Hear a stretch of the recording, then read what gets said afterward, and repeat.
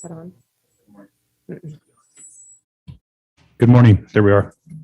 All right. Good morning. I call to order the October 12th, 2021 meeting of the Santa Barbara County Board of Supervisors. Madam Clerk, will you please call the roll? Supervisor Lavanino, I'm here. Supervisor Williams, Here.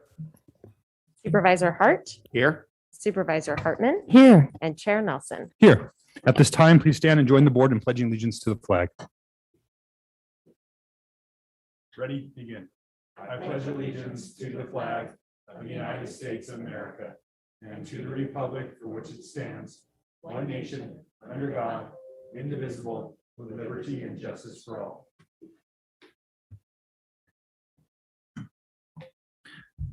Madam Clerk, are there any announcements or changes to the agenda today? Chair Nelson and members of the board, I have a couple quick announcements today.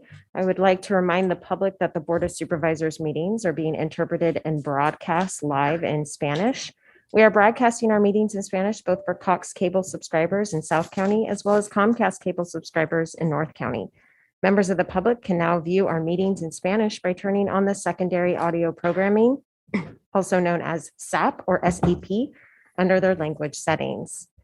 Lastly, I would like to remind the public who are participating in our meeting today of the board's updated methods of public participation. For the Board of Supervisors methods of public participation and to provide public comment on general public comment or an item on the board's agenda, please see page 2 of the agenda.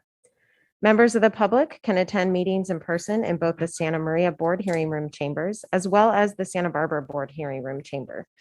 Please note, on October 5th, 2021, an additional county health officer order went into effect requiring indoor mask usage for everyone over 2 years of age, regardless of vaccination status. If you attend the board meeting in person, you will be required to wear a face covering or mask at all times, regardless of vaccination status. Information regarding how to properly wear a mask has been posted throughout both locations. As a friendly reminder, masks should cover your nose and mouth. Wear the mask from the bridge of your nose to all the way under your chin. Tighten any loops or ties so the mask is snug. If you do not have a mask that fits properly, we can provide you with one. Individuals that would like to provide verbal public comment virtually may do so via Zoom by registering in advance via the link available on page 2. After registering, you will receive a confirmation email containing important information about joining the virtual meeting. Once the chair has announced the item you want to comment on, please join the meeting with the information provided in the registration confirmation email. You will be placed on mute until it is your turn to speak. The clerk will call you by name. When removed from mute, you will hear a notification that your line has been unmuted. If you are using a touch-tone phone, you may need to press *6 to unmute yourself. Again, if you're using a touch-tone phone, you may need to press *6 to unmute yourself. Each person may address the board for up to 3 minutes, and this is at the discretion of the chair. If you have any questions, please feel free to contact the clerk of the board's office at area code 805-568-2240. Again, that's 805-568-2240. And that concludes my announcements this morning. Thank you, Madam Clerk. The next item of business is the County Executive Officer's Report. CEO Miyasato, do you have anything to report today? Chair Nelson and board members, as you know, there is an LSL fire occurring in the South County today. We are trying to get Chief Hartwig on the line. I'm checking, is he on the line? He is on the line for a quick status update, and then he will be followed by our OEM Director, Kelly Hubbard, who can talk about the numbers we have in our evacuation center. So Chief Hartwig. He's by phone.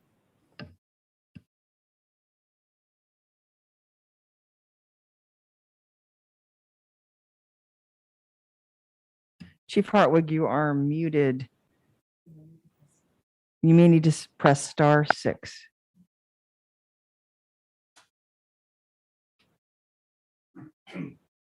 How's that, CEO? Perfect. Miyasato? We can hear you. Thank you.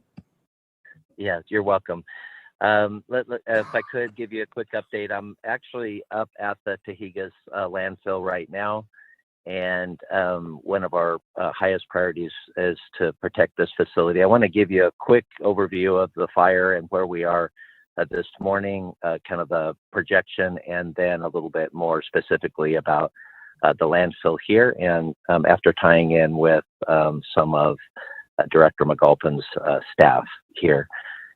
We're at about 6,000 acres, still high winds, somewhat erratic, and we expect those for a few hours today, with maybe a little bit of relief where we expect maybe an onshore flow, which is good news and bad news.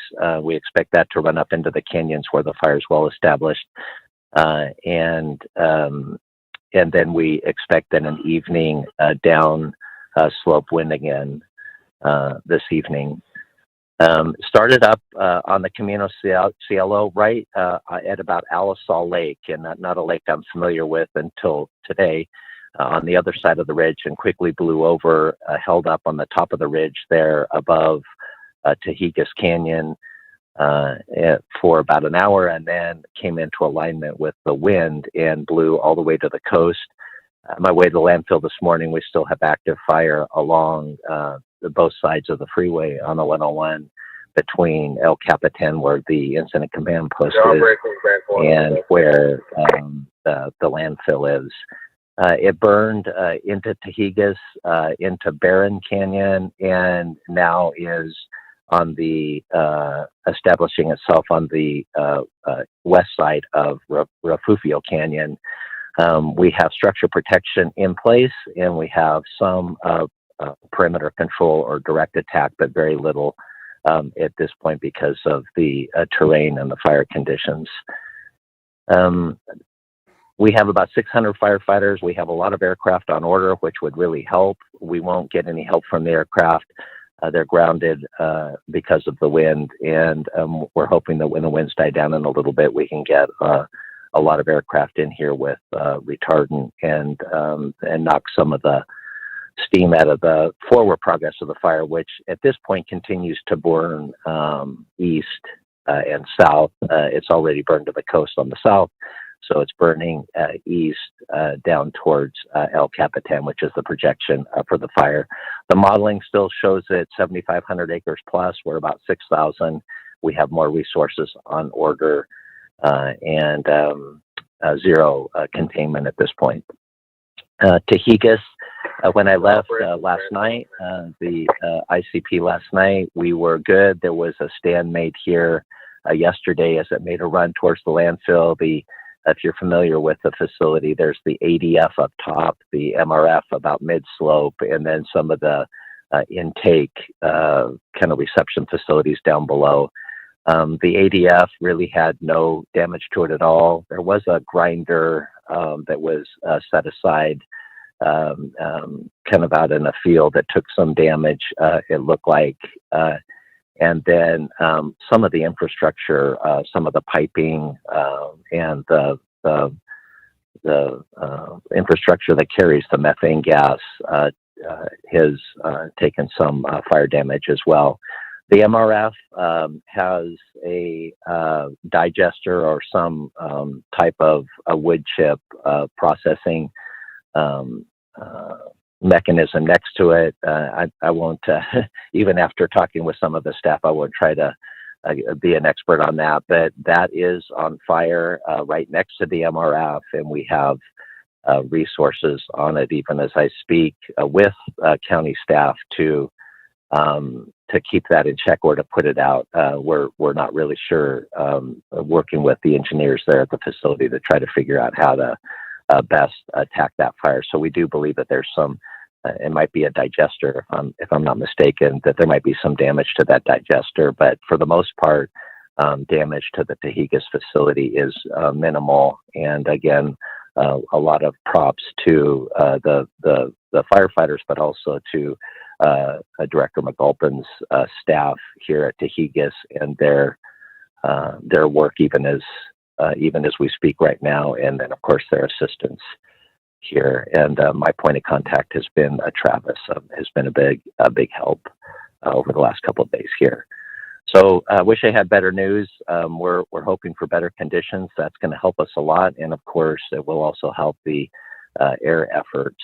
I'll be here for the day or so, And if you need anything, please feel free, CEO Miyasato and board Chair Nelson and the board to give me a holler. Thank you. Thank you, Chief Hardwick. We have a question for you from Supervisor Hartman.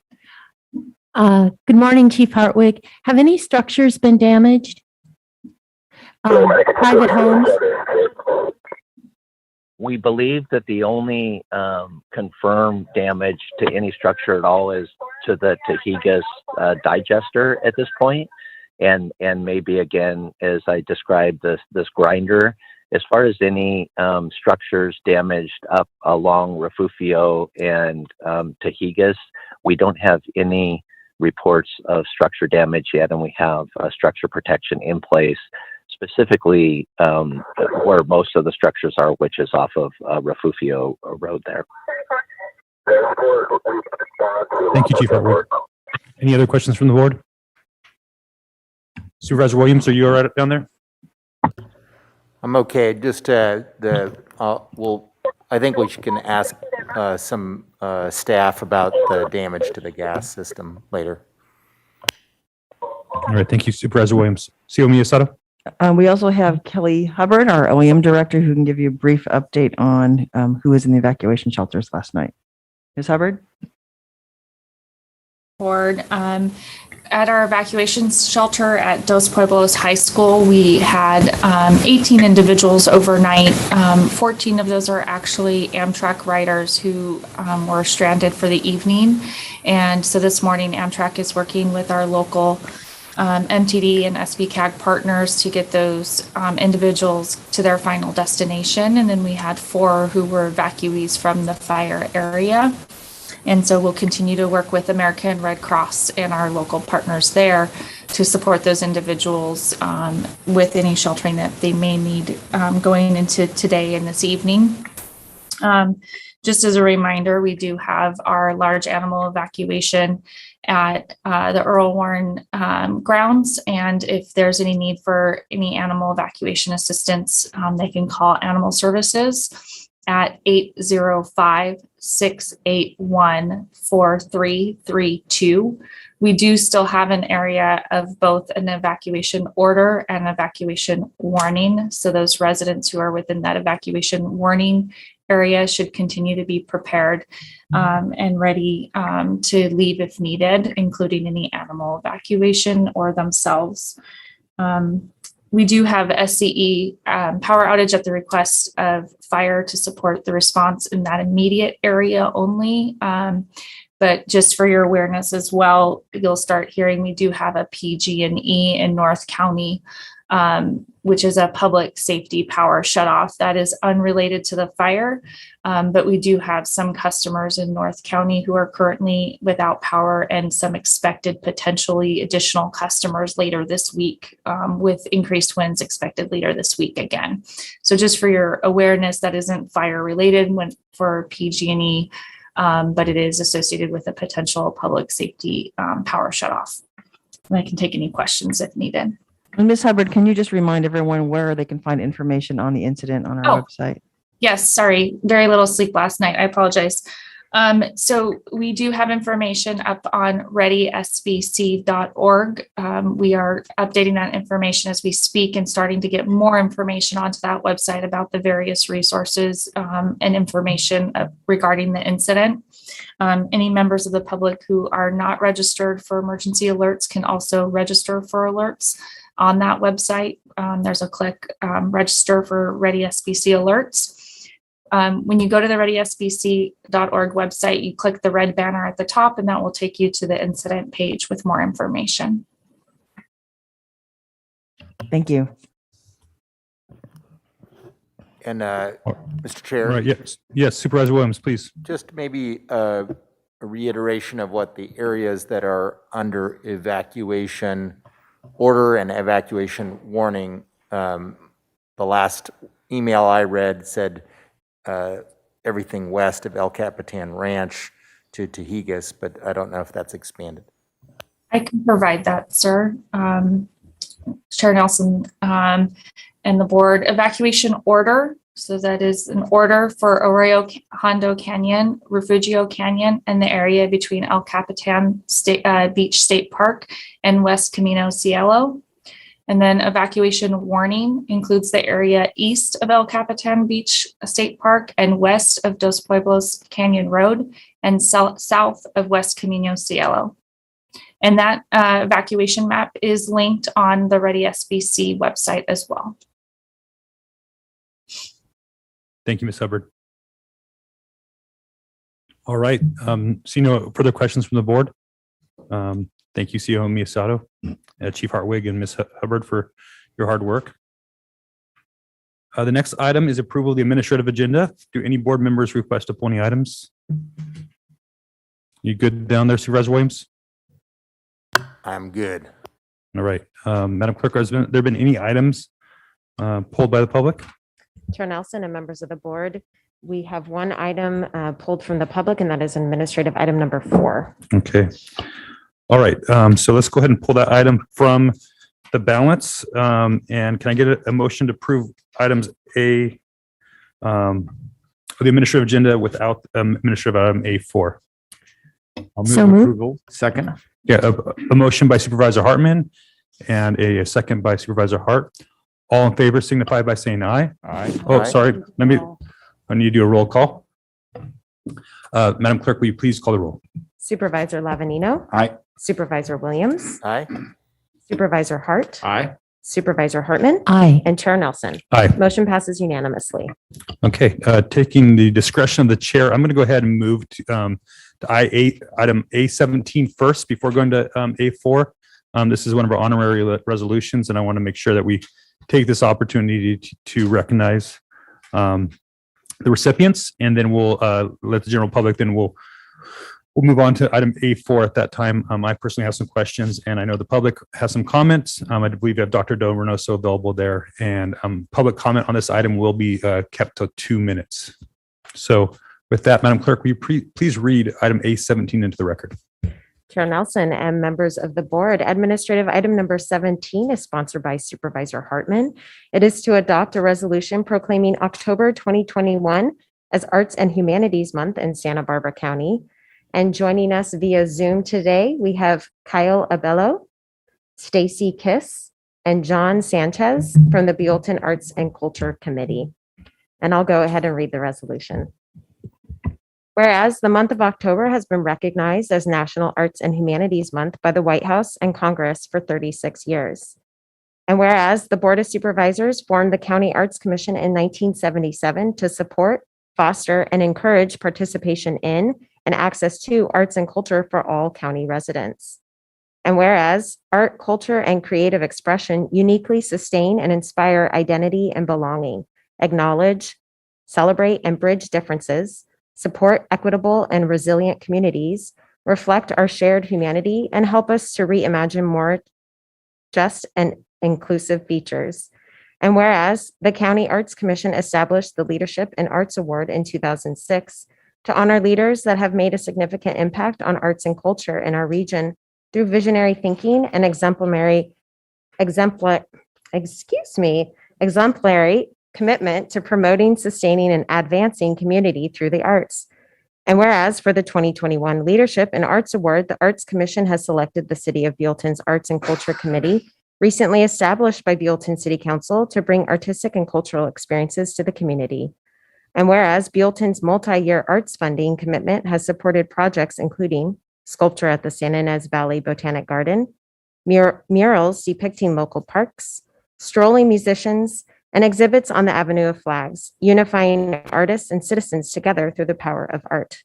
And now, therefore, be it hereby ordered and resolved that this Board of Supervisors proclaims October as National Arts and Humanities Month and commends cultural practitioners, institutions, and supporters for their vital role in improving the quality of life for all residents, passed and adopted today.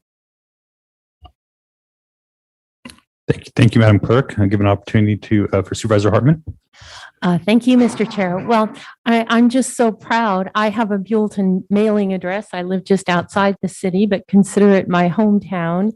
And art makes you see things anew. When I'm driving by the Avenue of Flags and I see that there's new pieces of art, or I'm going through the Botanic Garden and see the works that have been there, it just wakes me up and I see it in a way I've never seen it before. And it takes a lot of work. And this committee has really put in a lot of work. And so we're all grateful. We all benefit from it. And thank you. Thank you, Supervisor Hartman. Mr. Abello? Yes, Mr. Chair and members of the board, I'm so grateful for being recognized. I'd like to introduce Vice Mayor John Sanchez, who would like to say thanks on behalf of the city. Thank you very much to the Arts Commission for giving us the award. And it's quite a surprise for the little city that could, and it's new to us. And it's a pleasure to work with the artists that brought in all their hard work to make the city a little nicer place to live. And thank you for the recognition. And another one of our Arts and Culture Committee members, Stacy Kiss. Board, we want to thank you for this recognition. We're really proud of the work that we've been able to do over this last year and a half or 2 years. We've brought in quite a few different artists, including children, community member artists, and really included them in the wider project that we've all endeavored to create for the community. And it's been really well received and loved, and we're looking forward to continuing it in the future. And thank you very much for this wonderful honor. I'd like to also say that if you go to cityofbuellton.com, in the What's New program, there's the Arts and Culture program that you can click on. And there's a place for artists to go and submit their ideas and present them to us for future funding. And I've got your certificate here, Mayor Pro Tem Sanchez. Should I drop it by City Hall?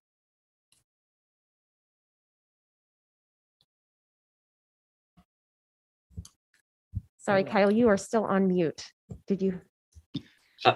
We just said, yes, thank you. That would be wonderful. All right. All right. Thank you. Thank you, City of Buellton, and thank you, Supervisor Hartman, for that. All right. With that, we're going to go ahead and get to our last item in the administrative agenda before moving on to general public comment.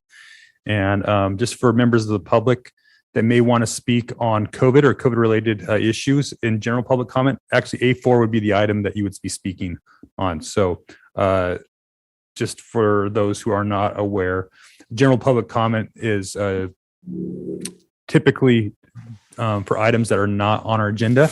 We've purposely kept COVID on our administrative agenda so it could create an opportunity for the public to be able to ask, to address the board and for the board members to ask questions of staff. So just want to make sure that everybody's aware of how that will proceed through this item. So with that, Madam Clerk, will you please read item A4 into the record?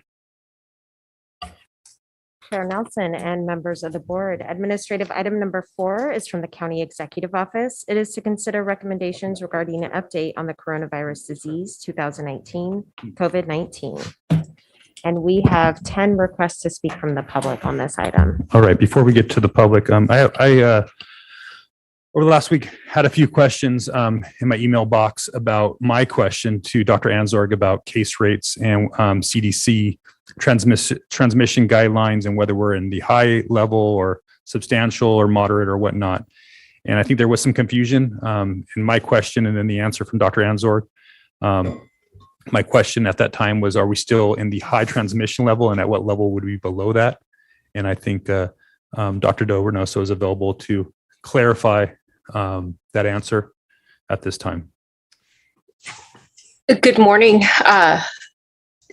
Good morning, Board of Supervisors. With regards to our current rate, which is above 11, according to the old California blueprint system, we would be in tier 1 or the widespread category, which means that our new cases are above 10 per 100,000 per day.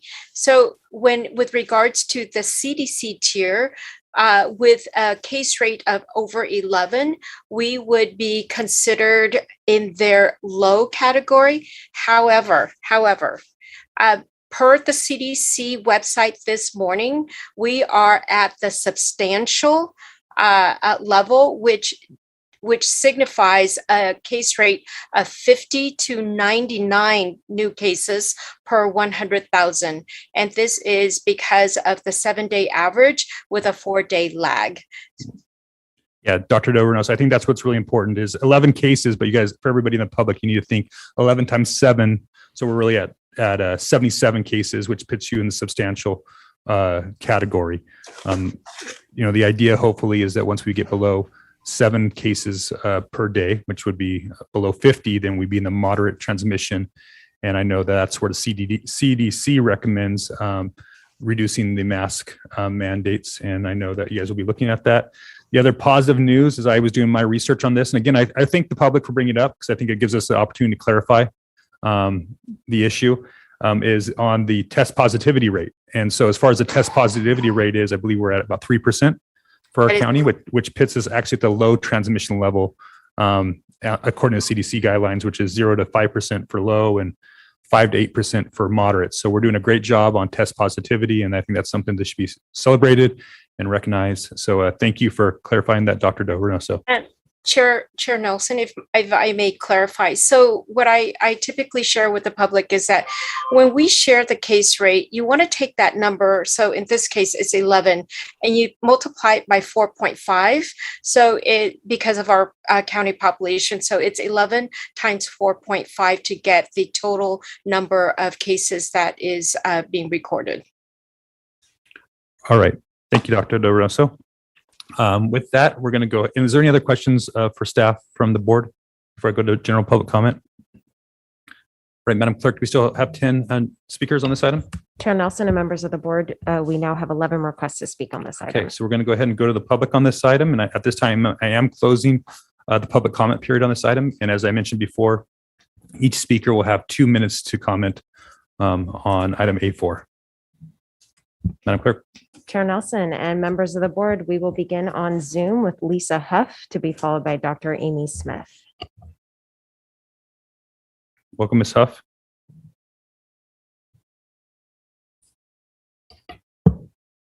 And Lisa, I have unmuted. Oh, perfect. Great. Thank you. You can please provide Thank your you. You're very comments. nice. Thank you. Okay. With forest fires, the firefighters create fire breaks by cutting the grass and clearing debris because fire can't burn dirt. Dirt is immune to fire. It doesn't burn. Rock and water are immune from fire.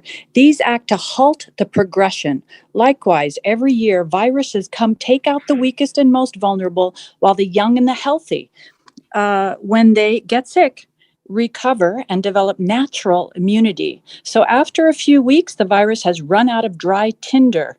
There's no one left in the population that is vulnerable and the virus recedes. This is basic epidemiology. It makes no sense to vaccinate a child who has zero chance of dying from COVID unless they have major pre-existing health conditions. It has been well documented that children almost never spread COVID to adults. And because they generally have zero to minimal symptoms and develop strong immunity after exposure to COVID, they act as a stopgap, an immunological firebreak, if you will, for the community. The rate of COVID deaths in children is less than from the flu, and we never masked kids for flu season. These vaccines are giving kids heart inflammation at 30 times the usual rate that will irreparably scar and damage their hearts. More children will die from the vaccine than from COVID. The vaccine is not medically necessary for children, and we are depriving them of acquiring true natural immunity. Thank you. Thank you, Ms. Huff. We will now go to Dr. Amy Smith to be followed by Susan Anderson. Well, welcome, Dr. Smith. When you're ready. Thank you, Chair Nelson. Can you hear me? We can. Great.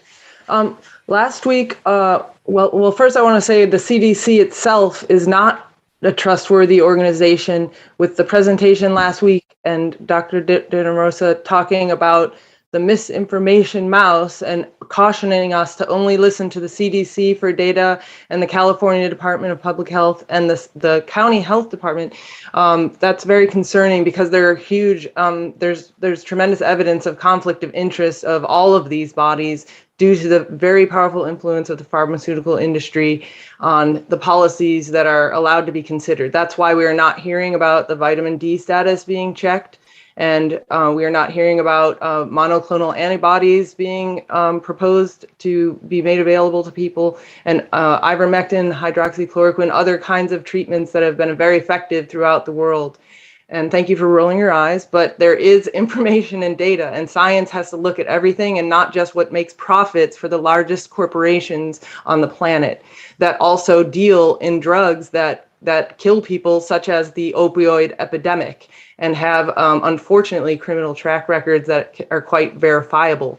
So this is very concerning that we have health officials that are only listening to certain sources that are constrained by policies that make profits for huge corporations, and that is not in the interest of health. I'm also very concerned that last week, Supervisor Williams said that 1 in 90 had died of this virus in our county, and I'm hoping he can correct the record, because if we want the public to trust official sources, we need to be very careful and honest with data and have humility if we misstate. And the fact is that we are being encouraged to be terrified of something that seems to be manageable and not much different from the flu.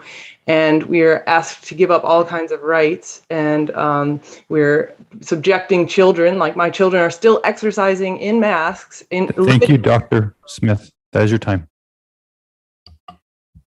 Chair Nelson and members of the board, we will now go to Susan Anderson to be followed by Claudia Henry.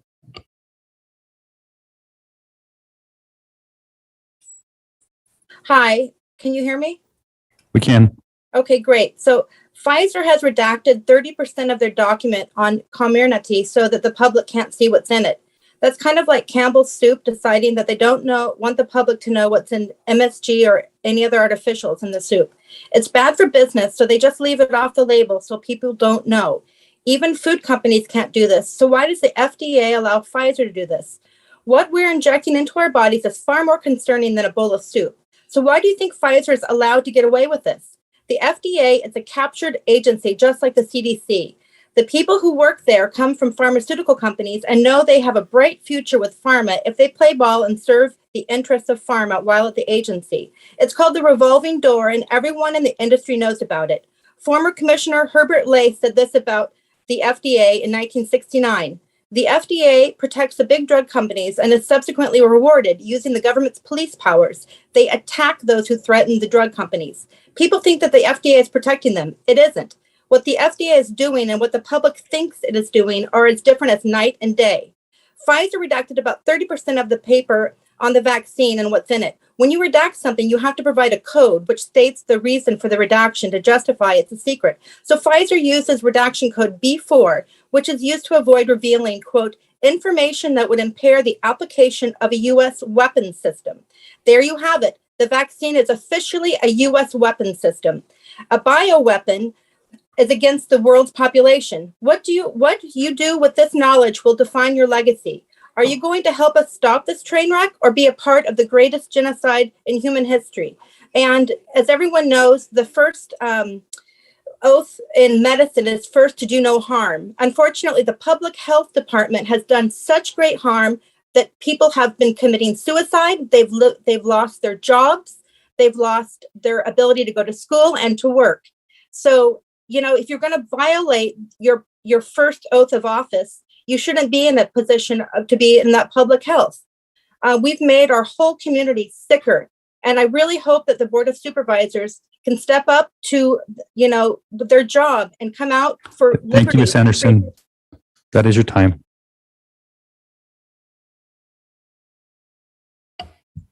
We will now go to Claudia Henry to be followed by Dr. Jesus Witten.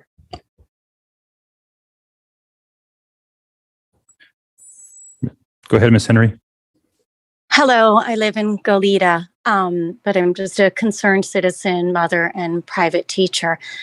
I suppose I care so much about education, so I'm trying to get educated from the health department. And every week I'm running into a stumbling block. I'm hearing that the information keeps changing, but I'm not hearing the Santa Barbara Health Department really changing their information. Still, I'm not hearing about preventative treatments. I don't think my children are being educated about preventative treatment. I'm not hearing about what's actually in the vaccine. I'm not hearing about, say, like the physician's declaration, the global COVID summit that took place in Rome. 11,000 doctors have signed that. And I'm thinking, should I listen to 11,000 scientists or my local health department? Well, can we do both? Can we get just better information out there for us? Because we are being nudged by Santa Barbara County to go into mandated testing or mandated vaccination, and we just need more information. And your influence is important. Businesses are following it, schools are following it. Just don't think we have enough information. So I'm asking for a pause on what you're doing and a reexamination of the science. This is an utmost priority. Thank you for listening. Thank you. We will now go to Dr. Jesus Witten, to be followed by Aaron Chadwick.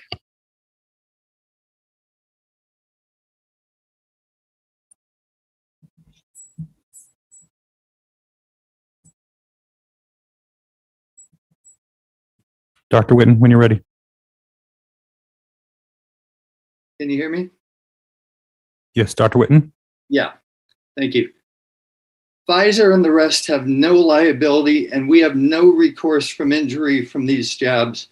In October 2019, 2 months before the first case of COVID, the Gates Foundation with the World Economic Forum held a pandemic simulation called Event 201 to plan for the world's coordinated response in case of an outbreak of, let's say, a coronavirus. They actually use coronavirus as the hypothetical outbreak pathogen. On March 28th, 2019, 9 months before the first case of COVID, Moderna amended their patent application with the following statement, quote, "Because of a concern for reemergence or a deliberate release of SARS coronavirus, vaccine development was initiated."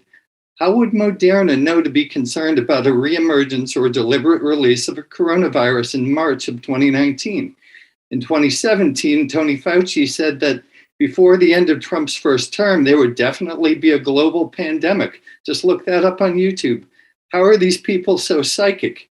In 2016, Peter Daszak, director of EcoHealth Alliance, who funneled money from NIH to the Wuhan lab, reiterated that, quote, it's a long quote, "Until an infectious disease crisis is very real, present, and at an emergency threshold, it is often largely ignored. To sustain the funding beyond the crisis, we need to increase public understanding of the need for a pan-influenza or pan-coronavirus vaccine. A key driver is the media, and the economics will follow the hype. We need to use that hype to our advantage. Investors will respond if they see profit at the end of the process," end quote. Please, people, wake up. If this were about health, don't you think the crisis would have been over by now? COVID is now a huge industry. It's profitable to keep it going. India had no COVID in 2019 because they used ivermectin regularly. Right. Thank you, Dr. Witten. That is your time.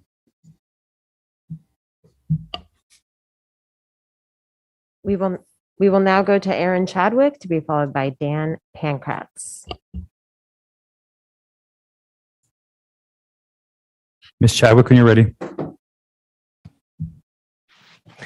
In my tiny circle of friends in our local community, I now know 5 people who've been severely injured by these experimental vaccines. I've been bringing them meals to them weekly and donating to their hospital and medical expenses because 3 of them can no longer function doing daily tasks like cooking a meal. In fact, one lies in bed all day, another is on a walker, and the third is in a wheelchair. A description in their words of the adverse events that they're experiencing are: within an hour of getting the vaccine, severe neuropathy began, which feels like jellyfish are stinging you over and over and lasts throughout the day and night, with nerve pain so severe, sleep feels impossible. One of the 5 is my work colleague, Susan, who experienced myocarditis from her Pfizer shot, and my neighbor, Amanda, who got myocarditis, had her immune system plummet, lost vision in her right eye, while getting shingles within an hour of her Pfizer shot. Dear board members, would you be willing to join me in caring for these community members? Doss, Bob, Joan, Greg, Steve. There are open dates on their meal train. I've sent them all to you in an email. Are you willing to sign up? Would you take a minute and listen to their stories? They're willing to talk to you. If you're not convinced that there are real risks to this vaccine, I invite you to come meet the injured. Where there is risk, there must be choice, and choice is not being coerced at the expense of our livelihoods and our health. Who exactly are these mandates protecting? Consider that as of September 1st, 2021, just 23 days ago, the CDC, actually that's old, the CDC updated their definitions of vaccination, swapping out the prior verbiage that vaccines would produce immunity to now the new verbiage that says vaccines can only provide protection. It's in regards to the individual. On August 6th, CDC Director Rochelle Walensky on CNN acknowledged that the vaccine does not prevent transmission in fully vaccinated individuals. So I ask you, board members, is it now your job to protect us from ourselves? It doesn't make any sense. Please look at my email that I sent you. Please, I'll come and pick you all up. I have a 15-passenger van. You can come and meet my friends. That is your time. This is important. We will now go to Dan Packratz to be followed by Mickey Hamill.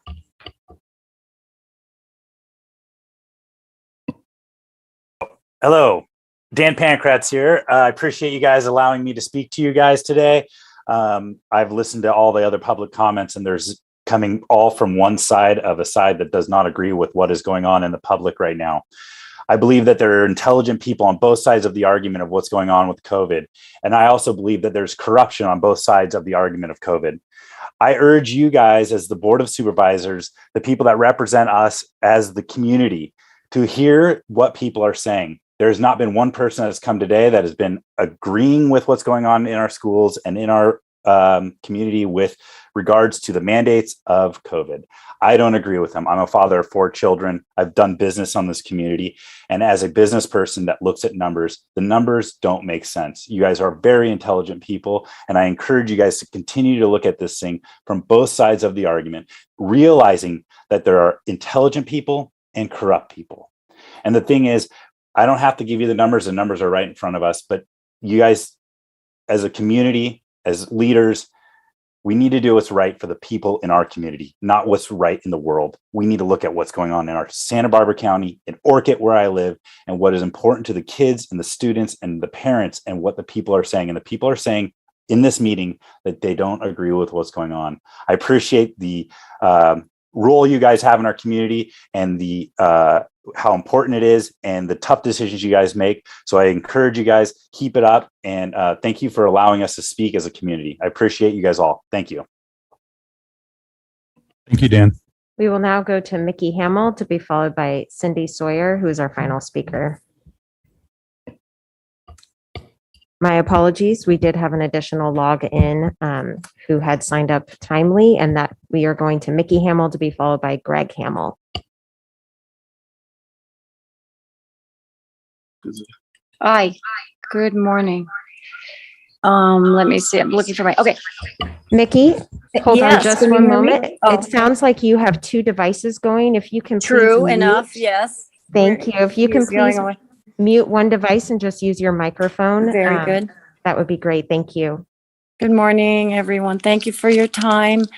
We are here this morning to talk about the COVID and what we know about it. And if you think about it, I believe in my heart, it's actually incredibly the young who will, if they avoid getting the virus, will contribute to a herd immunity.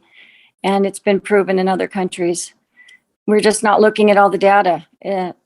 And so children avoid the illness if enough people in the community have strong natural immunity. Excuse me, if the children avoiding the illness is not a badge of honor. It's if enough people in the community have strong natural immunity. The virus has no susceptible people, according to my script, and basically runs into an immunological brick wall. And we should read and learn how true herd immunity works, because that's what's going to contribute to getting over COVID. It's not the vaccine necessarily. There are therapeutics. Children are greater risk with the vaccine. And the vaccine does nothing to really to contribute to herd immunity because it doesn't prevent the transmission. And it's just, that's not working. We can see the numbers. It's not working. And if we don't understand that, I'm sorry. So really, there is no badge of honor, as we're saying, for taking the vaccine, because all you're doing is really taking something that may be wrong for you.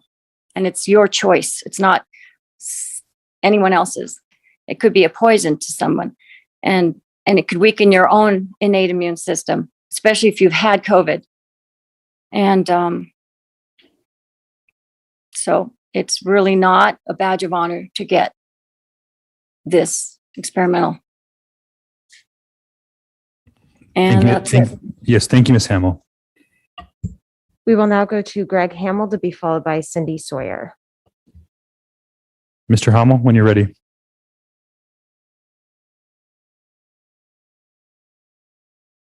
Mr. Hamill, if you'd unmute. Okay, I'm unmuted now. There you go. Hi. You guys have become a walking commercial for Big Pharma when it comes to flu and COVID vaccines.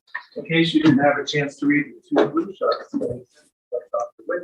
I'll summarize them. Mr. Hamill? Mr. Hamill, what? Would you? Oh, you have to. Oh, I'm sorry. Here we go. You're on this one. Hi, I'm here to talk about the vaccine, and there were 2 flu shot studies sent to you by Dr. Witten. I'll summarize them. The first study on children found that those who had been vaccinated had a 4 times higher rate of respiratory infections in kids following 9 months than unvaccinated kids. That's a big difference. The conclusion was that the shot hinders immunity, leaving the vaccinated more susceptible to future infections, not less. If Dr. Levin can drum up a study showing kids actually benefit from the flu shot compared to the unvaccinated, I'd love to see it.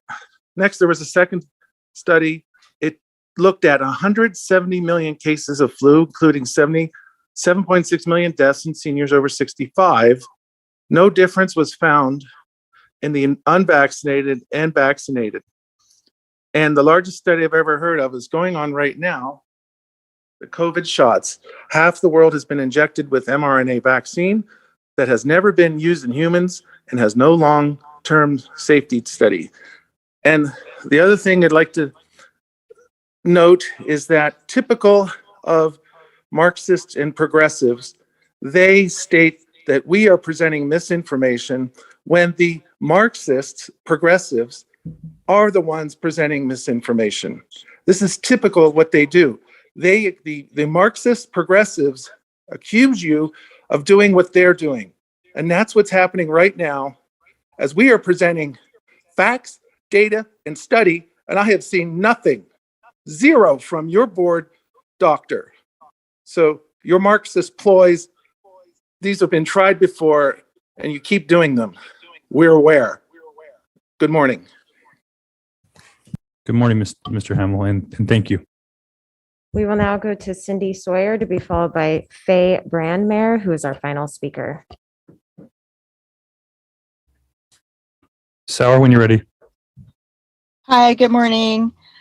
I'm going to pick up where Dr. Witten was talking about India and vaccines.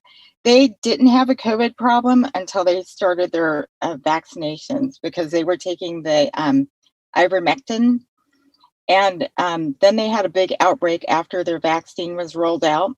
They went back to ivermectin and now they're off the news because they don't have a problem anymore. Israel, the most vaccinated country in the world, and they have the second highest COVID rate. So that's proof there that the vaccines are not effective.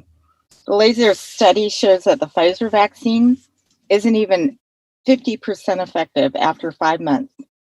If you keep doing boosters every 6 months, you're going to ruin our immune systems. The antibody effect will diminish with each booster. And so the answer is early treatment. Please consider what's truly good for the people instead of buying into these vaccines. Thank you. Thank you, Ms. Sauer. And we will now go to Faye Brandmare, who is our final speaker on this item. Ms. Brandmere, when you're ready. Can you hear me? We can. Great, thank you.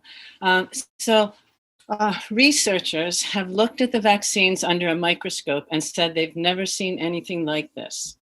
There's sharp metallic fragments and things that move under the microscope like a parasite. They've documented large amounts of graphene oxide, an extremely strong compound used in AI, artificial intelligence, that is toxic to humans and has no business being in the body and no business being in a vaccine. Dr. Hoffa, a cardiologist, ran a lab test called a D-dimer test on 100 of his patients after they received the vaccines. Anybody can do this. He's seen positive D-dimer labs in 62% of the people vaccinated. Basically, when a person is injected, they receive 40 trillion spike proteins, which then line the capillaries and make them rough, which makes it very difficult for the blood cells to move through it. The immune system sees this as an injured blood vessel and initiates clotting factors, and the capillary is shut down. For God's sakes, please consider very, very strongly about protecting children from these vaccines. I know we're at the schools with vaccine clinics at the middle schools. According to Dr. Hoffa, this leads to pulmonary hypertension and death within 3 years. And we're seeing this. We're seeing this even in young people already, especially young males. This is why animal testing and long-term studies are important. There are no animal tests done on these vaccines, and it's a violation of federal law to mandate a vaccine under the EUA. The only approved vaccine is not available in our country yet. And so please, from the bottom of my heart, you know, the misinformation you're talking about, we have to look all around now. It's not, we're doing our research here. You guys have no information. Each week, there's no new information. It's the same stuff. There are hundreds of thousands of doctors and lawsuits. Thank you, Ms. Brown-Mayer. That is your time. And that concludes public comment. All right, back to the board. Supervisor Hart. Well, I appreciate the passion that the public commenters have brought to this subject, but it is very important that we give Dr. Dovernoso an opportunity to respond to some of the comments. It is remarkable how consistent the comments are. We have letters here that echo the same talking points that the speakers have all interwoven into their remarks that sound spontaneous. It appears as though, you know, somebody has organized folks to have a particular agenda. Just one thing that I was curious about when one of the speakers was talking about India, and they mentioned, you know, the experience there. I Googled India and COVID, and the very first story is an article from Reuters that the headline says, India recommends homegrown COVID-19 vaccine for kids age 2 and above. So it doesn't take a ton of research to look, you know, at some of the comments that folks are making to refute the allegations, but it is important for us to have, you know, factual information in a public forum like this. So if Dr. Dovernoso would just take a moment to respond maybe to the allegation that the COVID vaccine injures children or that flu shots injure children, I think it'd be very important for parents to understand the truth. Dr. Dovernoso? Yes, Supervisor Hart, through the chair, I am dismayed by what I've heard this morning. And you know, I think that I appreciate the time and the effort each of these speakers come forth as parent, you know, their concern. I do believe that you can make a false narrative based on some truths and link them together to make a convincing story. I am not aware of any I'm not aware of the harm that the speaker spoke of, the community members that she shared relating to the meal trains. I'm not aware of the cases of children being harmed in our community. So those are facts that are presented as facts, but we are not aware of them. And just so you know that when we do have a severe side effect, a severe side reaction, or anything of that, our healthcare community is fairly open and transparent with sharing with the public department, hey, I saw a patient today and this is what happened, or anything similar, and we have not, that is not been brought to our attention. So I can say that as a public health official, I do rely on CDC, I do rely on CDPH, because those are the studies, the policies based on the studies have been peer reviewed by mainstream scientists and experts and physicians.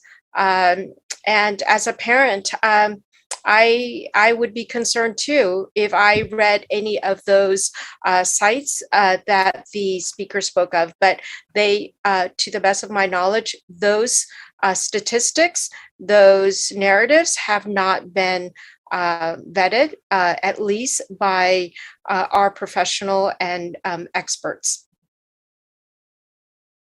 Thank you, Dr. Del Rosso. Thank you, Supervisor Hart. Any other questions from the board or comments? Supervisor Williams? Well, I wanted to remind folks, I mean, I think it's always good to look at public policy from the perspective of what if you have it wrong? And I would balance the claims of the speakers with just the numbers and the experience here in Santa Barbara County, especially since one of them continues to question the numbers. We have had 43,080 positive cases and 509 deaths, which actually means it's more frequent to die than 1 in 90, as I rounded the estimate. It means 1 in 85 positive cases has ended in a death. And of course, I know many of them will go, well, a lot of those have comorbidities. But those deaths don't include people who have deteriorated from some other illness post-COVID infection related to it, like a heart condition or a respiratory condition that was exacerbated by COVID infection. So people are getting sick and have gotten sick, and the danger is still real. And so I think vigilance is still in order. Thank you, Supervisor Williams. And just to briefly go back to the question I had earlier about the CDC criteria as far as the recommendation, especially as a response to masks. I know I talked to our assistant CEO this morning and hope that a public health is agreeable about maybe tying, now that we don't have a state blueprint for opening back up, maybe we tie to the CDC on our website. I think that might be helpful for people to see where we're at as far as the CDC standards, and we can true up those numbers so that we can see as a community how we're approaching this, and hopefully that we can get to a place where we can at least begin to remove the masks and other mandates that are in place surrounding the pandemic. And I just wanted to speak a little bit to the speakers, because I know that sometimes it's frustrating to call in and then not get a lot of reaction from the board, or one way or the other, that you're not hearing certain things. And very passionate opinions. I really appreciate Dan Pankratz, talking about that. There's good people on both sides of this issue that might have different opinions. I think a lot of us, and Dr. Del Reynoso hit on it, that we can create false narratives for ourselves, but also some of us suffer from, confirmation bias. We read something that already aligns with what we believe, and so we tend to agree with that information and reject other information. And that's why my approach on the pandemic has all along been about trying to respect each other's freedoms and our abilities to make decisions for ourselves. I think the vaccine has been a tool where most people that are vulnerable have the ability to protect themselves if they wish. To me, the numbers are very clear that if you're vaccinated, you're less likely to be hospitalized or die with a case of COVID. That said, that's a choice that we all make our risk assessments. If you're afraid about what the long-term effects are of COVID, I understand that that's something that is your decision. And I'm one of those advocates that says that's a decision you should make for yourself. I know there's others that say, if you are likely to have spread more because you have a positive case, because you're unvaccinated, that impacts others that may not be able to get the vaccine, or young kids that may have lasting effects. And I understand that. And it is a careful balance. It's also a careful balance on what's going on with our healthcare system. And are we overtaxing that?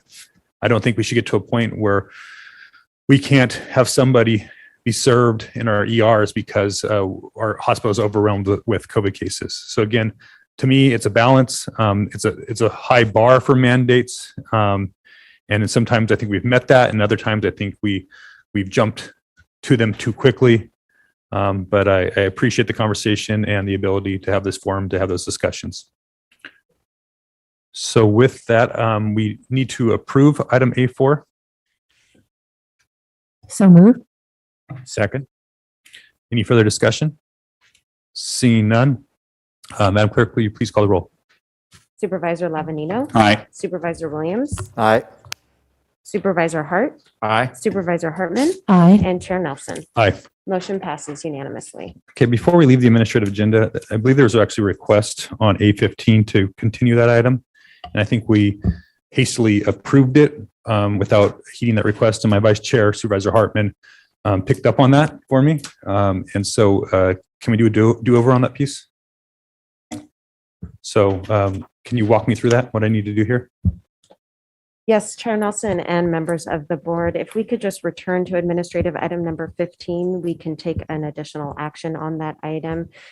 This is an item from Public Works and Community Services to consider recommendations regarding an authorizing resolution and master standard agreement, MSA, between the Santa Barbara County and the State of California Housing and Community Development Department Community Development Block Grant Disaster Relief Funds related to the 2017 Thomas Fire, and this is in the 1st District. And my apologies, but we did receive a request to continue this item from the Public Works Department on October 7th, and they are requesting to continue this item from October 12th, from our meeting today on October 12th to November 2nd, so that the state has time to review the proposed resolution. And if we could just get an action to continue, motion to continue this to the November 2nd meeting. Okay, before we do that, do as part of the motion, do we rescind the previous approval earlier, or how does that move forward? Just point of clarity. Mr. Chair, members of the board, you can do that so that the record's clear. Since it's a noticed item, we can take a second action to rescind the first. So okay, if you'd like it to make it really Yeah, clear in the let's- record, just have a motion to rescind the previous action and then take a new motion to continue A15. Okay, can I have one of my colleagues make that motion? So I would move that we rescind the earlier action on A15 and we continue this item to November 2nd. Thank you, Supervisor Hartman. Second. Second by Supervisor Hart. Madam Clerk, will you please call the roll? Supervisor Lavanino. Aye. Supervisor Williams. Aye. Supervisor Hart. Aye. Supervisor Hartman. Aye. And Chair Nelson. Aye. Motion passes unanimously. Okay, thank you very much. And Chair Nelson, members of the board, if we can get a third motion to continue the item to November 2nd. Well, I think that was a part. Motion? I'm sorry, I missed that. I just heard the rescind part. Yes, Thank I you. think we included that in the motion. Great, thank you. All right. Thank you very much. And with that, that concludes our administrative agenda, and we'll be moving on to general public comment. Now is the time for the public to speak on items that are not on our agenda today.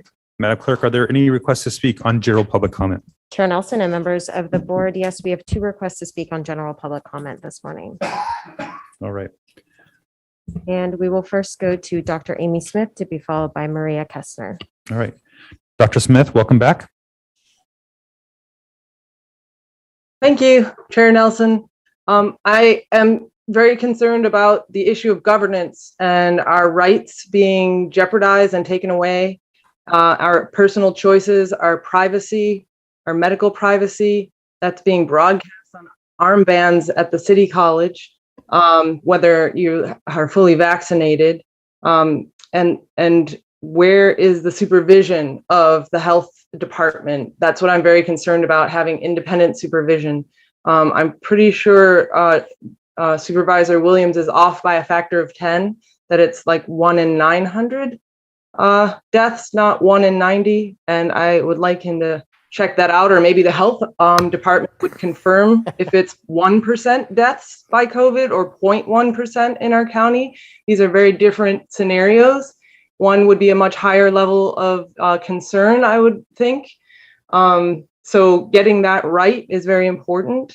And you guys, unfortunately, as the supervisors, are thrust into this position of having to supervise people who have expertise that you don't, but who may be getting information from biased sources that have a narrative that is a very profitable narrative that is changing our society, all kinds of things in our society, making us do insane things like fire very capable, experienced fire workers when we live under a threat of brush fires and are facing one right now. That's affecting our economy with the Dr. Smith, let me just interrupt you for a second. Can we pause for time? I do appreciate you being creative and weaving in some other issues that are potentially not COVID related, but let's try to keep it to items not on the agenda and stay away from the COVID item. We've made a appropriate amount of time available to comment on the COVID item. We will continue, and that's my commitment as the board chair, to have that opportunity at every meeting, so that you don't necessarily need to do that in public comment. But if you do have other items that you'd like to bring up that are non-COVID related, we are all ears. So I just wanted to go over that with you, and also make sure if there's any other public commenters that are looking to comment today on general public comment, is to keep them to items specifically to things that are not on our agenda today. And we did have an item on COVID in A4. So Dr. Smith, please proceed. Yes, with all due respect, COVID is affecting every single aspect of our county governance, of our economy, our schools, our children's lives, their social experience, all manner of things. And it's not just the update from the health department, it's also what is the role of the supervisors to make sure that they're able to get information to be good supervisors. When you're a boss, you have to know what you're doing to know whether your employees are doing the right thing and have the best information and the best resources to make the best decisions. And so how are we going to be able to support the best public health awareness from, about this issue and any other issue, frankly, if the information is being very biased and captured by very powerful industries? And, the fact that we have other things to worry about in our county, like fires, that is affected by a mandate that's going to be driving people out. There's a mandate that is causing pilots to call in sick and canceling thousands of flights. Will shipping be affected, of food, all kinds of things? So this is a much deeper problem than just the update on tracking a disease, which is how I identify that item. But this is about the governance and taking away people's rights, taking away people's privacy, suspending all of our rights for an emergency that isn't proven to be true. And science is something that you can question. Science is something that people in the field, they earn a reputation by coming back over and over with credible information and good thoughts and good evidence to back it up. Thank you, Dr. Smith. That is your time. We will now go to Maria. Before we go to Maria Kastner, Dr. Smith, I'd like to invite you to call me in my office. I want to just talk to you about trying to keep the flow of the meeting going and what I'm hoping to do. I want to make sure you have a voice and have that opportunity. I do not want to silence you. That is not my intention, but I do want to keep order in a meeting that I'm tasked with running. So please call my office at 805-346-8407, and please make an appointment. I'd love to discuss with you further. So moving on to the next public commenter. Chair Nelson and members of the board, we had an additional request to speak, so we will go to Maria Kestner to be followed by Joshua Madrano, who is our final speaker. Yeah, I'm going to go ahead and close general public comment this time. So that will be the final two speakers. Maria Kestner. Good morning, Board of Supervisors. Can you hear me? Can you hear me? We can, Ms. Kestner. Okay. Please proceed. Okay. So I would like to address Dr. Reynoso's public records request. And I have to deviate a little bit. I did want to address Mr. Greg Hart really quickly. Does Mr. Greg Hart know, Supervisor Hart know that Google is engaging in heavy duty censorship and is part of the military industrial complex. But anyway, the public records request, I put in a public records request and with the county to request the messy data, as Dr. Reynoso called it last week. And I did not get any response from the county. I did get a timely response, but I got no records. But the California Government Code Section 6253A requires you to assist me in identifying the records and information that are responsive to my request or to the purpose of my request. Describe the information technology and physical location in which the records exist. And 3, provide me with suggestions for overcoming any practical basis for denying access to the records or information I'm asking for. So that was one point I wanted to make. Number 2, we have a fundamental right under the California Constitution to these public records requests. Article 1, Section 3 goes over those rights. And then I also wanted to point out, if you are denying us any records, then we can take, as the public has a right to legal action, if no satisfying answer is coming from a California public records request, like the court shall award court costs and reasonable attorney fees to the requester should the requester prevail in litigation filed pursuant to this section. The costs and fees shall be paid by the public agency or which the public official is a member or employee and shall become a personal liability of the public official. I would like to add to this panel, I am I'm a fact finder with a track record and a legal track record with 3 legal settlements in special education in this town. I have dealt extensively with bureaucracy, and I am just suggesting to the public, keep going at it, because if the facts are on your side, eventually the truth will come out and prevail, following the processes that are in place, legal processes, medical processes, this is basically to address the condescending comments of Supervisor Greg Hart towards the public, and also the response to Dr. Reynoso, who is saying that she has followed all the processes, or her department or the county clerk department has followed all the processes to provide us with a response, but nobody so far that I know has received any documents from the county clerk. Thank you, Ms. Kestner. That is your time. And we will now go to our final speaker, Joshua Madrano. Mr. Madrano, when you're ready. Thank you very much. Can everybody hear me fine? We can. Please proceed. Well, very good. Thank you. My name is Joshua Madrano, and I am the Executive Secretary and Treasurer of the Tri-Counties Building and Construction Trades Council of San Luis Obispo, Santa Barbara, and Ventura counties, representing well over 14,000 hardworking men and women of organized labor.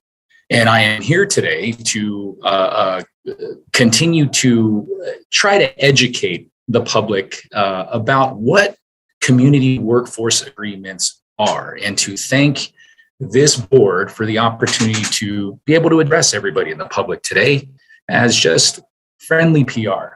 As a reminder, the goal of the CWAs is identification, retention, and training of skilled labor and employment of local area residents. It's the encouragement of local and small businesses to participate and benefit from projects. It's the establishment of procedures to ensure project cooperation and resolving any disputes among all parties to the agreement. The provisions are simple. It ensures non-discrimination in referral, employment, and contracting. It ensures employment of local area residents, ensures the ability of contractors to utilize core employees of their choosing, utilizes helmets to hard hats to prioritize outreach and employment of veterans, ensures that no employee covered by the agreement shall be required to join any union as a condition of being employed, ensures that workers are classified appropriately and that the correct prevailing wage is paid by the contractor for work completed. It ensures that there will be no work stoppages or disputes by parties of the agreement. It ensures that local apprentices are utilized on the project, providing a career pathway to a middle-class job with benefits. It is very simple. The CWA, the Community Workforce Agreement, is for the public. It benefits the public, and it is in the best interest of this board, as well as the county, to continue to move forward with the progression of a CWA. The building trades are here to help and answer any questions that we can, and look forward to our continued partnership. Have a great day. Thank you, Mr. Medrano. You have a great day as well. And I believe that concludes public comment. Yes, Chair Nelson and members of the board, that was our final speaker. All right. That brings us to our departmental agenda. The next item is departmental item number 1. Madam Clerk, will you please read that item into the record? Chair Nelson and members of the board, departmental item number 1 is from the County Executive Office. It is to consider recommendations regarding COVID-19 health and human services recovery and resiliency strategies.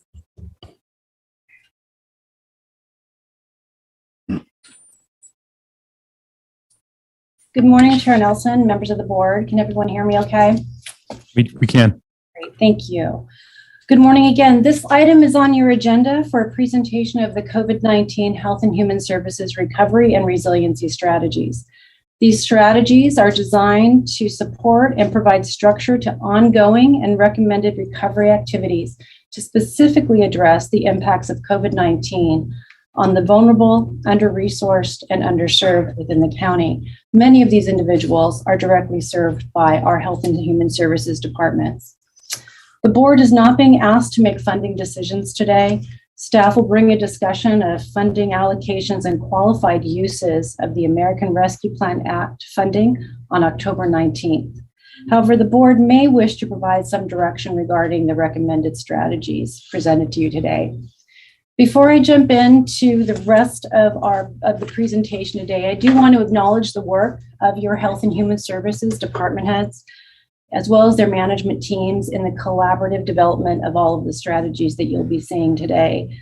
Specifically, Daniel Nielsen, Pamela Fisher, Wendy Sims-Moten, Joni Maiden, George Chapchin, Vonda Reynoso, and our Director of the Office of Emergency Management, Kelly Hubbard, who worked collaboratively with the team to develop the disaster resiliency strategies. Again, thank you to all of them for their work in the development of the strategies, and then of course, ultimately in the implementation of the strategies. Let's go ahead and go to the next slide. In regards to an outline of today's presentation, I'll be reviewing some of the current conditions, the COVID-19 impacts at a national level, as well as some of the local impacts identified by the department heads. I'll also discuss the overall guiding principles that led to the development of the strategies, some of our desired outcomes, and then of course, the larger term approach to the actual recovery focus areas and the strategies contained within, and then we'll talk about next steps in terms of implementation. Let's go to the next slide. In terms of the current condition, as you've heard many times over the course of the last 19 months via the presentations from public health and others, communities of color have been disproportionately impacted by COVID-19, both physically and economically. In addition, lower paying industries like tourism, hospitality, recreation, and agriculture, whose average earnings are typically below $45,000, have experienced a drop of employment ranging anywhere between 15 and 40%. Women, who account for about 80% of the total population who exited the workforce during COVID-19, and that 80% exited primarily due to childcare concerns.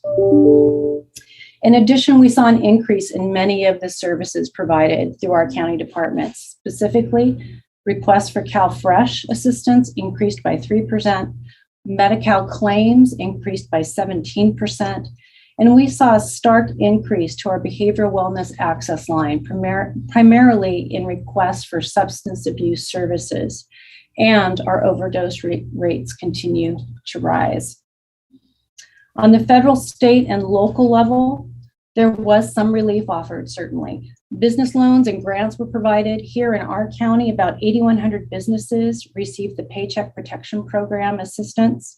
These businesses reported employing almost 91,000 workers or about 43% of our total workforce in the county. Again, hospitality, tourism, recreation, and agriculture primarily utilize this program. There were also rental assistance programs provided over the last many months and business assistance from both the state and federal and local government, which I'll highlight in just a minute. And of course, our safety net programs continued and unemployment benefits were expanded both through the federal and state government. There is some good news. Our economy is in fact recovering. We had a high of an unemployment rate in April of 2020 at 14%. Most recently, we dropped to an unemployment rate of about 5.8% in July, and then in August, 5.5%. And we soon anticipate bringing back to our pre-pandemic unemployment rate very shortly. You have another item on your agenda today that will be presented by Ray McDonald, and he'll also be discussing some of this data. Let's go ahead and go to the next slide. In terms of the recovery actions to date, the board took immediate actions to address COVID-19 and their impacts, as well as set a sound foundation for recovery and assist our community members. Specifically, in June, the board allocated $7 million to Isla Vista homeless housing as a result of an increase in our unsheltered population and encampments. Again, regarding the encampment strategy, the board very recently allocated funding for capital as well as ongoing services so that that community services could begin to more actively address our growing encampment issue. And also, you dedicated $1.5 million over 3 years to behavioral wellness to conduct a community-wide assessment of behavioral health and substance abuse needs. And I'll speak in just a moment to some of the activities that are occurring there. In non-ARPA recovery efforts, again, staff undertook the Isla Vista pallet homes within Isla Vista to address the unsheltered. And since then, those shelters have been moved to the Lompoc area to continue services. Project Room Key has been in place for many months, serving as of today 198 individuals, with 88 placed in permanent supportive housing and 31 individuals remaining housed within Project Room Key currently. Local business assistance grants were offered via the CDBG funding allocation, and local rental assistance programs continued throughout the county. Let's go to the next slide.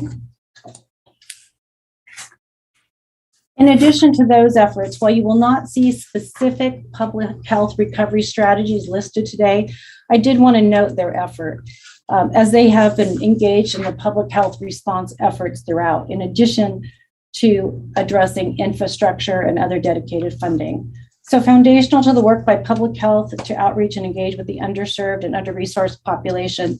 They've been addressing equity and inclusion across all facets of their outreach and response.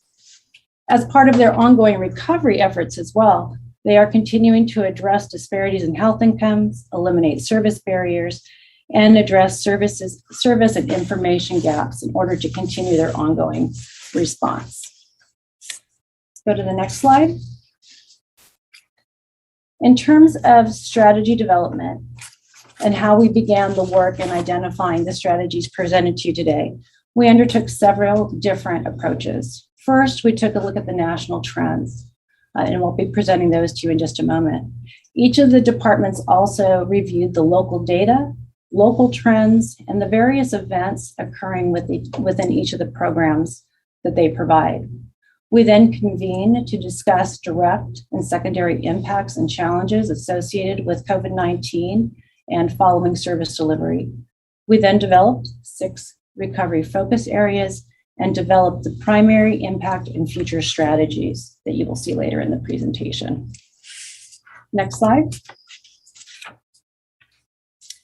In terms of the nationally identified impacts and challenges, I'm sure this will look very familiar to many. Of course, there were the physical impacts, obviously the morbidity, mortality, and indirect health impacts surrounding COVID-19, the socioeconomic factors, loss of wages, unemployment, impacts to education, housing, and basic living needs. Psychosocial, many had social isolation for the first time, increased stress, behavioral health needs, increase in substance abuse, family and domestic violence.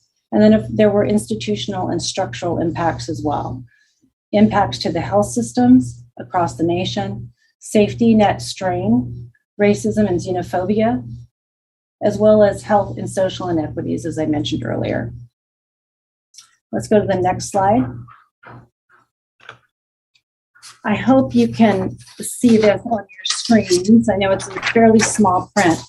This is what the Health and Human Services Department specifically identified in terms of impact seen throughout our programs and throughout our community. We identified a number of the different areas so that we could craft strategies specific to address these impacts. Obviously, in the area of children, loss of social connections that are often developed within the schools, marginalized and underserved and under-resourced communities, as I mentioned before, were more severely impacted as a result of the pandemic. We saw incidences of family violence with greater risk of family violence due to isolation in homes. We also saw behavioral health and social connections, reports of loneliness. Twice as many adults reported feelings of anxiety and nervousness. We also saw loss of community connections. Women, we saw as well, were being exited from the workforce. Primarily, they were the primary providers for childcare, as I mentioned previously. In the area of homelessness, obviously we saw our increased encampments and increased and unsheltered homelessness throughout our system. Another area was digital inclusion. There was a lack of resources available to those to immediately access the internet, to participate in services and gather information. Disproportionately impacted adult learners and those who depend on public facilities to access the internet and online information for services found it very difficult to access a number of services, not only those provided by the county, but through other service providers. The elderly or people over 65 who had chronic medical conditions were, of course, impacted tremendously by COVID-19, and they also reported high instances of isolation and loneliness. Let's go ahead and go to the next slide. So our goals as we move forward is to set forward a number of desired outcomes for the plan. And those are listed here. The first was to address the most significant and primary and secondary impacts of COVID-19. The next was to integrate whole community practices to identify capacities and gaps in achieving equitable recovery and resiliency. And when we say whole community, what we mean is by actually reaching out to our community and understanding their needs, surveying them to understand and to ensure that we're incorporating their needs into the planning. We also built recovery teams to drive recovery strategies and monitor trends. You'll see in our implementation that we have a department head assigned to each of our strategies so that they can continue to resource and drive strategies collectively. We also wanted to ensure that one of our outcomes was the ability to drive innovative, rapid, and inclusive recovery activities, which is why we're structuring the plan in the way we have. Our overall goal, of course, is to improve equity and inclusion, livability, wellness, and economic vitality with the outcomes that I've also listed here. Let's go to the next slide. In developing our strategies, we also wanted to ensure that we were using the values that we have crafted as part of our Renew 2022 effort. Equity and providing needed support to individuals, that there is better access to high quality services and resources. We wanted to ensure inclusion and a focus on initiatives that make Santa Barbara County a place where all can recover and thrive, regardless of race, ethnicity, gender, and age. We wanted to ensure that we were looking at innovation and harness the advancement and capitalize on Renew 2022 and what we have all learned in experiencing COVID-19. And lastly, we added sustainability. We wanted to seize the opportunity to address the goals that we've outlined in Renew 2022, modernize county services, and strategically deploy resources efficiently and responsibly, again, to be consistent with our organizational values. Next slide. This is our roadmap. And it kind of tells you where we've been and where we're going. Obviously, we started in phase 1, which was to protect the health and safety of our community through those initial robust public health response activities. And we've listed a number of the actual activities here. We then moved into phase 2, which I referenced was really establishing the foundation for recovery through our vaccinations, rental assistance, local and state programs, our outdoor dining, which I didn't comment on earlier, but which is critically important to our business recovery. And then, of course, getting all of our services online and following the Beyond the Blueprint strategies. Obviously, phase 1 and phase 2 continue. And now we're coming forward with what we're calling phase 3, recovery in a resilient state, which is the health and human services recovery strategies to improve equity, inclusion, livability, wellness, and economic vitality, all the while continuing to focus on equity, inclusion, innovation, and sustainability. Next slide. Our recovery focus areas. As I noted, we have developed 6 recovery focus areas, and there are a number of strategies contained within them. However, rather than developing specific department initiatives, this framework identifies the 6 recovery focus areas with related strategies and ultimately integrates programs and services among departments. Addressing the recovery focus areas will require more collaboration, cross-departmental initiatives, braided recovery grant funding, and community engagement strategies. As I noted previously, a department head is designated as a recovery focus area lead to ensure that these strategies are in fact executed and completed. Our office is reviewing the entire plan and ensuring overall implementation. The COVID-19 recovery focus areas were identified to ensure that current and future services will not only support all individuals throughout the current crisis, but will lift the marginalized and underserved above the pre-COVID-19 experience, and ensuring that all are prepared to quickly overcome challenges and also have equitable access to services and build opportunities to thrive within our community. As noted, the recovery focus areas are behavioral health, economic development and revitalization, disaster resiliency, housing and homelessness, organization and technology, and community health and well-being. Next slide. The first recovery focus area is behavioral health. Here, our goal is to guide anyone who needs mental health support and substance abuse treatment to know where to find assistance and how to access support. Our primary impact strategies for year 1 are to assess community need and establish appropriate service strategies. And secondly, to establish board and care beds for underserved and medically fragile seniors. Our first strategy has already been addressed. Thank you very much to the board for your allocation of $1.5 million over 3 years in ARPA funds several months ago. Because of that early allocation, our behavior wellness department, being led by both Pam Fisher and supported by Suzanne Grimacy, have initiated the community assessment. To date, we've received almost 4,500 responses to the survey. 35 agencies have been included and partnered with as a result of the outreach. We've utilized 18 promotoras to ensure that the survey was distributed in Spanish and Mixteco. So that survey actually closed on September 30th, and the various stakeholders in behavioral wellness are now in the process of reviewing those assessments to determine next steps in development of services to address the needs identified. The next area, establish board and care. We're specifically looking at some strategies to establish a 15-bed facility to specifically address the medically fragile and underserved mentally ill within the community.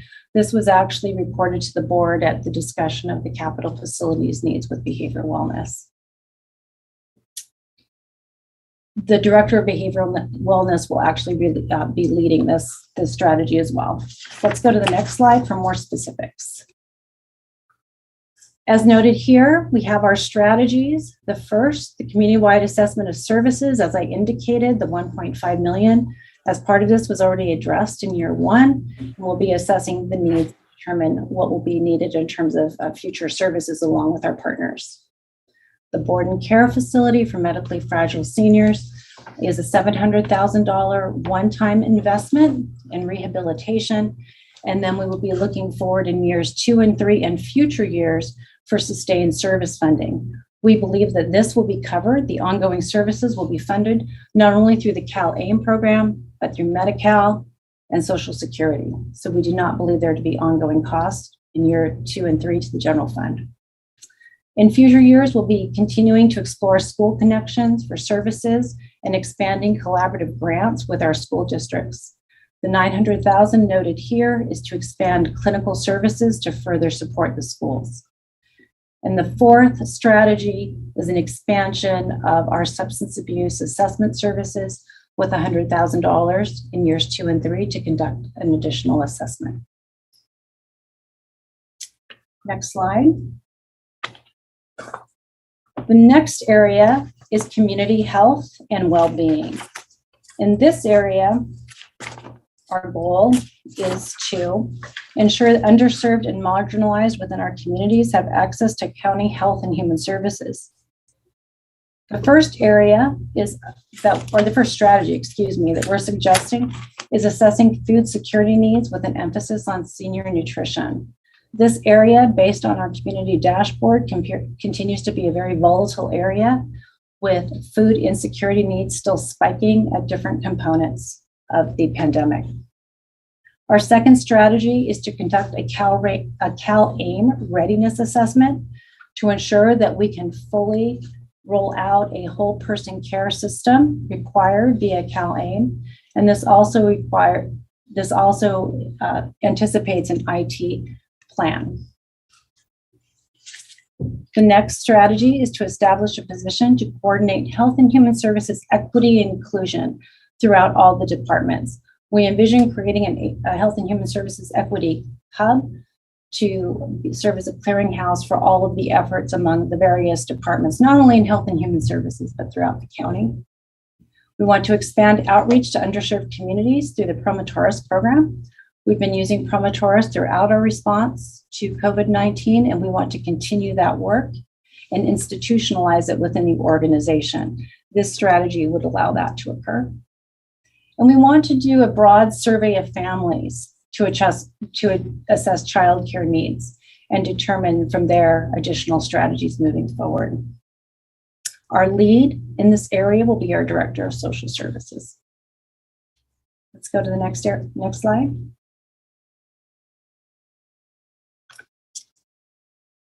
Next slide. No. Oh, I think we went back up one more. There we go. Thank you very much.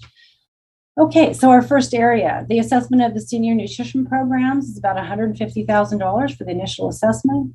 And then for the future years, in case there are needs identified, we are proactively indicating a need of about $450,000 in case we have to expand that program. CalAIM and information technology assessment, $400,000 one time in year one for the actual assessment. In years 2 and 3, you'll see $800,000 within that column. That is specifically for case managers and navigators to allow people to work within the various regions of the counties, I should say, to help navigate people throughout the system so there is a no wrong door to any of the health and human services programs. The next area, as I already mentioned, is the Health and Human Services Equity Inclusion Coordinator position. In year one, there is $100,000, knowing that we're partway through this fiscal year. And then in future years, we have the funding for the position to continue. We also have the outreach services, the $50,000 to help fund our Promotoris going forward for the remainder of this year, and then ongoing funding in years 2 and 3. And then in area 5, our child care survey of families within our community. We do have year 1 listed at $100,000, but we have found funding available through the state allocation through the State Department of Education to First 5, and we have identified this funding, so we are not going to be requesting that in a subsequent board meeting. Let's go to the next area. The next area is economic revitalization and employment. And again, you'll be hearing from Mr. McDonald a bit later today with much more detail in this area. So our goal here is to explore innovative economic opportunities and regional partnerships to advance economic vitality. One of the primary strategies listed is the development of the comprehensive economic development strategy, which you had a report on several weeks ago. We've included the cost of that study within this report so that we are linking everything together. The next 2 strategies, the development of a strategy for use of anticipated federal and state funding for workforce development, as well as providing technical assistance to our local community, is also included. Again, these will also be leveraging the actual SEDS report once that is completed. The Assistant CEO, as well as the Director of Social Services, will be leading this effort. Let's go to the next slide.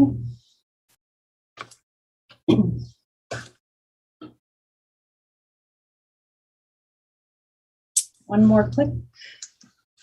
If we could go to the fiscal slide, that'd be great. Carrie, just so you know, my apologies. There is a slight delay on our end, so we do see that here in the room. Okay, great. Thank you, Jacqueline. I appreciate that. Okay, the first area, the comprehensive economic development strategy. Again, that was reported to the board previously. There's a one-time cost of $150,000 and listed here. That is our contribution, or the county's contribution to the total cost of the study of $450,000. The next 2 areas, the strategy for anticipated state and federal funding of our workforce, as well as the technical assistance I described, that is listed here at $1.1 million. We are not $1.1 million. We are not requesting that funding via ARPA. We believe that there is grant funding that will be available through the State Workforce Fund and the Workforce Investment Board grants to fund these activities. And again, Mr. McDonald can speak to these a bit later. Let's go to the next slide. Thank you. The next area is organization and technology. Our goal here is to ensure equitable access to technology and enhance digital literacy and inclusion to maximize utilization of county services and programs, as well as access to information. Our goal, again, is to also facilitate social inclusion of unrepresented segments of the population by advancing the use of technology in all of our communities.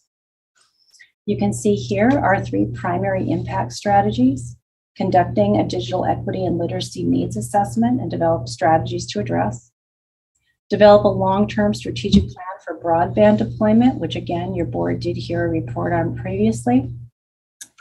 And number 3, to identify key data metrics and data integration across HHS departments. Here we envision developing another data dashboard to expand on what we already have represented within our public health dashboard that we've used throughout the pandemic.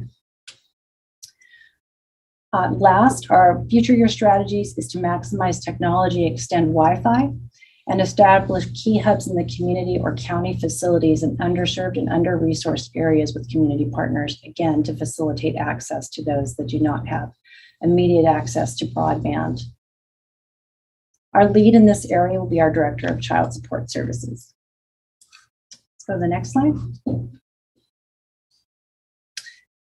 Here we go, itemizing each of the strategies. The digital equipment and literacy assessment, we anticipate to be approximately $100,000 as a one-time investment in the first year. Following up in years 2 and 3, depending on what is found within the assessment, the ability to invest in equipment, as well as training for individuals that may be identified so that they have their needs are met. Number 2, the long-term strategic plan for the broadband deployment. Again, this was discussed at the board meeting of 9/21, and that The funding of $200,000 as a one-time investment is included here. Number 3, which is the dashboard of Health and Human Services, identifying key data metrics that will evolve as part of our strategies, is approximately $110,000 as a one-time investment, and $200,000 ongoing until we can be fully trained in how to keep up the dashboard. We may need some consultant help moving forward for at least 2 years. We also want to maximize the technology to extend Wi-Fi, and we're going to be looking at that investment as part of the broadband deployment strategy. Next. The last area is one that has also been before the board, so this will look very familiar to all. Our goals here are to establish interim and long-term solutions for housing relief and sustainability, address keeping people housed, emergency housing, farm worker housing, and strategies to address encampments, ensuring health and safety. We have a series of recovery strategies. The first is to create 215 new permanent supportive housing options. We are doing that through the use of vouchers, and I'll describe the financial components of these in the next slide. Our second is to create an encampment strategy, which your board has had a report on and provided funding to date. We plan to increase temporary sheltering capacity by 100 beds, expand the continuum of housing options consistent with phase 2 community action strategy, ensure housing supports, working with tenants, homeowners, and lenders, maximize use of our multidisciplinary teams in the field, and expand our outreach, engagement, and caseworkers. Our lead in this area is our Director of Community Services. Let's go to the next slide.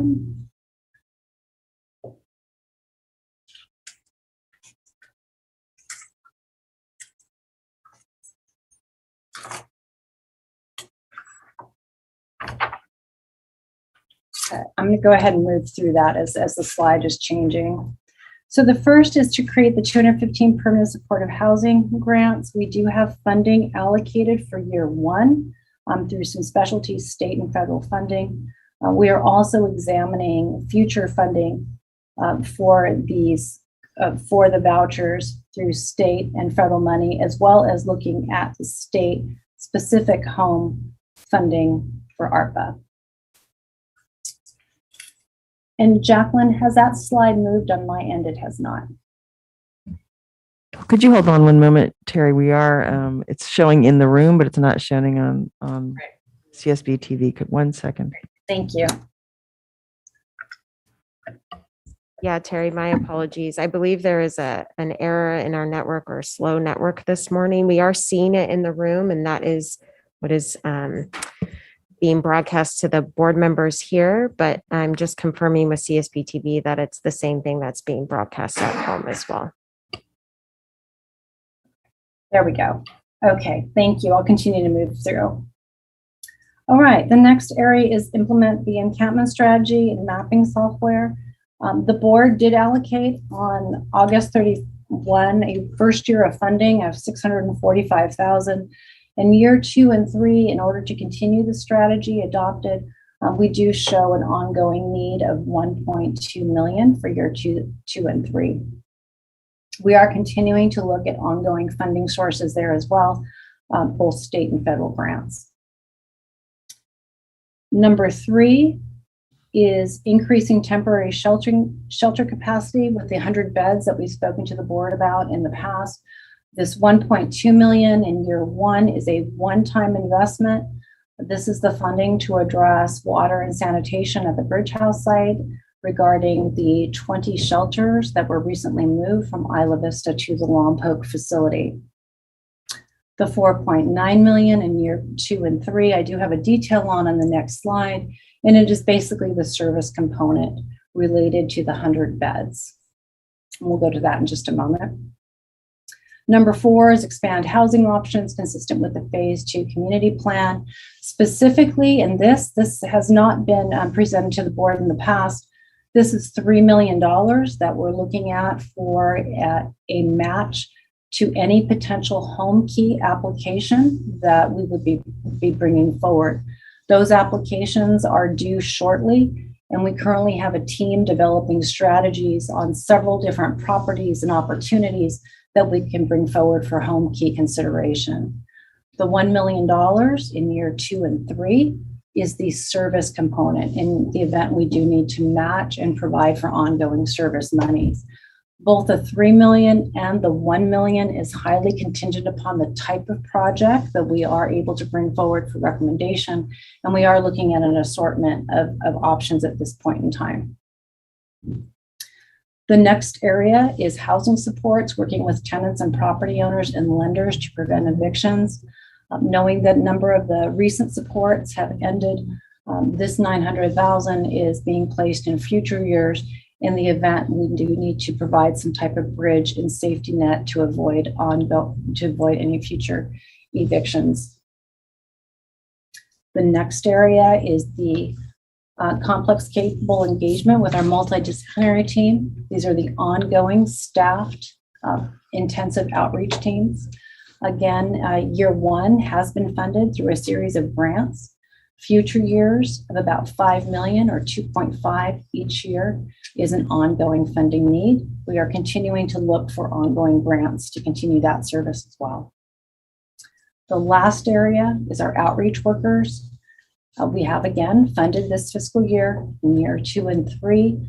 We are looking for about $1.7 million to continue this service. We do want to take an in-depth look at this service provision and look at best practices overall, ensure that we are using the best model, the most efficient and most effective model when we are providing for our outreach services. And we do have the request for the ongoing services moving forward. Next slide. Great. This is the detail of the $4.9 million in funding that I had referenced earlier. It reflects the amount of funding that the board has already allocated towards many of these efforts, as well as how we have funded the year 1 in services. We're very much trying to ensure that we are braiding all of our health and human services funding, grant funding, in order to address a number of our homeless service needs. And then in year 2 and 3, we outline primarily a number of the different service provision dollars that are required moving forward. Let's go to the next slide. The last area is disaster resiliency. And we have a number of different strategies indicated here. The first is the implementation of incident management software. This would allow for cross-sector and agency sharing of information real time across various departments for situational awareness. We also have the establishment of an emergency public information outreach coordinator position with an emphasis on developing a bilingual train the trainer community education program. Our next area is to enhance public and private partnerships to coordinate countywide disaster recovery and response. This is a partnership that we're proposing. It is a no-cost partnership. It's basically a process that we'll establish with United Way to ensure that they're in first position and ready for recovery efforts via a series of MOUs.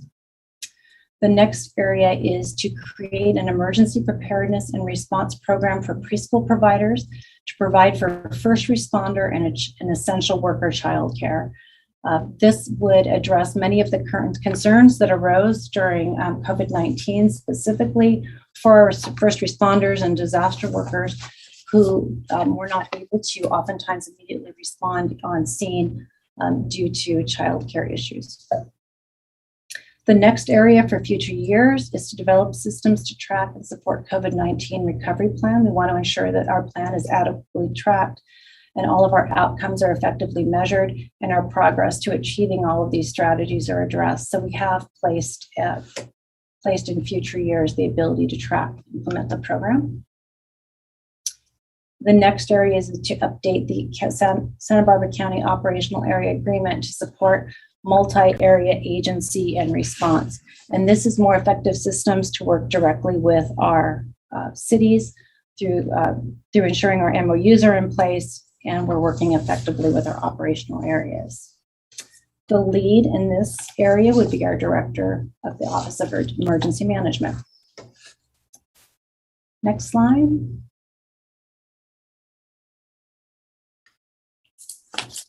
I'm going to keep going, assuming that it hasn't moved. So the fiscal slide talks about the purchase of the incident management software. This is a one-time expense to obtain and implement the software. The next area is establishing the emergency public information coordinator position. This has a 6-month allocation for year one of $100,000 and then future year allocation of $400,000 for the next 2 years. In year one, we would retain the staff, and in years 2 and 3, we would have ongoing staffing costs, and we would have a potential for an ongoing funding need in this particular area. As I mentioned previously, the bilingual train the trainer community education program would be overseen by this individual, and this person would also focus on whole community recovery and outreach into underserved community to ensure disaster preparedness. The next area is number 3. I again indicated there would be no cost to this. This is the MOU with United Way for support services of vulnerable populations through disaster, as well as working directly with direct relief. The next area, as I mentioned previously, is the emergency preparedness program for first responders. And that has a cost for plan development of about $35,000 and potentially $70,000 ongoing, although we're still assessing that overall need. And then the last area is the disaster recovery exchange of about $420,000. And this is a disaster case management system that 211 has actually already purchased, but they do not fully have the capacity to implement. This funding would allow us the opportunity to assist them in the implementation. The last area, number 6, is a $70,000 cost in future years. And again, as I mentioned before, that allows us to develop those MOUs and to bring in some assistance to help us complete that effort. Next slide. This is a summary or roll-up slide of all of the strategies, bottom line cost in year one, about 6.9 million. And then in future years, years 2 and 3, 24.5 million. Again, it is the staff's goal to continue to look at other funding sources. We will be coming to you next week with some thoughts about the use of ARPA funding and then looking to strategically braid funding throughout the implementation of this plan. Next slide. So the recommended actions today is that the Board of Supervisors receive and file this report on the Health and Human Services recovery strategies, provide any direction or feedback as appropriate regarding these strategies, and then of course the CEQA action. So that ends my report. I'm happy to answer any questions. We do have all of our department heads also available on Zoom, and I believe that Mr. Nielsen is actually in the audience up north. Thank you. Thank you, Ms. Musnisic. Questions from the board? Supervisor Hartman. I think I have a lot of questions, but let me first start with, are we required to have a strategy for ARPA?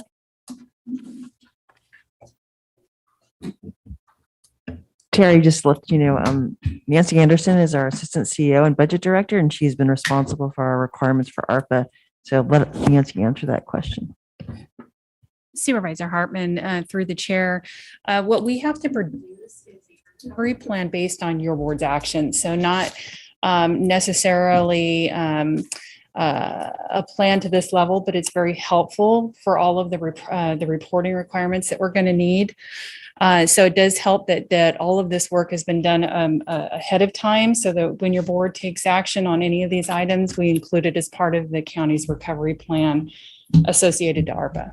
So if I'm understanding correctly, we need something, but this is more integrative and perhaps more, I think, more thoughtful than we would see normally in other counties. And that's exactly right. For any of these items that are evidence-based type activity, there's an additional reporting requirements that you have to have performance metrics and all of these things that Terry and the department heads have worked on in order to be thoughtful about this whole process. So those are exactly the type of things that we have to include within the recovery plan itself. Are there things in this plan that we wouldn't be doing or wouldn't want to do necessarily other than if it weren't for COVID recovery? Or does it integrate things largely that we're doing, but it pulls them together in a way that may have been siloed before? Supervisor Hartman, I'll let Terry speak to that as well. I think it's both. There are things in here that are definitely integrating things we're already doing. And that's, thank you to the departments and particularly to Terry Mosnisich for doing that. But there are also new things.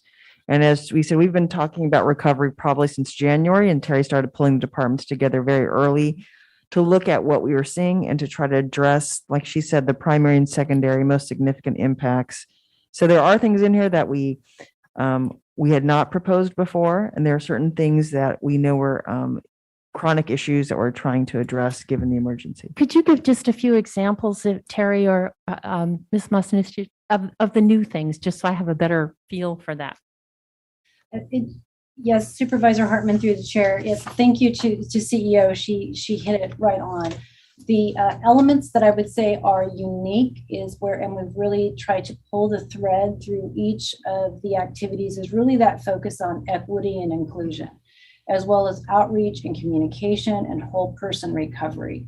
So when you look at this plan, what you'll see is an emphasis on services to the vulnerable, permeating each and every one of the recovery areas. And that's also why you see represented in this report what we're calling the Equity and Inclusion Hub, in order to have somebody tasked very specifically with ensuring that we're using best practices across all of the departments and all of our efforts. So I would say that is a new aspect that hasn't been presented to you in the past. I'll just make a little statement here. This reminds me a little bit of the Healthy Places Index, and that we're defining the 5 categories, I think, and trying to pull together our different programs under those categories and ultimately have outcomes, real results that we can measure and track over time. And I think it's ambitious. But I think we've been working towards this with Renew 2022 to get our departments in shape to be able to collaborate and to really bring a lot more transparency for the board and for the community to know what really does county government do. And so I'm very supportive of this effort, and it's hard for me to imagine how we're getting through COVID while also getting our feet under us to be planning for post-COVID. And I think the department heads and CEO's office really deserve an enormous amount of credit to have the bandwidth left to be thinking long-term while we're dealing with a crisis. Thank you, Supervisor Hartman. Supervisor Hart. Yeah, I think that's so impressive. I really want to give great kudos to Terry and all the department heads and Mona for having the bandwidth that I can't even imagine how you have the bandwidth to do this kind of strategic planning while the crisis is still underway, so that we are positioned for recovery in a resilient state. I mean, that really says it right there. That title of the focus of this work is so important. How are we going to get to a place where we're better while we're responding to the needs of the moment, and be more inclusive and more equitable in the process. And this is really impressive work that lays the foundation for that. One of the little details that I'm curious about knowing more about is on slide 19, where you're talking about the American Community Survey identifying 25% of respondents with no internet access. Is that in the underserved senior population, or is that a larger group of county residents?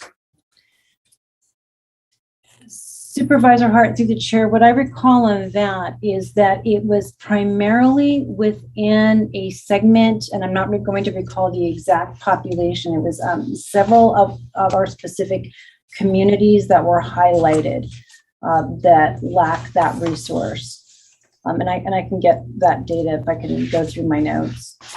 Well, that would be helpful because it is surprising to see things like that. But it's a reminder that, the world we live in, that many of us, are very comfortable accessing information, is not consistent across all communities in the county. And that is a real need that has to be addressed if we're going to rely on modern technology to push information out. Bottlenecks like that are significant. And we definitely saw that with the COVID information dissemination, still seeing it. There are challenges. The promontories and the other innovative ways that we've done to work around that have really successful and doing a great job. But these things in the long run, you need to be strengthened, and we need to do exactly the kind of planning and strategic thinking that you're doing to make sure that we have a system that works for everybody in the future when the next need arises. We're already have a massive fire in South County. So there's not ever going to be a break, probably. We're just going to roll from one really critical moment to the next. And developing a system that is resilient and flexible and is able to adapt to the new challenges of the moment is super critical. And I'm so pleased. The temptation, I know amongst folks in the community and other governmental partners that we have, the state level, national level, is, we got a crisis, let's throw our money at it. And we struggle being on the receiving end of that. Number one, to make that effective in the moment. And number two, to make it sustainable. I mean, that is the biggest challenge for all these things, is there's a lot of good intentions at the state and federal level, the unmet needs that have become so obvious now in this time, and the resources are flowing in a one-time way. And yet we know when we do this work, actually, that's not going to be successful. We need to build a system that's long-term, and communicating that to our community partners and to the public is a real big part of this challenge as well. Is how can we build a system that works not just in year one, but it works in year 5 and doesn't face a fiscal cliff that has all of us scrambling to fill. So thanks again for doing this planning. Thank you, Supervisor Hart. Supervisor Lavanino. Thank you, Mr. Chair. And I think this is kind of what happens when you say, so what are you guys doing? This is what we're doing. It's all of this stuff. So it's really cool to bring it into one report that really details it out. And I think Supervisor Hart had a great point of how we talk about the future, because you're right. We're relying on a lot of one-time funding that probably isn't going to move into the future. So it's important to let the public know that.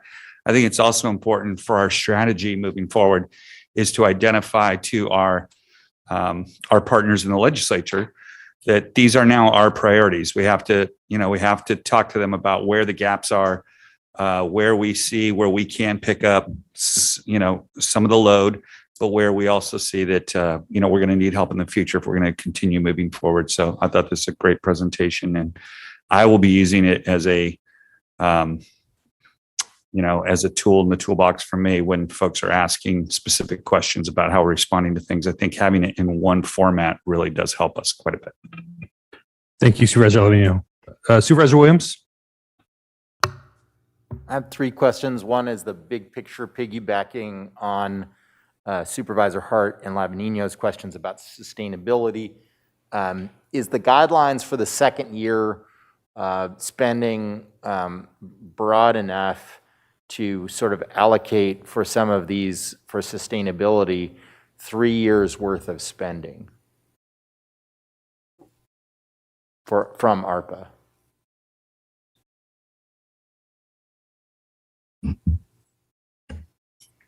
Could you repeat that? And I'm looking at Terry. Meaning, is the broadness of the dates by which we have to spend broad enough to, instead of fund some of these efforts from ARPA over 2 years, to fund them over 3 years? I'm going to have Ms. Anderson respond to the timeliness. I understand your question. And I can follow up after that. And then the second question is more into the nuts and bolts. can a board and care facility be located on the same campus as a, say, IMD beds? Supervisor Williams, to the chair, I'll take the first part of that question, and then I'm sure Terry can follow up on the second. In regard to ARPA spending, we have to have the funds obligated by the end of December of 2024, but we have an additional 2 years through December of 2026 to actually spend it all. So we want to get it definitely budgeted and identified how it's going to be spent, but we do have until 2026 in order to actually expend the funds. So there is time to spread that over a 3-year period, and I believe that was Terry's intent. Yes, and let me just jump on there and thank you. I was hesitating as I thought Nancy might give the first part of that. Yes, the way we've arranged this, we've really worked to put the most critical one-time funding to get started on pushing forward through some strategies via the initial assessments or investments in year 1, and then year 2 and 3, obviously those follow up. I will say, as I've mentioned throughout the report, outreach and engagement is going to be critical. Very specifically, as Supervisor Hart referenced with the digital inclusion strategy, we will most definitely, and we already have been reaching out to a number of the philanthropic partners and other agencies within the county to support us there, so that we are continuing to look at ways to make this all sustainable, or much of it sustainable. I will not say all, but much of it sustainable.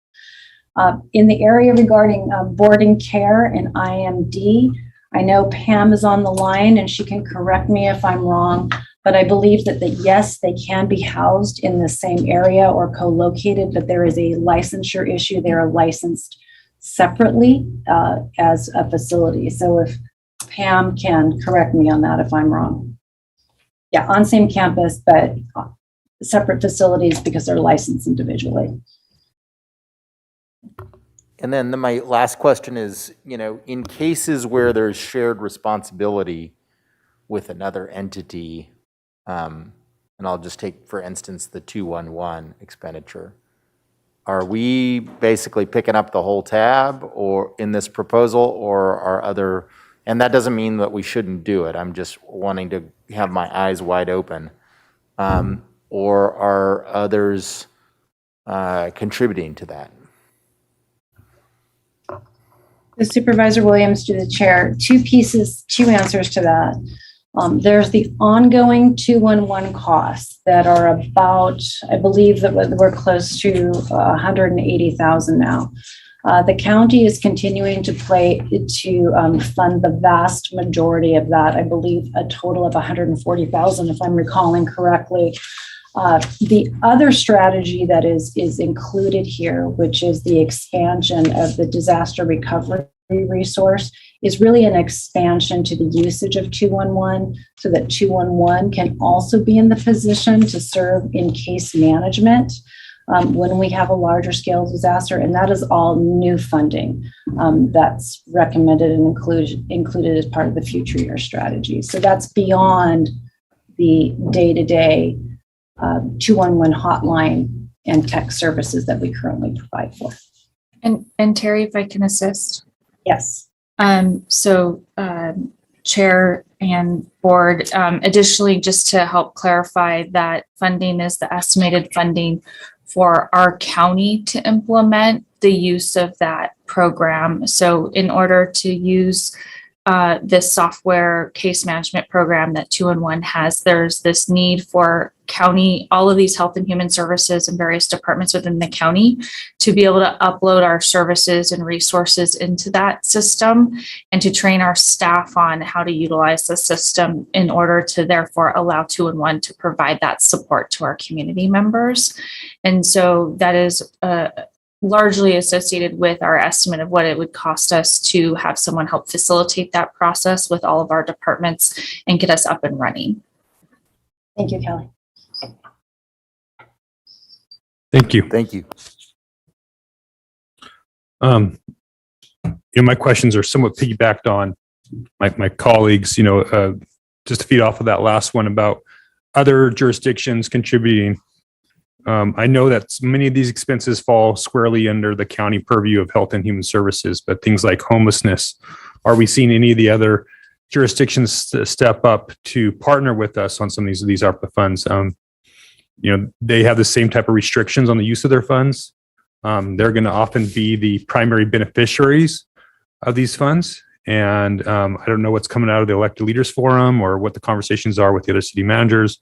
But I'm really interested in seeing those funds be leveraged that the county spends with some of our neighboring jurisdictions. Any progress there, or what more can we be doing?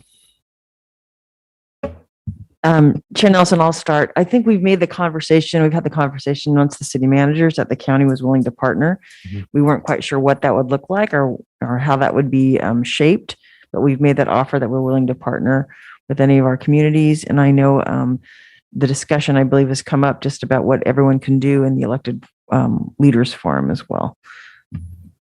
So I guess as we spend these, capital dollars or even ongoing dollars for these next 3 years, it makes sense that, we ask our, municipalities on how much of the response do you want the county to have in your jurisdiction and what we can leverage those funds to do. I think it's really important conversation. And I know that we have a lot of money that we need to spend. So it may be just easier just to power through, but I think we're missing a huge opportunity to work with our neighbors and actually build a framework while there is money available that could be continued beyond ARPA funding, where some of our municipalities can now make a commitment to funding things like homelessness services, especially since they're the jurisdictions that are often the most impacted. So I'm really interested in that moving forward. And my other big concern is, year 4.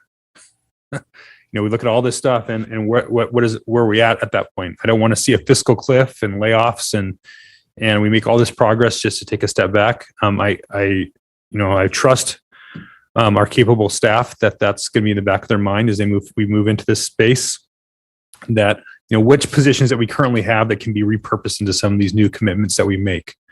I hear outreach caseworkers and engagement, and I think about eligibility workers and again, finding ways to find other staff that has very similar skill sets and trying to find ways to weave that into our entire program so it's sustainable, because I think the idea that when these dollars are up, that there's going to be another wave of that is probably an irresponsible position for us to be taking. And so we need to be thinking ahead to that.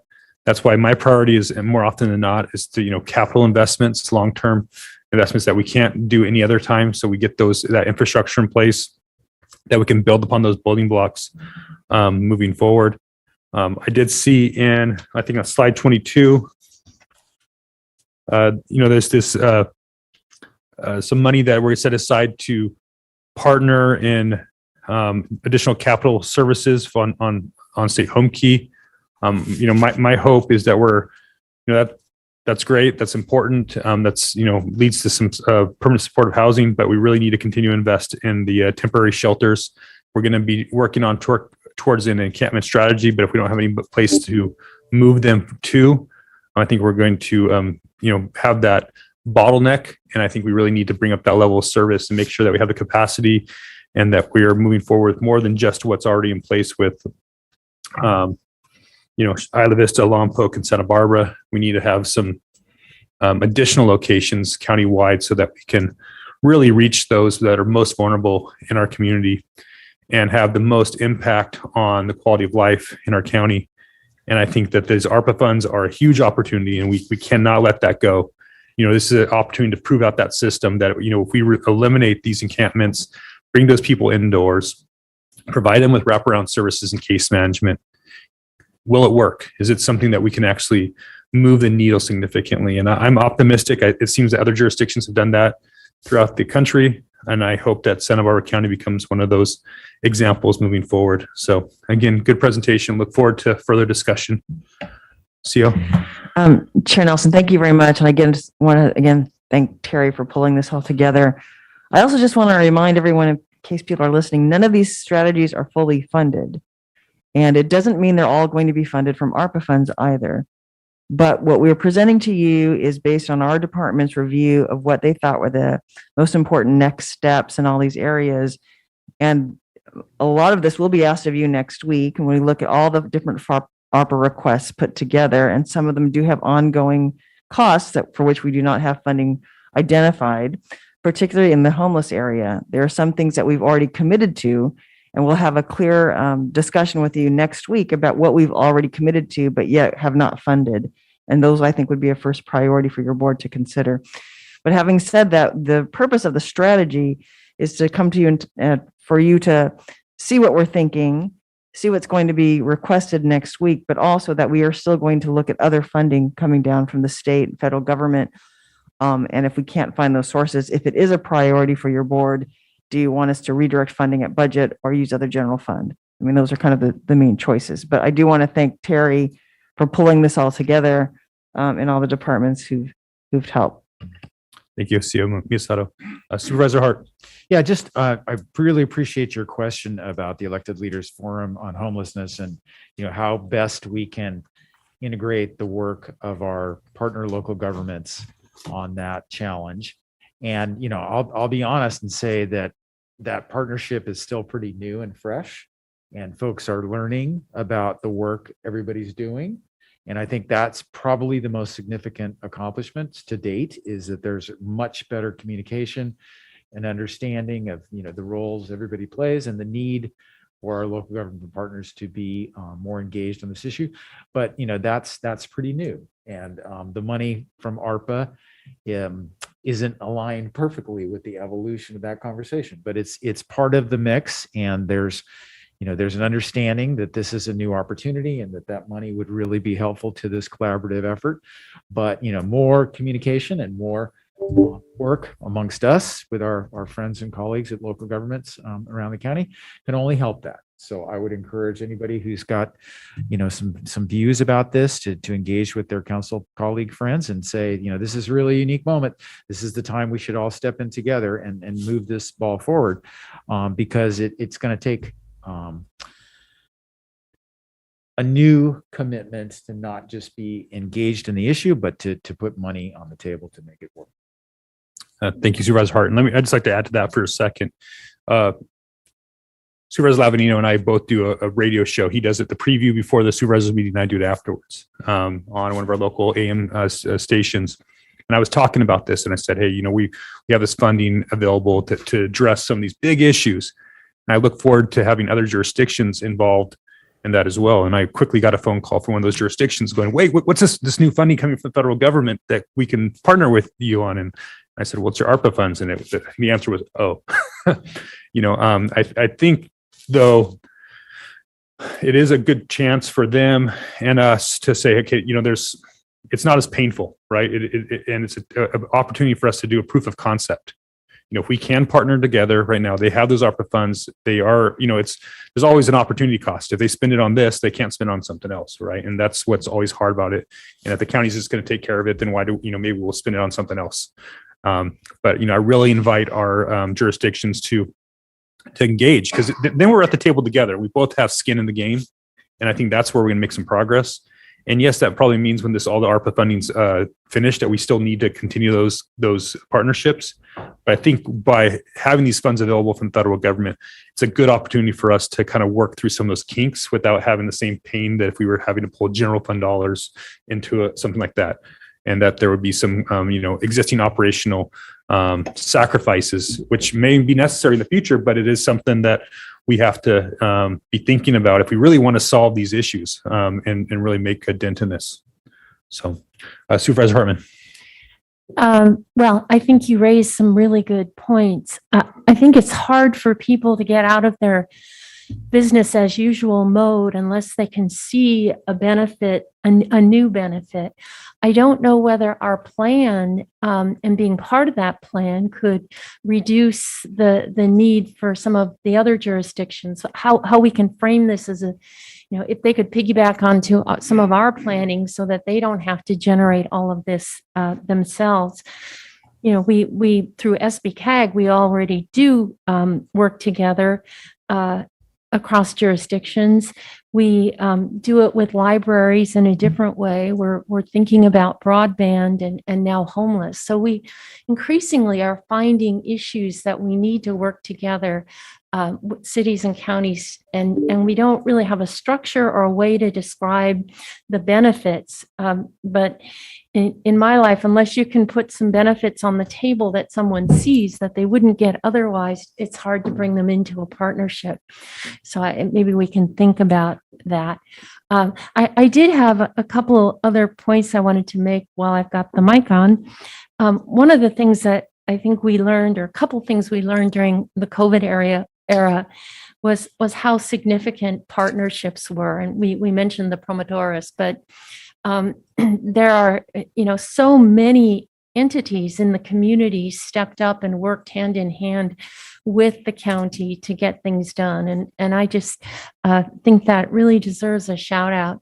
I often say government can't do it alone, but when we can get a plan, a template, and then get everybody pulling in the same direction, it can really work. And I'm really proud of our county and what, from individuals to organizations stepping up across the board. The other thing we saw was communication and how critically important it is to have clear, consistent messaging going out. And I see that reflected in this plan, that lesson. The other thing, and I talked with Terry about this last week, but for me, one of the lessons was how important parks and trails and outdoor experiences are. That was important, I think, to keep people healthy and keep people sane. So I know this is more the health and human services piece of it, but I just don't want to forget that other part, because for health and well-being, being active is fundamental. Thank you, Supervisor Hartman. And just to kind of respond to that, jurisdictions seeing something that it's tangible, that they can see that improvement.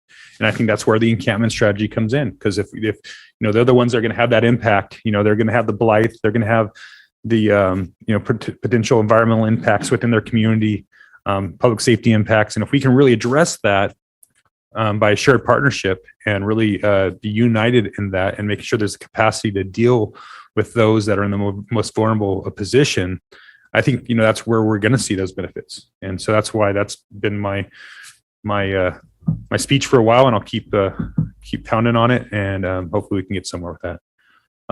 So with that, let's go ahead and I believe we have one public speaker on this item. Madam Clerk. Chair Nelson and members of the board, that is correct. We have one request to speak on this item, and that is Maria Kessler on Zoom. Hello, Board of Supervisors. I actually signed up for the wrong comment section, but I will respond to this item. I am a parent of a special needs child, and for years I had to advocate and go after government bureaucracy in order for my daughter to have access to her legal rights. It either be education or the Social Security or other services she is entitled to under the law. And I want to respond to this, that this item is really directed from the federal level. This is to take away checks and balances at the local government. So everything comes under federal control by providing finances for all institutions like schools, like any other local agencies.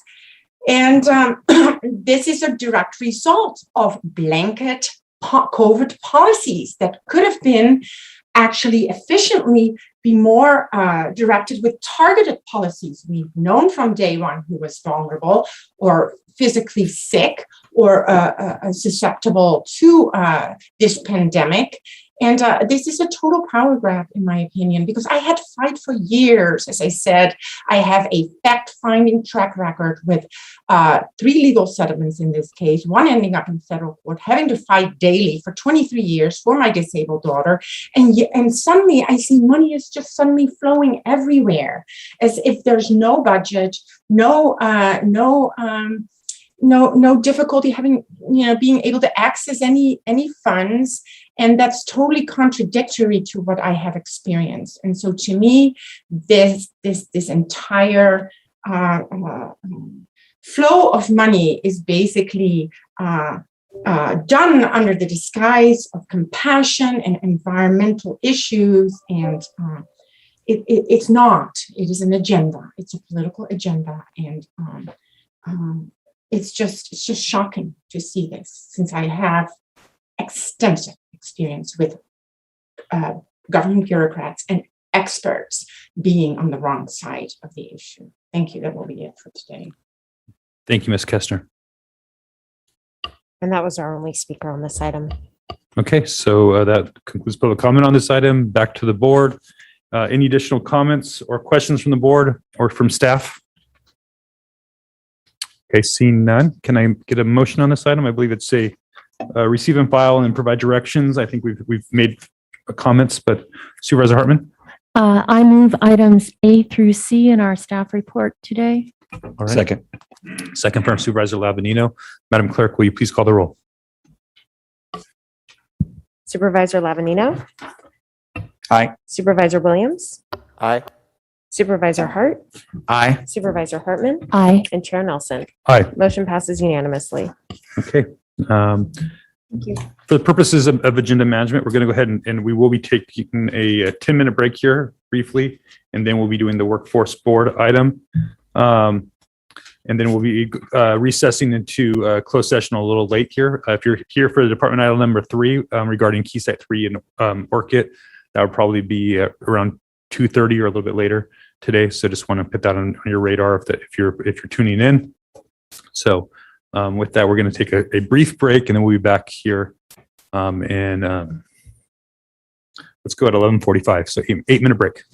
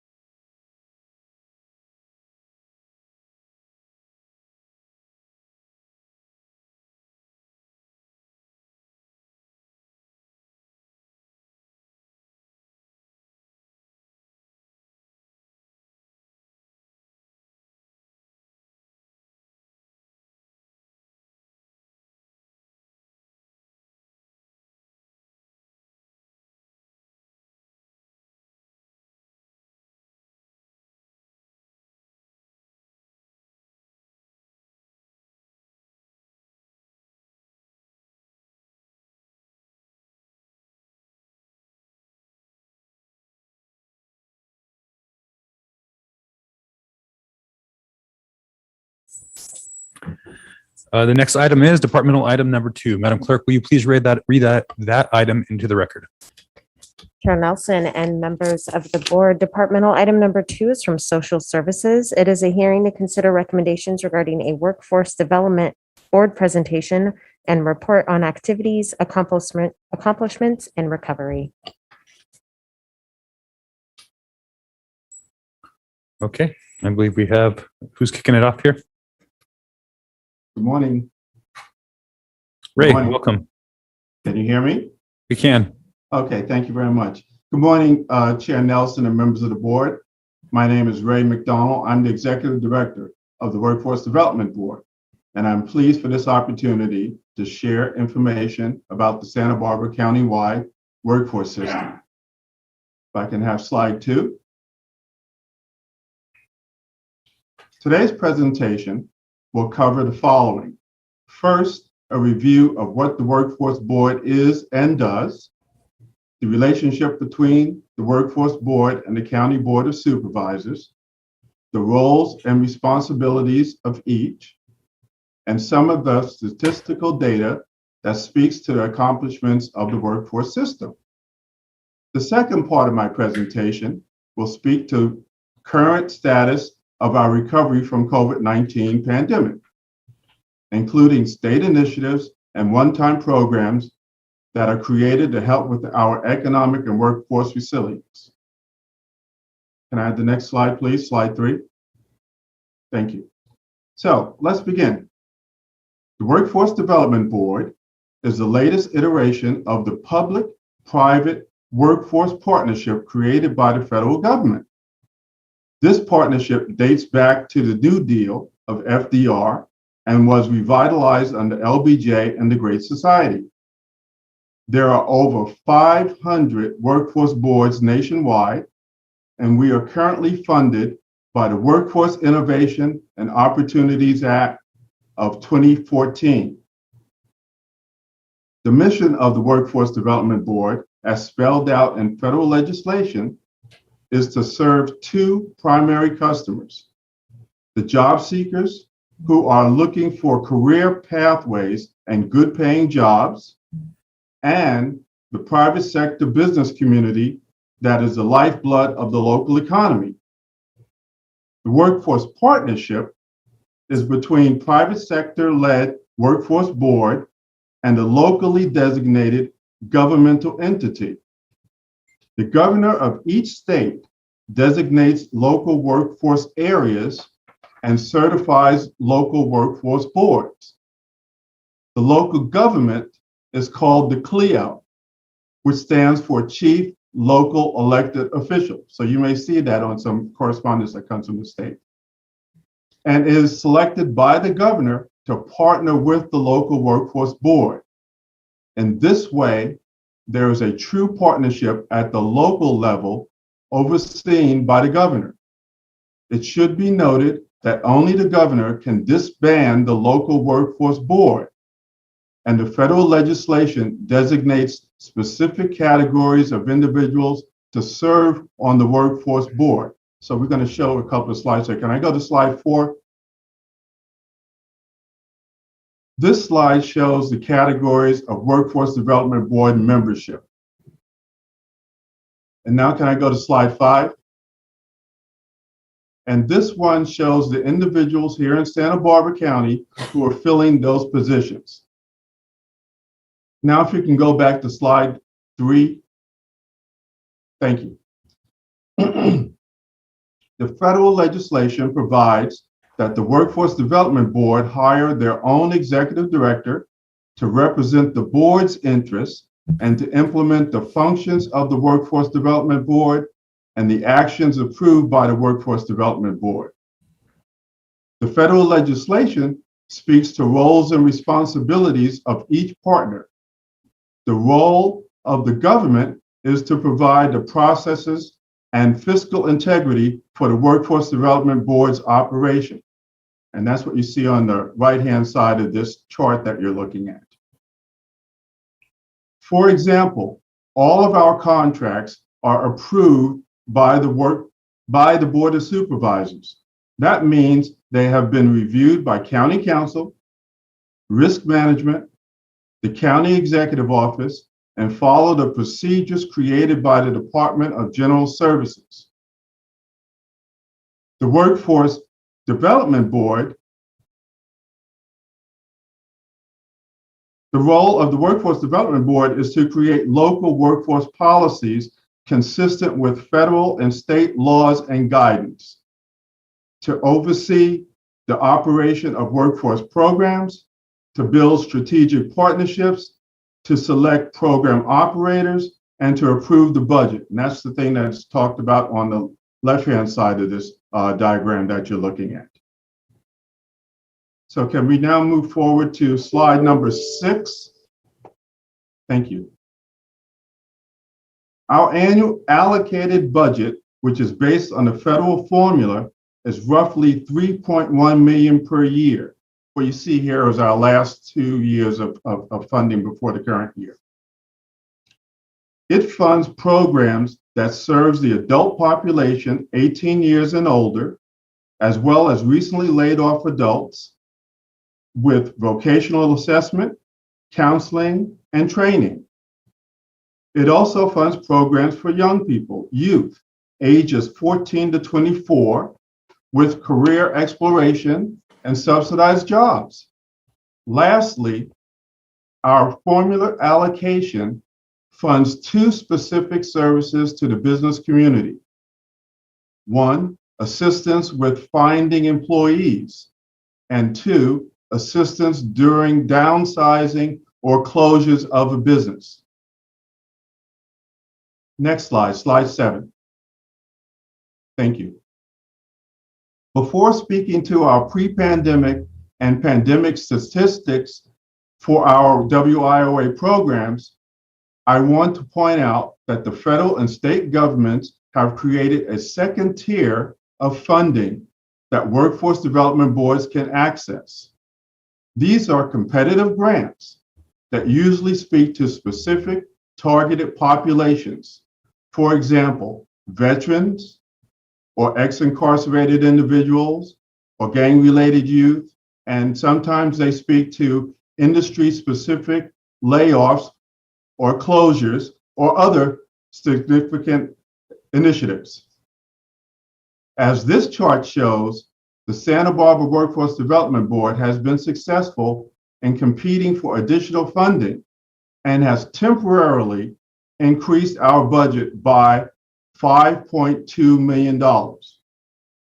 So that's in addition to the 3.1. The additional funding on this chart is for programs that end as early as March of 2022 or as late as December of 2024. Combined, these special grants will provide enrolled services and training for 965 Santa Barbara County residents. Can we go to slide 8? Now, back to our formula-funded programs. This chart shows performance data for the program year immediately preceding the pandemic, which was our last normal year. We enrolled 282 adults at our 2 one-stop centers that actually are named America's Job Centers of California. That's a statewide brand that we have to use and is used all over the state. This allowed these folks to receive more intensive services such as individual case managers, vocational counseling, and vocational skills training.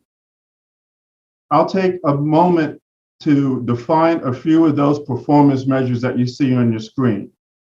So employed are individuals who have jobs when they exit the program.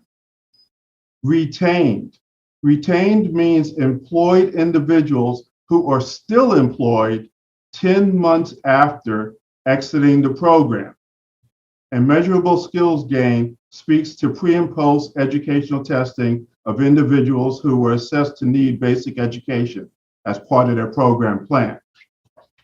So if we move down, if you look down further on the chart, you'll see Our numbers for the youth served at 215 during this pre-pandemic year. And at the time of exit from the program, 65% were either employed or continued with their education.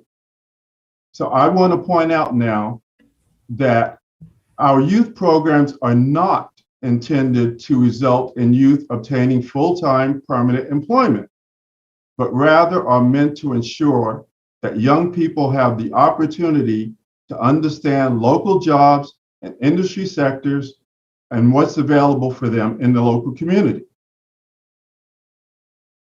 Ray, I got a quick question on the slide. Sure, great, I need to. This is Supervisor Nelson. The medium income, Yes, is that annualized? yes, it is. Okay, all right. Thank you. Okay. And we're on slide 9, I believe.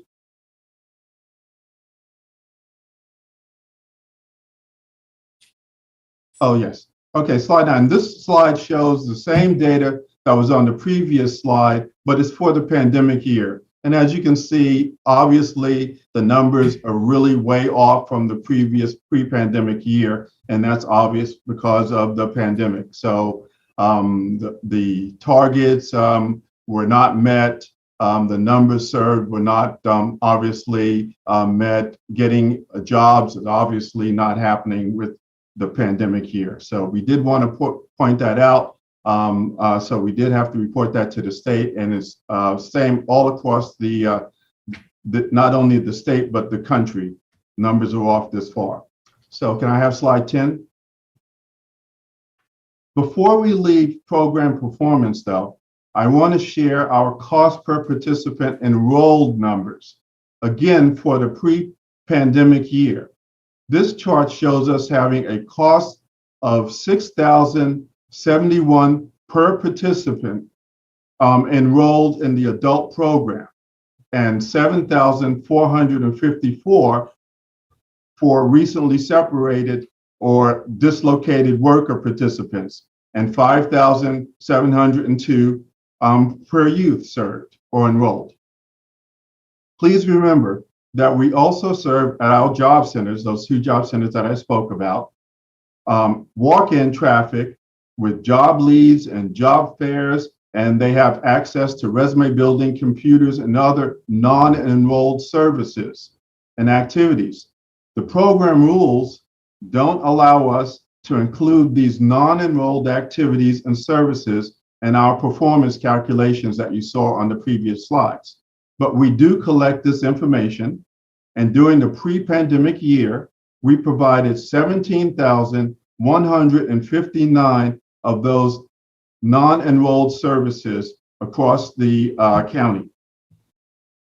So with that, I'm going to move on to discussion about our COVID-19 pandemic response. So that would be slide number 11. Okay, and Terry Nissich spoke to these numbers, but I'll do this again.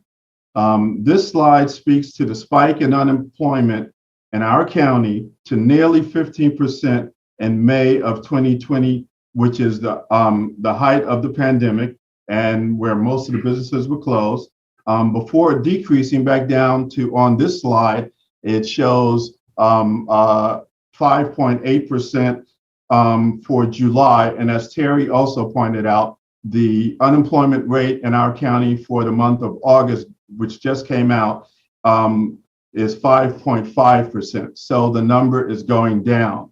But what you'll also note, of course, is that we have also had numbers lower than 5% pre-pandemic.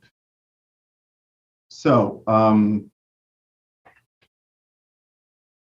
the Santa Barbara workforce system has responded to this job crisis in several ways. First, we, like many other organizations, increased our online presence and offerings. We took applications online. We provided information and work preparation courses online so that those folks who were confined to being at home to take care of their children or because their place of work was closed had a way to brush up on some skills that they might need when they came back to work. Also, at the onset of the COVID-19, we participated in a number of activities. We participated with the REACH organization in their business leadership planning meetings. We participated with the weekly South Coast Chamber Regional Business Sync-ups. The UCSB Economic Forecast had some webinars, and we were panelists on one of those webinars. The Econ Alliance Zooms, and numerous other webinars. We continue to engage with these organizations and others, such as the Santa Barbara County Business Development Committee, the Business Task Force Roadmap to Recovery, and the Santa Barbara County Business Engagement Roundtable. And lastly, we also serve on a multi-county Central Coast Business Engagement Roundtable. So if we can go to slide 12. In partnership with the California Employers Association, we are providing to the county business community a human resources hotline. By calling this toll-free number, business owners will have their questions answered by a live human on the latest COVID information from the state, as well as other state employment law information. This service will be available through September of 2022. We also, as you may know, commissioned a COVID-19 impact report from the Workforce and Economic Development Research firm, BW Research Incorporated, that we released in early May of 2021. I want to speak to just a few of the items contained in that report that the research team has done some updates on some of the numbers for us. So this report speaks to the jobs lost and the impact on the pandemic on key Santa Barbara County industry sectors. We released this report in tandem with a similar report commissioned by the County of San Luis Obispo, and part of our report was funded by the Santa Barbara Foundation, who we want to acknowledge and thank. So on slide 13, if we could go to that. This slide speaks to the labor force participation rate, or the percentage of the working age population that's actually in the workforce. This number dropped, as you can see, to below 59% in March of 2020, but then has recovered to a little bit more than 61% by July of 2021, which is the last month that we have information for. As you can see, the yellow line is the state's line, and it's more stable than our line, which is Santa Barbara County, which goes up and down and up and down. One of the things that we believe accounts for our labor force participation rate has to do with the large number of young retirees who retired in Santa Barbara County. So that's one possible explanation for that, but that number speaks for itself. So can I have slide number 14? So this is where we're talking about the next three slides are examining specific industry sectors in Santa Barbara County. This data actually goes back as far as 2016, and it ends through this past summer. We wanted to have a long history of what the pre-pandemic years looked like so that we could get a good feeling for what changes were happening and if they were just up and down secular or something that was more significant. So on this particular slide, it shows, what I'll point out is that it shows that manufacturing, which is light manufacturing in our county, was down 6.3% of the jobs from the pandemic to the end of the period that this was for, which is July of this year. The construction industry was up a mere 1.1%, while trade, transportation, and utility sector was slightly down by 1.9%. And trade, transportation, and utilities, this is where you get your long haul drivers. Also, you'll see on this particular slide, you'll see the offshore oil and drilling, but that's an outliner for us. because that had been decreasing significantly much prior to the pandemic. So we're just kind of tossing that one out as being affected by the pandemic, although there were probably some minor effects to it, but its decrease was happening long before the pandemic started. So with that, I'd like to go to slide 15. This slide shows the professional and business services sector spiking upwards to 24.1%. That's where you had a lot of those delivery services and items like that people started using because they were confined to being at home. So there were a lot of business services and professional services that kicked up. The information technology rebounded to its previous pre-pandemic levels, and that's because they could do a lot of their work from home. And so there was very little layoffs that occurred in that area. Financial services, which includes real estate, has decreased by 3% of fewer jobs. So now if we can go to slide 16.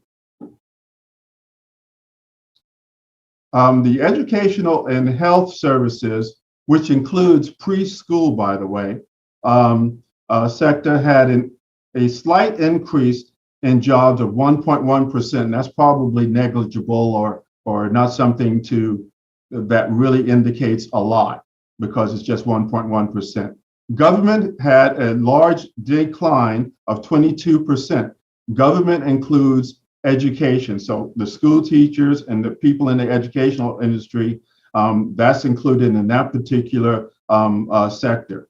Leisure and hospitality ended up at the end of this particular period at 14.3% minus. That's a minus there. It may not look like it on the chart, but it's a minus 14.3%. But it had at one time been down to over 40%. So that's a pretty healthy rebound for the hospitality and leisure sector. Finally, going to slide number 17. This slide shows the initial deep dive in consumer spending because so many people were out of work. But then it had recovered to 7.5% above pre-pandemic levels. And again, this was in July. And in July, we still had a lot of the support that was going on with enhanced unemployment insurance and other support that was coming to folks that ended on September 1st. So now if we can go to slide 18. Okay. The impact report results that I just reviewed with you in part helped the WDB staff develop the recovery guidelines that are on the current slide. The guidelines that we feel are most appropriate path forward for workforce activities fall into three buckets. The first one is data collection. It's called workforce intelligence in our lingo in the workforce arena. And we've been talking about a lot of that sort of information, data collection and data analysis and industry observations and analysis, that sort of thing. So we feel that that's one thing that's important for us to continue to do as we're moving toward recovery. The second bucket is reemployment programs, and that's your basic programs that we're doing, helping folks find jobs, which is one of our core missions. But it could, because of the pandemic, we would be increasing our activity in this particular arena. And then the last one is a big catch-all, and it's more towards system building. That's where we're talking about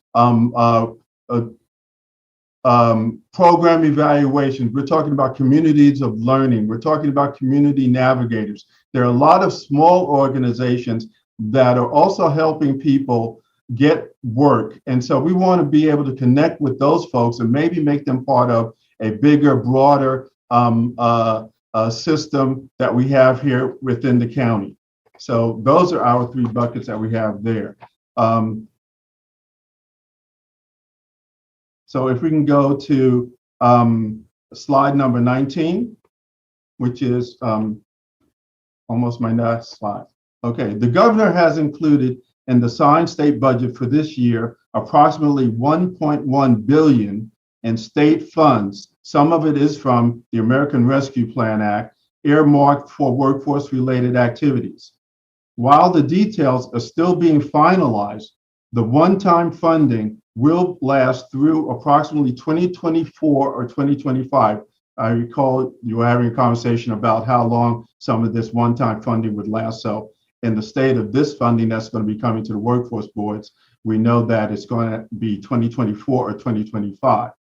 We also know that it's going to focus on planning for economic recovery, which is some of the things that Terry Nissich was talking about earlier, as well as enhanced collaborations with our economic development partners like REACH, as well as our community college system. As I said before, the details are still coming to us, and within the next 60 to 90 days, we should know more about that. So with that, can we go to slide number 20? This concludes my presentation, and I want to end by showing some of the collaborations and projects and activities that we participate in at the Workforce Board, but I don't have time to go into and discuss during today's presentation, which was primarily meant to inform the board about who the Workforce Board is, what we do, and for you to see the type of things that we perceive that are going to be happening in the future. With that, I'm going to end, and I'm ready to answer your questions. Thank you, Mr. McDonald. Questions from the board? Supervisor Hart? Yes, thank you, Mr. McDonald, for the excellent presentation. Really appreciate the perspective, looking at what you do. One of the questions I had is, do you have any kind of guesstimate about what the California Comeback Plan funding will mean for our own Workforce Development Board when the dust settles and those funds are allocated by the state? There's two possibilities on that. That's a very good question, Supervisor Hart, through the chair. One possibility is that the funding comes directly to the individual workforce development boards. And there are 45 workforce development boards in California. So that money could come to us 45 boards. Or the state could decide that what they wish to do is to provide it to regional planning units. There are 14 regional planning units that are in the state of California that the governor has designated. And in our area, Santa Barbara and San Luis Obispo are a designated regional planning unit. So the funding could come to the regional planning unit, but we know that it's going to require us to work with our community colleges. It's going to require us to develop a workforce-focused economic recovery plan, and that we are going to be required to work with certain partners. That's the part that we don't know. So that's the best that I can answer your question at this particular point, Supervisor. Does that regional planning unit exist now as a collaborative partnership? So it's a matter of working through that process and allocating the funds to various programs within San Luis Obispo and Santa Barbara County through that process. Okay. Right. Let me speak a little bit more about that since you mentioned that. We are the latest of the 15 regional planning units, Santa Barbara and SLO County. Santa Barbara Workforce Development Board is the lead agency on our planning unit. Okay, so the funding would actually wind up coming to us here in Santa Barbara based upon a plan that we've developed with San Luis Obispo, and then the funding would go as necessary to San Luis Obispo, or maybe in some cases, Santa Barbara would pay for it, activities to be done in both San Luis Obispo as well as Santa Barbara County. So it can work that way too. So I wanted to elaborate a little bit on how RPUs work. Thank you so much for that clarification. Other questions from the board? Supervisor Lavanino. Thank you. Yeah. And then I'll get to you, Supervisor Williams. Sorry. Hey, Ray, I just wondered if you could speak for a second about, the, I guess the mood that's out in the community right now. When I look at the unemployment numbers being where they are, but then when you drive around town and you see all the help wanted signs, you see people paying exorbitant bonuses to try to sign people. How do we justify those two numbers, what we're seeing out on the street, and then we do actually see unemployment numbers. How do those jive with each other? Good question, Supervisor Lavanino, through the chair. What's happening is that a lot of folks are making adjustments to their lives at this point, based upon the pandemic. Women are still not coming back to work in numbers that were pre-pandemic. We do know that. We know that there are a lot of jobs that are out there that people want folks to come back to. Sorry. Oh, okay. And what we also know is that folks are being very picky at this time. I was at a workforce conference in early September, and we all agreed, this is me and my counterparts, we all agreed that this is the first time probably in our working lives where it's a job seekers market as opposed to an employer's market. So very definitely job seekers are being picky and choosy. That's why you do see the bonuses. They are deciding whether or not the work-life balance, they're making decisions based upon that. And they're also looking for the best offers. And so they're holding off a little bit. It's going to be interesting to see, again, this is October. The September unemployment figures haven't come out yet. So it'll be interesting to see what September and October and November looks like. But that's, at this point, I've talked with a number of the chamber folks. I've also talked with some business people about their difficulties in getting their positions filled. And there's no magic bullet. I think that what we're all trying to do is we're trying to do test out as many ways of responding and many methods as possible to see what works.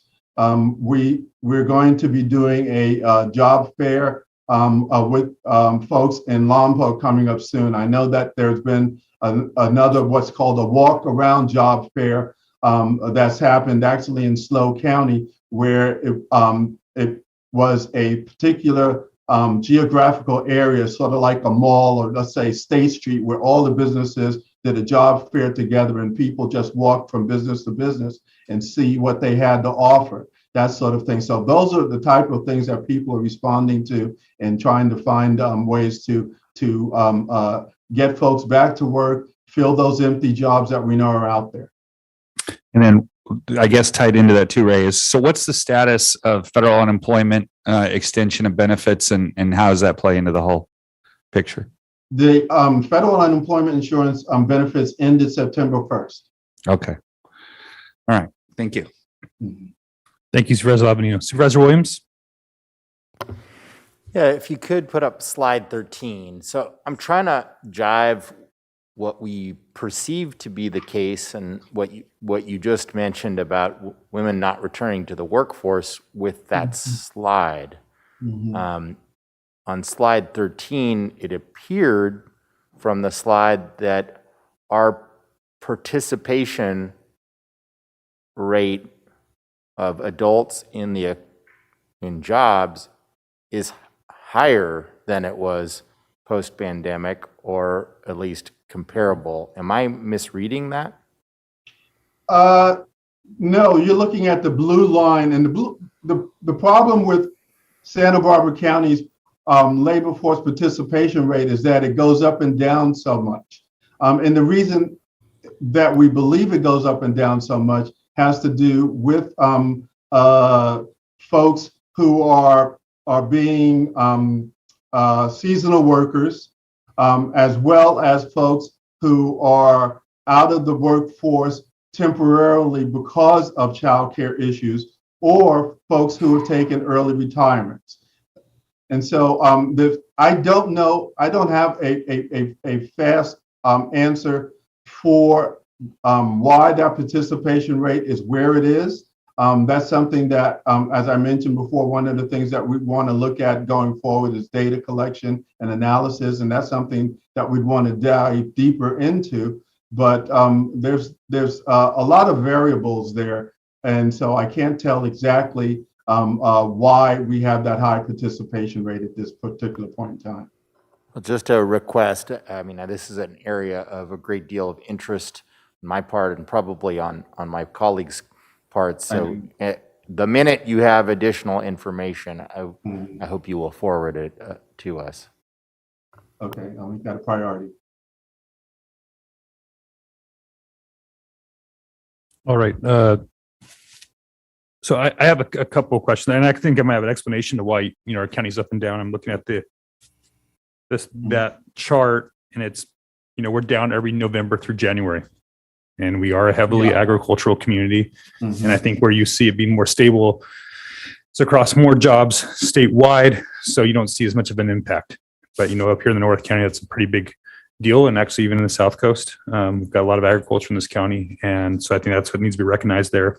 I think things got fairly unpredictable during the COVID pandemic, and that's also reflected as well. But it does seem like that we're up.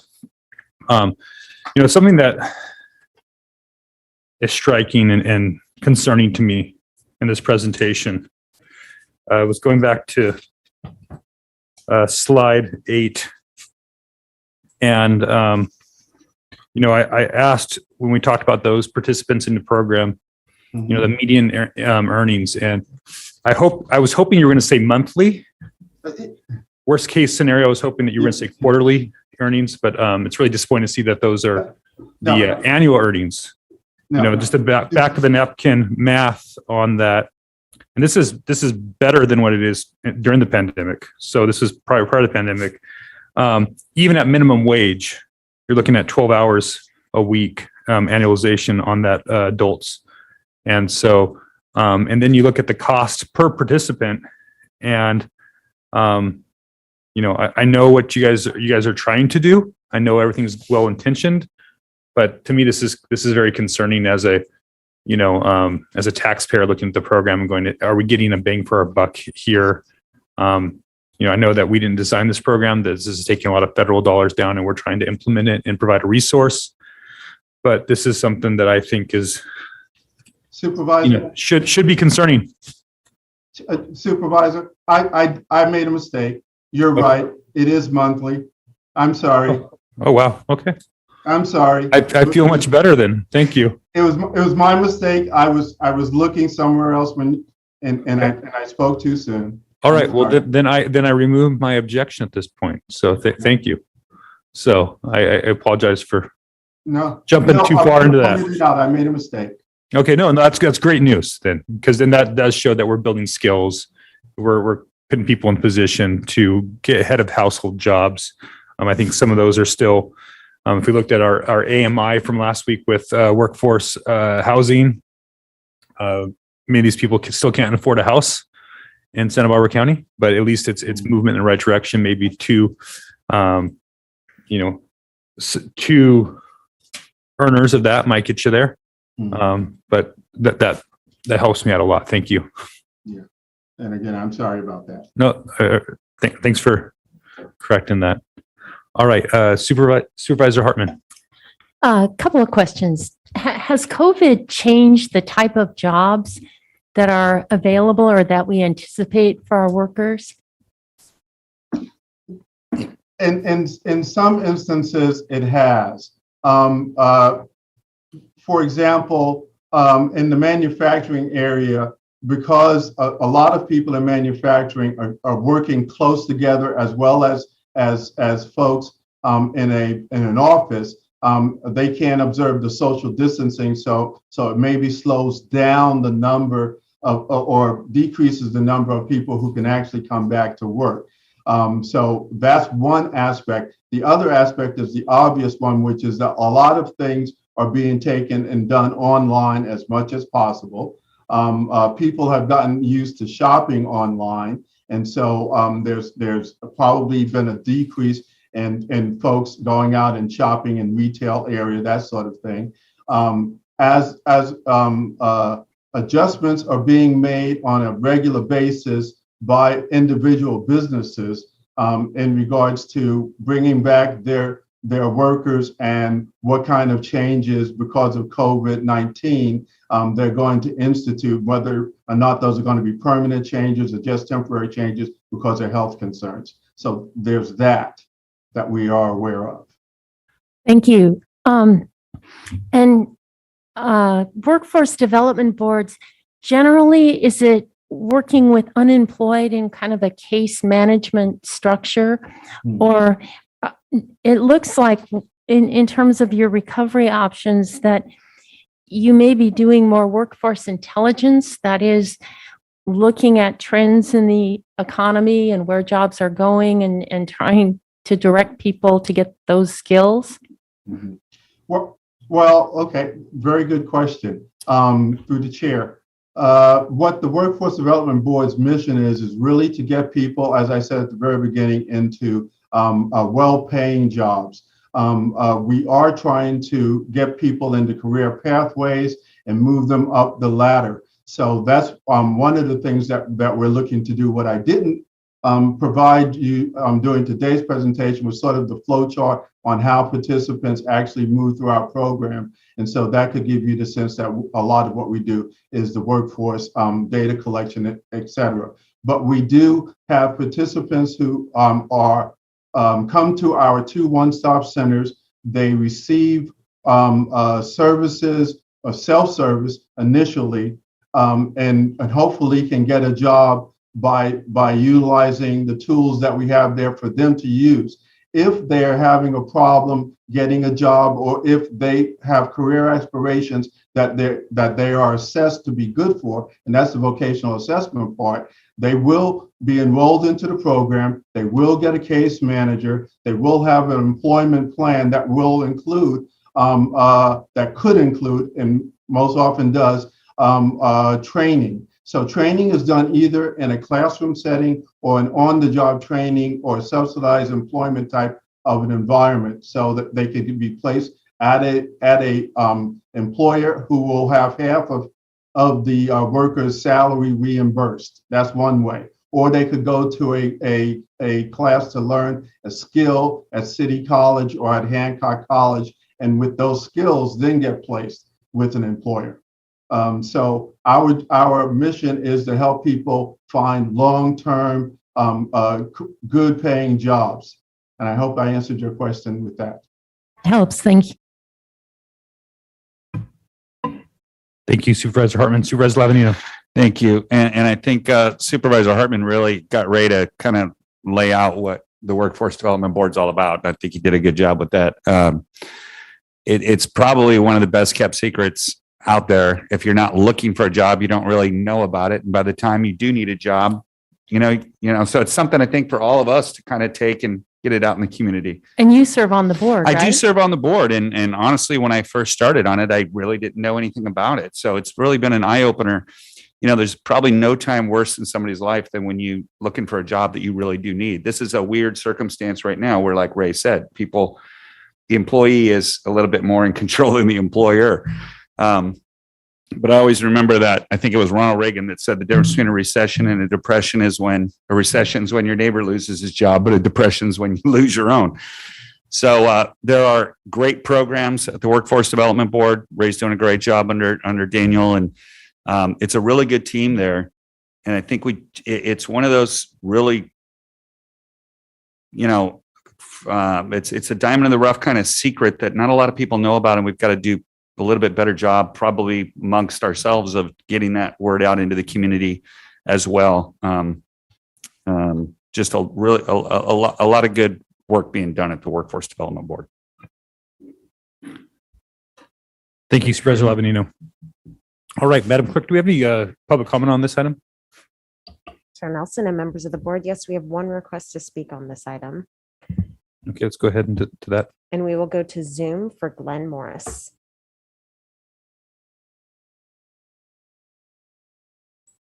Good afternoon, Chair Nelson and members of the board. My name is Glenn Morris. I serve as a member of the Workforce Development Board and the board's executive committee. And on behalf of the board today, I just wanted to take a moment to express our appreciation for the Board of Supervisors and the county executive staff and their support and partnership in this endeavor. We appreciate your comments today and the questions you've asked, and just wanted to share the board's commitment to continue looking at creative ways to support both the employers in our community as well as the potential workers who are looking to find ways to advance their careers. Our goal is to ensure that Santa Barbara County is both competitive for businesses while at the same time providing good career paths for our local residents. Again, we appreciate your partnership. We look forward to continuing to work with your board going forward. Thank you. Thank you, Mr. Morris. All right, with that, let's back to the board. Any additional questions or comments from staff? Ray, you good? I'm good. I appreciate Supervisor Lavanino's kind remarks also. I will point out that in one of the quirks of government, federal government legislation, the workforce development boards are prohibited from marketing ourselves. So that's one of the reasons that we're the best kept secret in the community, is that we cannot market ourselves. It's a disallowed cost.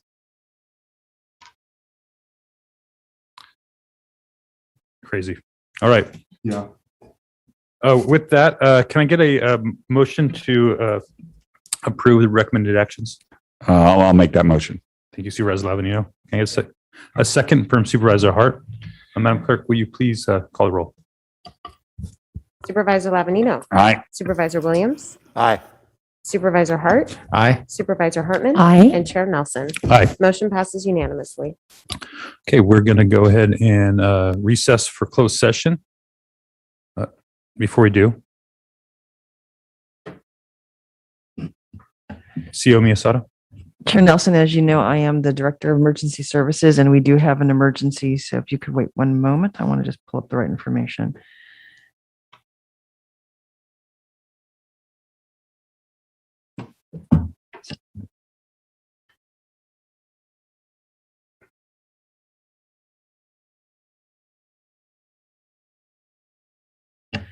Found it. Thank you. Due to the emergent nature of the Ellisville fire, I will be requesting that the Board of Supervisors consider a resolution proclaiming the existence of a local state of emergency following closed session. So approximately 1:30 or 2 p.m.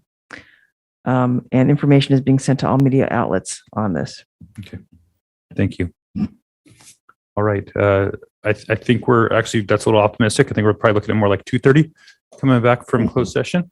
But before, just for the general public, also those who are watching that want to speak to our third and final item today. Well, I don't think that we'll be hearing that much earlier than 2:30. But Madam Clerk, can you please read the items for closed session? Mr. Chair, members of the board, we've got 3 items on for closed session today. 2 cases of existing litigation under Government Code Section 54956.9, United States, Judith Zissa versus County of Santa Barbara, which is a federal case in the Central District, and Murray versus County of Santa Barbara, also in the Central District. And we have 1 case of anticipated litigation under Government Code Section 54956.9, significant exposure to litigation, 1 case. And as you said, the time estimate is at least 2 hours, maybe 2.5. All right. So again, we're recessed to a closed session, approximately 2 hours, approximately around 2:30. Thank you.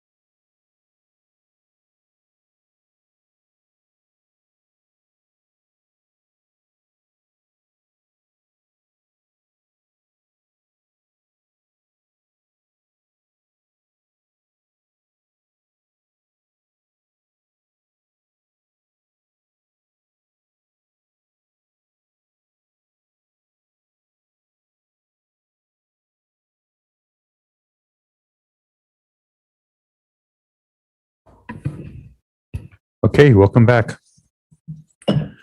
We are just coming back from closed session. Madam County Counsel, can you report out from closed session today?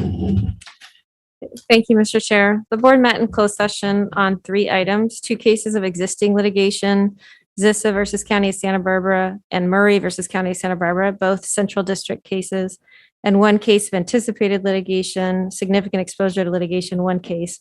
And the board took no reportable action. All right, thank you. And Mr. Chair, members of the board, prior to closed session, CEO Miyasato, as the Director of Emergency Services, requested that your board take an action, come back and consider taking an action on proclaiming an emergency for the Alisal fire. And due to the emergency nature of the fire and based on the Brown Act Authority, Government Code Section 54954.2 and 54956.5, the board has the option to consider adoption of the resolution and proclamation caused by the Alisal fire. And that's pursuant to Government Code Section 8630A. Prompt action is necessary due to the disruption and threatened disruption of public facilities, including but not limited to the operation of the Tahigas landfill, railway service, and closure of Highway 101. When an emergency situation exists, the Brown Act allows the board to consider an item that was not originally posted on the agenda. And here the fire started after the agenda was posted. So at this time, I can turn over to the clerk of the board to just go over the posting of these items. Yes, thank you, Chair Nelson and members of the board. I would just like to note for the record that the ex-agenda item request, as well as the board letter and proclamation, have been distributed to the board, as well as made available online in 2 places, both on our Granicus website, included with our agenda immediately following administrative item number 17 on our agenda today, as well as on our readysbc.org, readysbc.org/Alisal-fire/. And this has also been made available to the public in both our hearing rooms here in Santa Maria and Santa Barbara. Okay, so Mr. Chair, do you need a motion to accept this as ex agenda first? That's Okay, correct. I'll make that motion. Okay, so I have a motion and a second. Madam Clerk, will you please call the roll? That's to accept this item as an ex-agenda item for today's meeting. Sorry, Chair Nelson and members of the And Mr. Chair, members of the board, as part of that motion, you are finding that an emergency situation exists that justifies adding this to the agenda. So the maker of the motion and the seconder acknowledges that? Yep. Okay. All right. I guess before we call that, is there any public comment on that? Chair Nelson and members of the board, I have not received any requests to speak on the emergency ex-agenda proclamation. Okay, item. great. So with that, seeing no further discussion on the board, Madam Clerk, will you please call the roll? Supervisor Lavanino. Aye. Supervisor Williams. Aye. Supervisor Hart. Aye. Supervisor Hartman. Aye. And Chair Nelson. Aye. Motion passes to add the ex-agenda item onto our agenda today. Okay, now that it's on the agenda, can I? I'll make a get motion the to move items A through D. Or actually, Madam Clerk, do you read that? I'm not sure. All right. Thank you, Chair Nelson and members of the board. Before you today on the ex-agenda, we have an item brought to you by the County Executive Officer regarding a proclamation of local emergency caused by the Alisal fire. And this is in all supervisorial districts. And yes, if we can get a motion to approve staff recommendations A through D. So move. Second. So we have a motion and a second. Any further discussion? Madam Clerk, actually, is there any public comment on this ex-agenda item? Chair Nelson and members of the board, if you can bear with me one moment, we did have someone just log in. Let me just double check.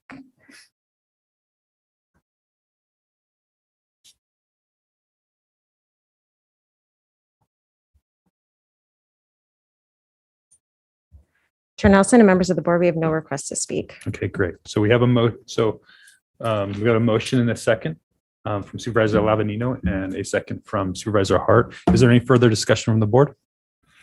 Seeing none, Madam Clerk, will you please call the roll? Supervisor Lavanino, Aye. Supervisor Williams, Aye. Supervisor Hart, Aye. Supervisor Hartman, Aye. and Chair Nelson. Aye. Motion passes unanimously. All right, I want to make sure I thank Terry Musnisich and County Council staff on moving on that quickly. And Chelsea, of course. Great work, and thank you for being so responsive. With that, I believe the next item on the agenda is departmental item number 3. Madam Clerk, will you please call that in the record? Chair Nelson and members of the board, departmental item number 3 is from Planning and Development. It is a hearing to consider recommendations regarding the County Planning Commission's recommendation to deny the SB Clark LLC residential subdivision Key Site 3 project, 13 GPA 5, 13 RZN 1, 13 TRM 1, 13 BVP 10, 17 RDN 5. Okay, great. Before we get started on this item, is there a requirement for ex parte communication on this? So let's go ahead and at this time, is there any ex parte communications that the board wants to go? Supervisor Lavanino? Thank you. I did meet with the applicant and toured the site, discussed access questions, and received, got his opinion on what he believed was proper access. And it was very short meeting. Okay. Any other Supervisor Hartman? Yes, I also had a Zoom meeting and a site visit with the applicant, and we discussed the history of the project, including the recent Planning Commission decision, secondary access, cluster versus distributed development, trails, and open space. All right. Thank you. Supervisor Williams? I also had a Zoom meeting with the applicant.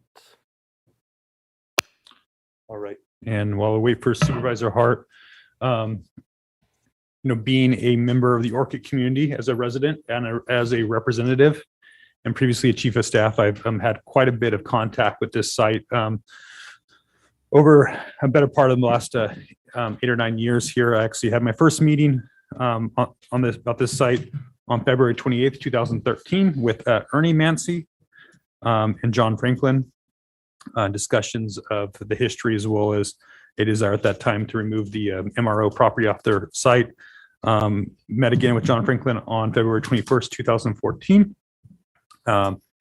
Since also discussed the project. Since then, I've also met with some of the neighbors.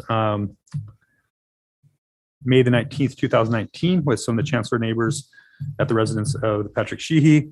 And again, I met on September 7th this year with Bill Brown, one of the neighbors in the Chancellor area.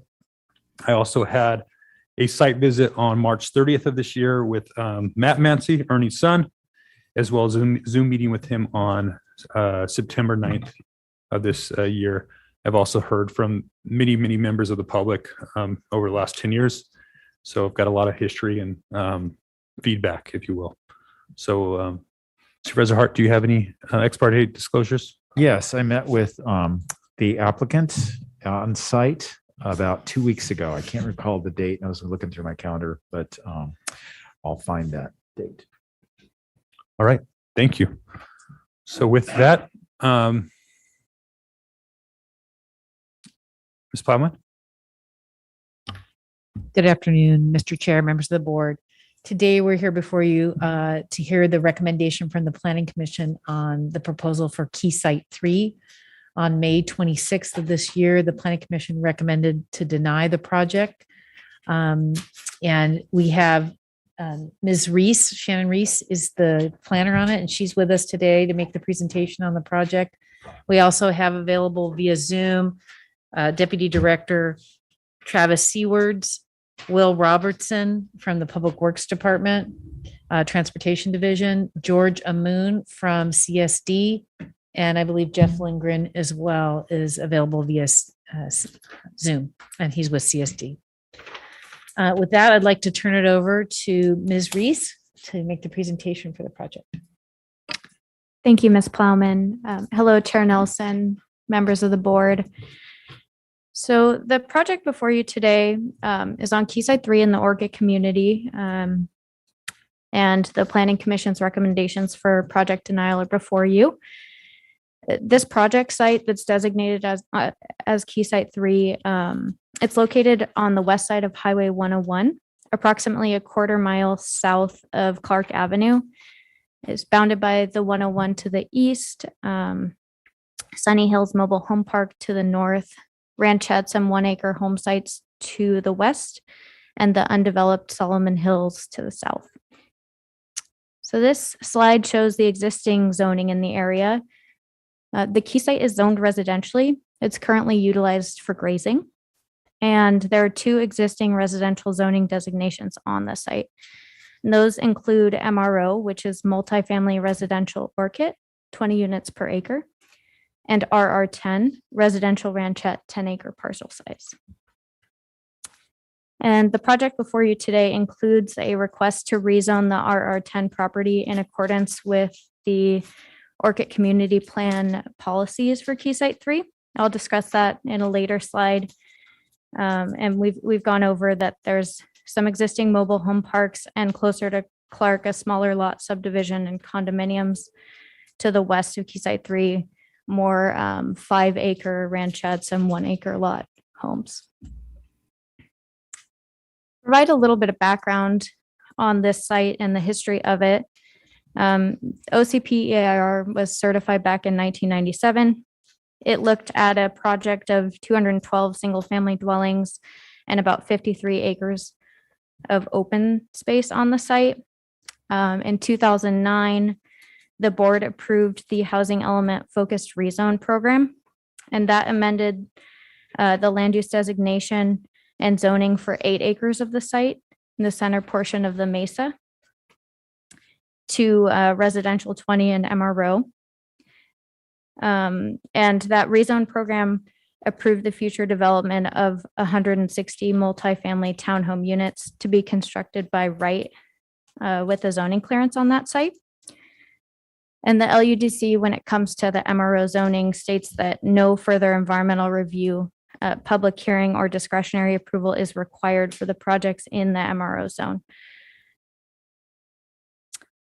So those 160 townhome units are not a part of the proposed project that's before you today. Although the proposed vesting tentative tract map that's under your consideration would divide the MRO site into 2 parcels and identify infrastructure to serve the site.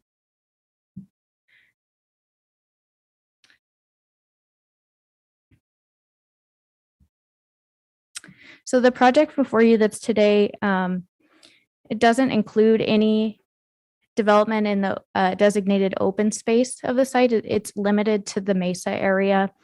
That's where it differs from what was considered earlier by the board back in 2012 that Supervisor Nelson gave some background on. But to give you an overview of what the proposed project would look like, 119 single-family dwellings would be located on the mesa area, which is shown in orange here. And it's limited to that area to preserve the natural open space on the site and reduce the project footprint as compared to those previous projects that were analyzed in both the OCP EIR and the 2012 denial. The reduction of the project footprint is accomplished by clustering the homes. So the lot sizes would range from approximately 3,000 to 13,000 gross square feet. And the way that the applicant has designed the project, homes with larger lots and single-story homes would be located towards the exterior of the project where there's existing single-family development, whereas the second-story homes would be clustered towards the interior of the site, stepping away from that existing residential development. The project also includes the dedication of 91 acres of public open space to the county, in addition to 22.5 acres of private open space on site.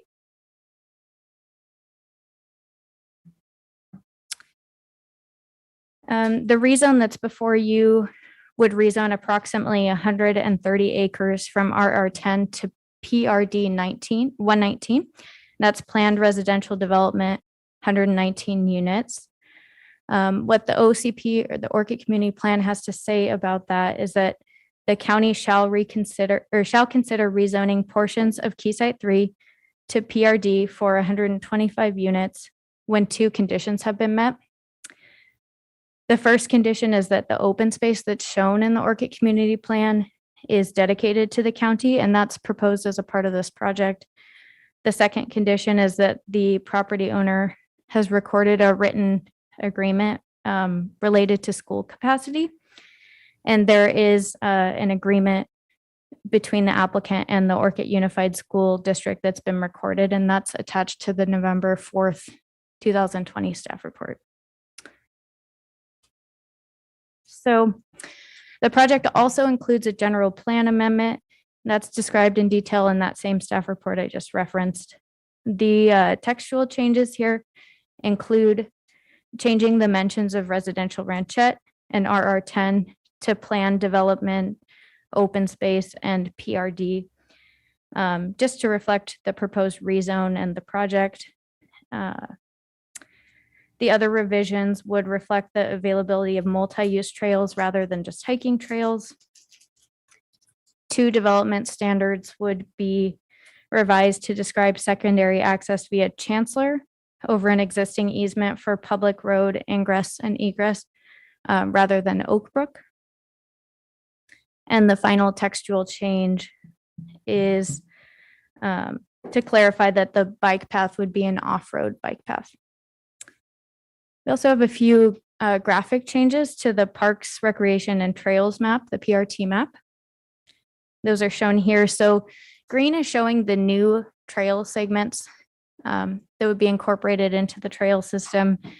Yellow is areas that were realigned to better suit the topography of the site. And red is areas of no change. So a note here is that the trail segment on the southern end of the Key Site 3 parcel, the W1 trail, would provide a connection to the 96-acre recreational open space parcel immediately adjacent to Key Site 3 that the Board of Supervisors executed a purchase agreement for in September of 2020.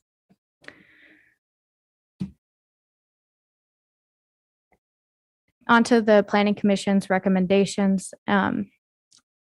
As Ms. Plowman said, the County Planning Commission heard the project a number of times, most recently on May 26th of this year. And on that date, they recommended that the board deny the project based on the inability to make findings pertaining to general community welfare, appropriateness of the proposed population density in the PRD portion of the site, and compatibility of the project with the surrounding areas.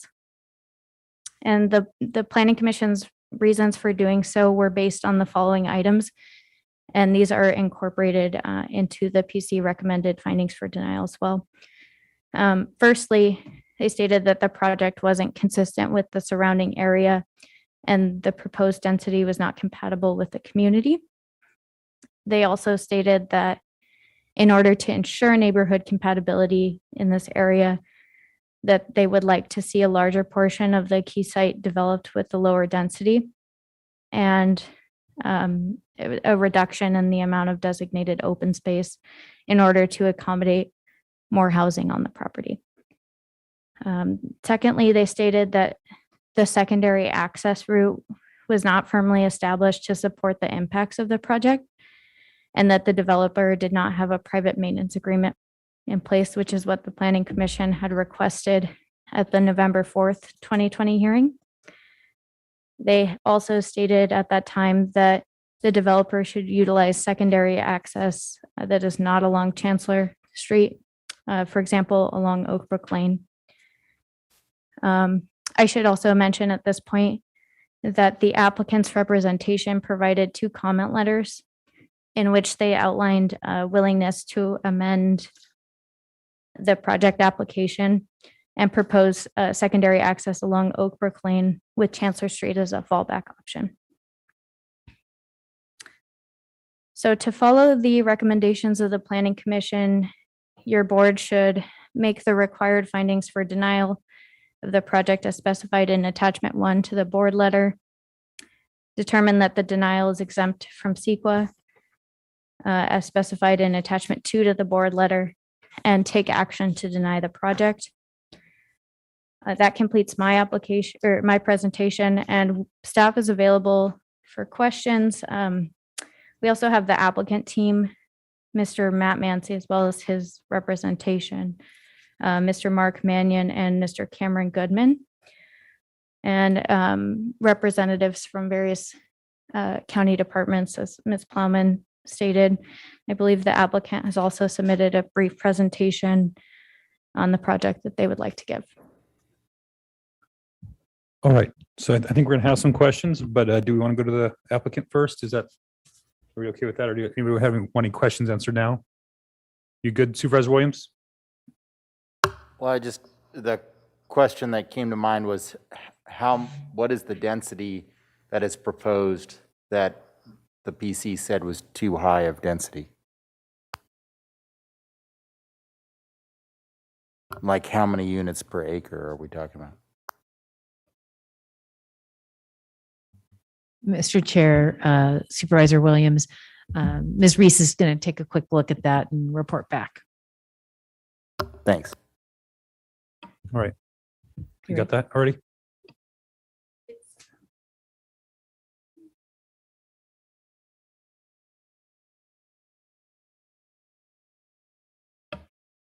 Chair Nelson, Supervisor Williams, works out to approximately 2.83 units per acre.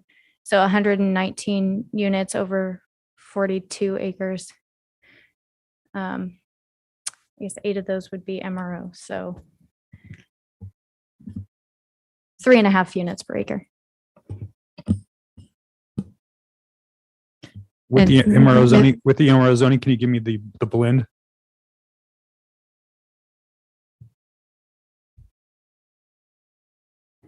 So Supervisor Williams, there's also cumulatively there's 160 units over 8 acres also on the property. Oh, you're talking about the multifamily. Yeah. Chair Nelson, members of the board. So with all of the units included on the Mesa area, the density would be 6.7 units per acre approximately. Okay. I think that was the point that the Planning Commission was making.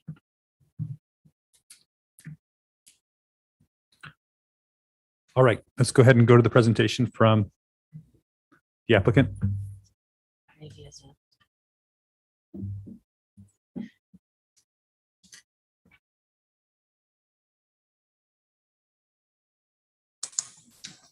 Good afternoon, Chair Nelson, members of the board. Thanks for hearing us. My presentation is really brief. My name is Matt Mancy. I'm the applicant and the owner and the developer. And Ms. Reese did a really good job of explaining the project, so I'll be really short. So we, as she stated, we've been here for quite a while.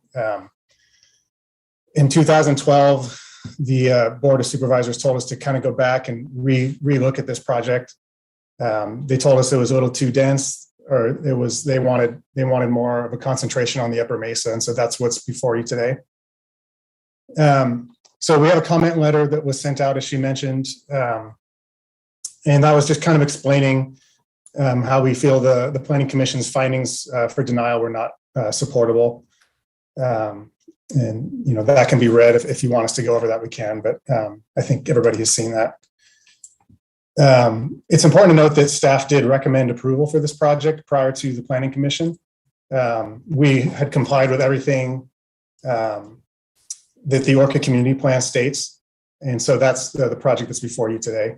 The notable change that Ms. Reese mentioned was the secondary emergency access. We are willing to move it, and we worked with staff to get that moved. So if that's something that the board wishes, that we are able to do that. And we can move that to Oak Brook Lane. And then the letter also talks about the Housing Accountability Act, SB 330. So again, if you have questions about that, we're happy to go over that, but I don't think it needs to be mentioned right now. So if you can go to that slide that says brief project history. So the land was purchased in 2003. As I said, we've been at this for quite a while. The MRO was approved in 2009. And then, as I mentioned earlier, this is kind of the second iteration of the project that was before the Board of Supervisors. We had at one point ranchettes down at the Lower Mesa. We were told that those weren't wanted and that we should concentrate, as I said earlier, on the Upper Mesa. So that is what's before you today. Next slide, please. So we've been working on this, as I said, since 2003, finalized and subsequently re-updated the EIR in 2020. So just a little over a year ago to comply with any new mandates and laws. Water rights secured, and then we've complied with all county staff requests. So basically everything that's been asked of us, we've worked really hard to get that done. We've moved sewer lines and changed access, and we've worked with the developer to the north, Mr. Gavin Morris, in Keyside 2 to kind of realign our access road through their property. And that's the main access I'm talking about. Next slide, please. We worked with 6 individual neighbors on Oak Brook, as I mentioned, to get a sewer easement through there. We're also willing, as I mentioned, to put our secondary road through there as well, if that be the will of the board. Adjacent landowners we've worked with, we've met many times with the Sunny Hills Mobile Home Park, met with Gavin Morris, and finally we've met with the county supervisors and staff regarding that secondary access instead of Chancellor to Oak Brook. Next slide. So the open space. So we had 138 acres total. We're dedicating 80% of that to open space. It's 65% of the 138 is public open space. So that's trails. That's the entire Lower Mesa. I think it should be noted that the whole property is 138 acres, and so if we're doing 119 units on 138 acres, that's about 1.1 units per acre if you count the whole entire site. Now that's not including the MRO space, but that would bump it up only slightly. So we're really talking about a much smaller density than even two units per acre. Next slide. You saw this already from Miss Reese. That's the Mesa, the yellow portion. That entire red line portion is the 138 acres, which is the entirety of our property. And then there's the concentration on the Upper Mesa. Next slide.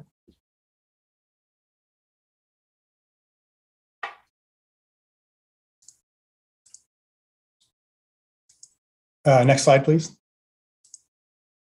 You can see some of our architectural styles. These are for the homes going in.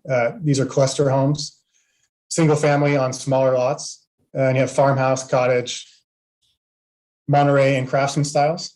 Next slide. And then this is just gives you some idea of what they're going to look like elevation wise. This is our 1-story. Next slide, please. Craftsman style. Next slide. These are some of our 2 stories. Next slide, please. And then here's some floor plans.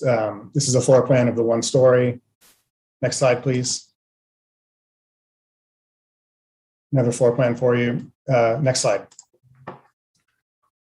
This is an example of the cluster layout. As you can see, you have the smaller lots, larger lots towards the mobile home park, as Ms. Reese was pointing out, and then smaller lots as you go south. Next slide, please. And there's just an idea of the cluster with the floor plans integrated in. Next slide. Just a little bit about us. We're the owner and affiliate of SB Clark. We're a semi-local developer. We're in Ventura. And we do both single family homes and multifamily buildings. Family owned and operated, and I'm an open door. So any questions, from staff, public, or the board, please call me. Next slide. So we believe in this project. We believe it's a good project, that it's actually a really good project, and that it's the right area and the right property for this kind of development. It's obviously very low density. So just a couple of benefits here. Obviously, everybody knows that there's tax revenue, road realignment. It provides badly needed housing, fees in lieu for affordable. It should be noted there's no affordable housing that's being built on either one of these sites. It's all market rate. We're paying fees in lieu for affordable. And then again, just a huge dedication of open space, 91 total acres. And out of that, 22.5 acres is being dedicated to the private open space. So homeowners, backyards, and private pocket parks and things like that. Final slide. So yeah, we think this is an exceptional project. County staff had previously recommended it for approval, and we don't believe the findings that the Planning Commission came up with were valid and not supportable. We feel it's a good location. Finally, the dedication of open space and the trails that are going to connect to the trails to the south is a big public benefit. So that's it. I'm going to be here. Obviously, if you have any other questions, I'm here. Thank you. All right. Thank you, Mr. Mancy. Any questions from the board this time? Yeah, I guess I'll start with the questions. As Supervisor Hartman reminds me, it's my district. I guess my first question is for staff. Where's the water coming for this project? Because and again, I know that we're talking about the 109 units. Is that right? 119 units. But it's also, as we're going to develop this project out there, there's approvals that are going to be happening today that also will lead towards the building of additional 160 units. So we're really talking about 279 units on the property. And so I know that we're not deciding on whether the MRO happens today, but I think we need to make sure that when we make a decision, we need to think about the cumulative impacts and what it's a neighborhood that we're potentially approving today. And so I think that I want to make sure I put that on the record for my colleagues and staff as we go through this. So the water for this project, where's that coming from?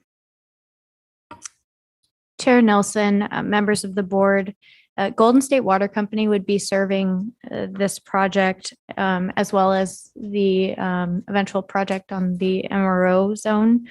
And there's a supplemental water agreement to purchase 200 acre feet of water that's been executed with the city of Santa Maria, which means that there's adequate water available from a basin that's owned by the city that's not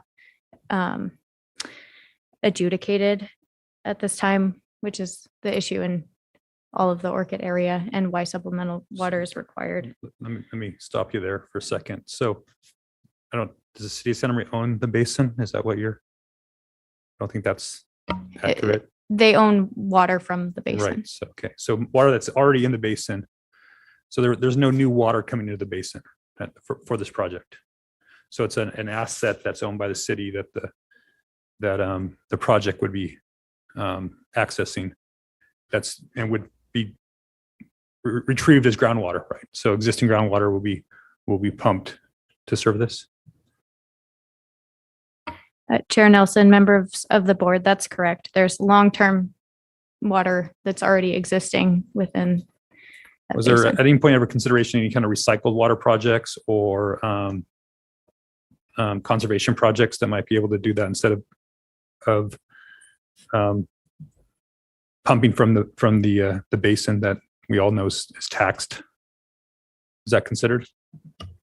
Mr. Chair, I'm not sure I completely understand your question. Well, we're talking about the water to feed 300 residences. Sure. So, where's that going to come from is part of the question. Right. And I'm hearing that It's water the city of Santa Maria has purchased, has put into our basin, and now is going to sell to this development, is what I'm hearing. And I'm just asking if that is that the only route that was available for this project? Were there other possible opportunities to create new water for the project like this through some type of conservation project or recycled water project? Mr. Chair, what it sounds to me like is you're asking whether or not the sanitary district actually does a certain level of treatment to, well, this is a way that more water can be developed, right? A sanitary district can treat water to a certain level, and then they can re-inject that into the groundwater basin. So I don't believe that was considered for this particular project. Right. I just know the questions of water will definitely come up, in the community. That's often a concern when people see that we're building new houses, and then we're at the same time we're asking for conservation. There's sometimes a mixed message that exists, and so that's why I wanted to hopefully flesh that out a little bit. Getting back to the trail access piece there, the trails that are going to be a part of this project. I know it's talked about and contemplated as being one of the connecting pieces for the Orchid Trail system to get to the property that the board had purchased, I think last year or the year before. Are there other routes to get there, but outside this project? Chair Nelson, members of the board, if Mr. George Moon is available to speak to the trail system, I think it would be best addressed by him. Right. Yes, Mr. Chair, members of the board, this is George Moon, contract park planner for CSD. Currently, we're looking into the access of that parcel that was purchased. There may be some easements that go off certain roads in Orchid, but actually I've just contacted the county surveyor's office and some other offices in the county to look at other avenues as to getting to that parcel. Okay. So uncertain at this time is the short answer. All right. We have gotten partially through some various trail licenses from some of the neighboring property owners. Is that correct?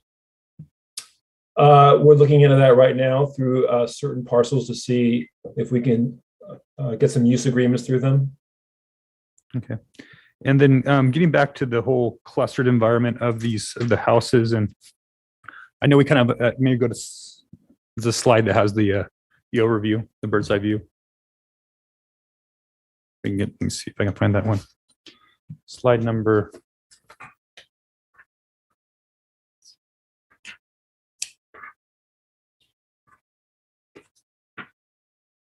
Sorry, slide number 6, staff presentation.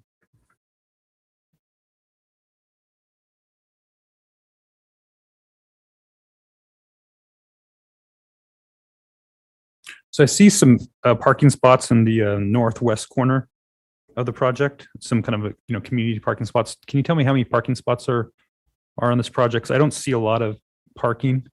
I know we're not trying to develop projects with a lot of parking. It's totally a trend that we're doing in planning, but I'm not seeing a lot there. Just a minimal level. Can you speak to the amount of parking that's available?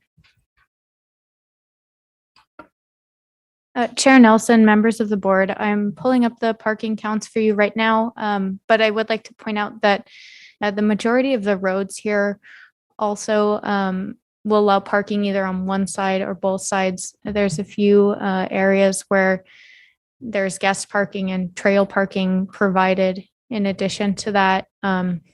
And the applicant could speak to the amount of parking that's proposed on the MRO site, but I believe it was in the neighborhood of 300 spots also. So let me get the particulars for you. Okay, thank you.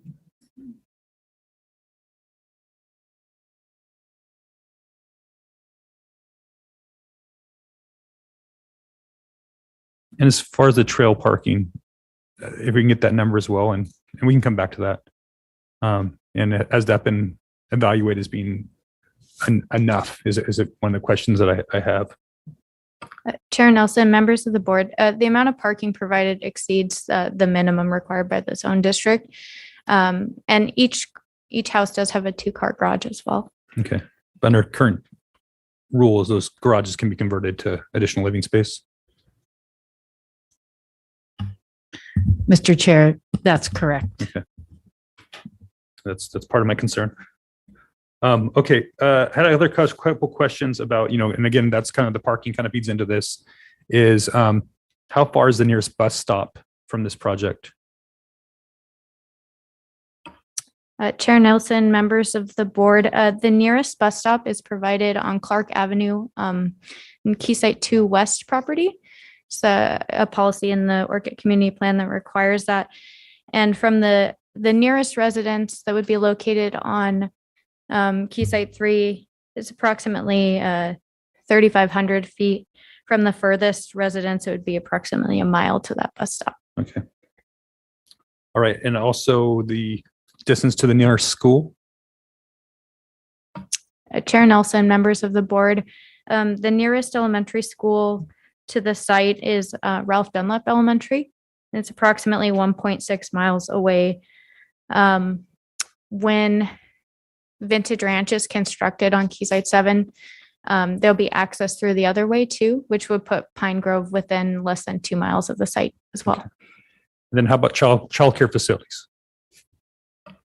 Chair Nelson, members of the board, as far as the non-residential childcare centers, the closest facility is approximately 1.9 miles away at the Upward Bound Preschool at the Lutheran Church.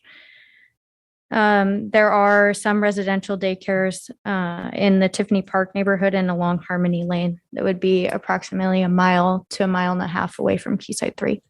Okay. I guess my last question would be, has there been any evaluation on how this project and the cumulative development will impact the jobs housing imbalance in the county? Mr. Chair, members of the board, these matters are considered as part of the housing element update. So when that site was identified for the MRO and the numbers were considered as part of the RENA process, jobs housing balance was factored in. This site was identified in the Orchid Community Plan for residential development, and the issue of jobs housing balance was discussed as part of that process and discussed as part of the housing element process back in the early 2000s. But we have become more and more aware of that and the importance of making sure that we can try and balance that. And as you've noticed in our current RENA cycle, you see that the majority of the housing units were assigned to the southern portion of the county because they have greater level of jobs there. Okay. I have some editorialization a little later, but those are my questions for now. Supervisor Hartman. So I really just have one question in parts, and that is, what does the county require for the secondary access? Do we look at the easement? Do we look at whether the easement is overburdened? Or if not, do we simply condition it? How do we, what do we ask an applicant to provide for the secondary ingress egress? So, Mr. Chair, Supervisor Hartman, so typically in a development of this size, you would need your primary access, and then you would need a secondary ingress and egress for, or at least at a minimum, egress for safety purposes, right? And so when the project is analyzed, we look at the roadways that it would be using and determine whether or not there would be impacts. And in this instance, the environmental review determined that there would be no significant impacts using our thresholds to roadway facilities and intersections. So does that answer your question? Is there a private road or a gate? Yeah, Chair Nelson, Supervisor Hartman. So along the secondary access road that's currently proposed, which is Chancellor Street, there is an existing gate. And the fire department, in their condition letter and their requirements that they gave for secondary access based on the fire code, was that the existing gate structure on Chancellor can remain, but it needs to be available for ingress and egress purposes by all residents of Keysite 3. So, so that pretty much deals with it. I mean, right? I mean, what I think the planning commission was concerned about was that there was an easement, but that it would be overburdened by this traffic. And so I guess I'm asking for clarification now about that. Do you want to respond? Director, hi, this is Travis Sears. Can you guys hear me? We can. Okay. Hi. Good afternoon, Board of Supervisors. I think the question with the easement being overburdened was addressed in our review. We review all the easements and the paperwork that comes with them, and it was determined that the applicant has full use of this easement for the purposes that they have proposed. Thank you very much. So then going to the secondary access, that's really the applicant is doing that just as an alternative, but isn't legally obligated to do that. Is that correct? Supervisor Hartman through the chair, that is correct. Okay. I think it is another way to avoid one of the general plan amendment that's requested, right? Because the community plan had identified Oak Brook as the secondary access, and they are proposing to change that to Chancellor because they have the easement on that road. I see. Yep. Thank you. Yeah, and if I would like to follow up on that. So the Orchid Community Plan was designed, and when that was approved, that property owned the easement across Chancellor at that time in the York Community Plan. That right? I mean, it's an old easement. I think I've read the easement documents. I think it's from the 70s. So I would imagine, and for the purposes of the discussion, we'll assume that they were there in advance. But at that time, through that environmental process that happened in the community plan process, even though there was an easement that it did exist on Chancellor, Oak Brook was part of the Orchid Community Plan for access to that site. Is that correct? Mr. Chair, I didn't manage that community plan, but I believe that's correct. Okay. Well, the words are on the paper, right? Yeah. Okay. Thank you. All right. And just to clarify, because we're using some different terminology for the public. So there's things we're going to decide today that are general plan amendments, right? And those are policy calls, legislative acts. And then there's also the land use side, which is more of a judicial act, right? So we're kind of combining those two things. Am I understanding this correctly? Mr. Chair, you have a discretionary project before you, and then you have some legislative acts before you that result in changes to the Orchid Community Plan. All right. Thank you. And Mr. Chair, members on the board, just a couple of clarifications. So when we review an easement for access, what we're looking for is just whether or not the applicant has the right for that purpose. But we don't adjudicate the private rights of the easement. So we don't adjudicate whether or not it's overburdened. Whereas we might look at impacts of the project as a whole, but we're not adjudicating the rights under the easement. So I did want to clarify that. And then I believe there was a question about whether we're required to have a primary access and a secondary access. There is a development standard in the Orchid Community Plan that requires two routes of ingress and egress for the development. So just want to make that clarification. All right, thank you. Mr. Richardson? Mr. Chair, Supervisors, just to clarify, the easement is from 1982. Yeah, thank you. All right. Additional questions for you, Supervisor yes. Hartman? I always find our position on easements, I always need clarification on this. So what happens if we go forward and the neighbors would bring a lawsuit to say that it's overburdened? Mr. Chair, Supervisor Hartman, that has happened before. And again, it's a private dispute between the parties to the easement. Right, but we need they have to have one. And what if they lose that lawsuit? Then what happens? Supervisor Hartman, generally what happens is they wouldn't be in compliance with the conditions of their project if it was approved with those as conditions. And so they would need to come in for some kind of project amendment before they can move forward. Right. Thank you. Any other questions from the board? Supervisor Lavanino? Thank you, Mr. Chair. Yeah, I need clarification on that. So that raises a really interesting question. So they would have an approved project but then there'd be litigation per se. Let's say that there is. They lose the litigation. So they don't have, I mean, once they received approval from us, what stops them from the development at that point? Would a judge issue a stop order or injunction of some type?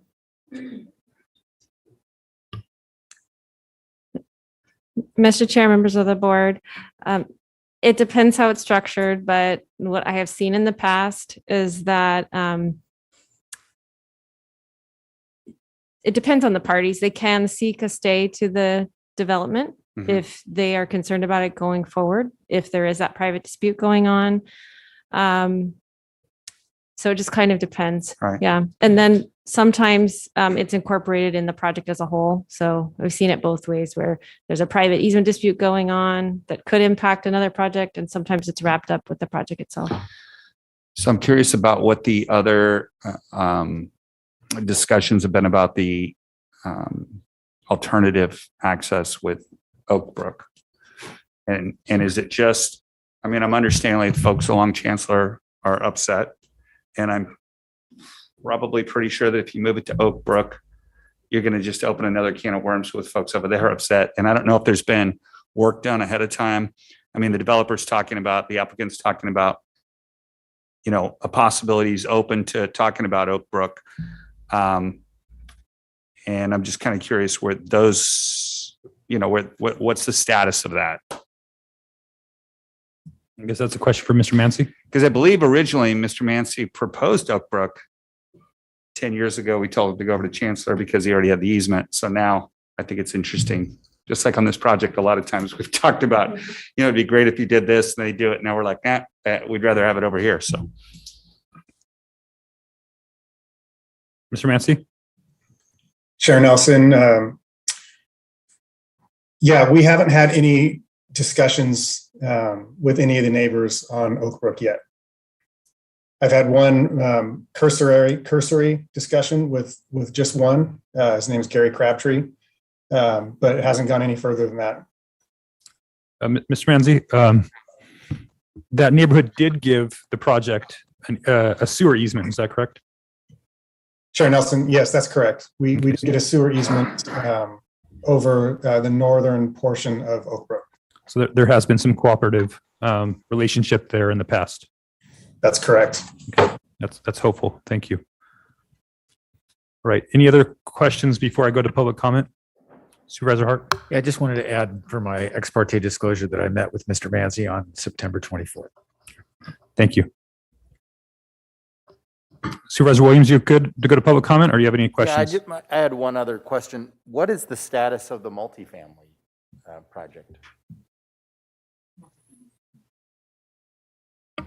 Chair Nelson, Supervisor Williams. So there is a zoning clearance application in for the multifamily development. As I mentioned in my presentation, the vesting tentative track map includes a subdivision of that site and also infrastructure, provides infrastructure to that site in the center of the mesa. So that's essentially pending your decision on this project. So the multifamily is permitted but not built, but needs this other project to go forward? Mr. Chair, Supervisor Williams, it's got a land use clearance submitted. So, and it's a ministerial process, but it is dependent on the lot lines that are going to be created by this project through the map and the infrastructure. That's correct. Got it. Let me ask a question on that, because I think it's important for the discussion here. So that zoning took place in 2009. So that's 12 years ago. Correct.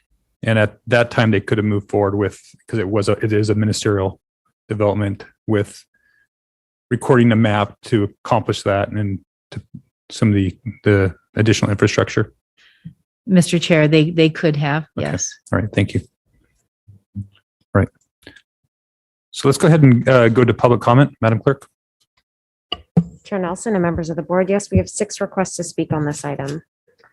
And we'll begin here in Santa Maria with Judy Birch, to be followed by Bill Brown. Judy?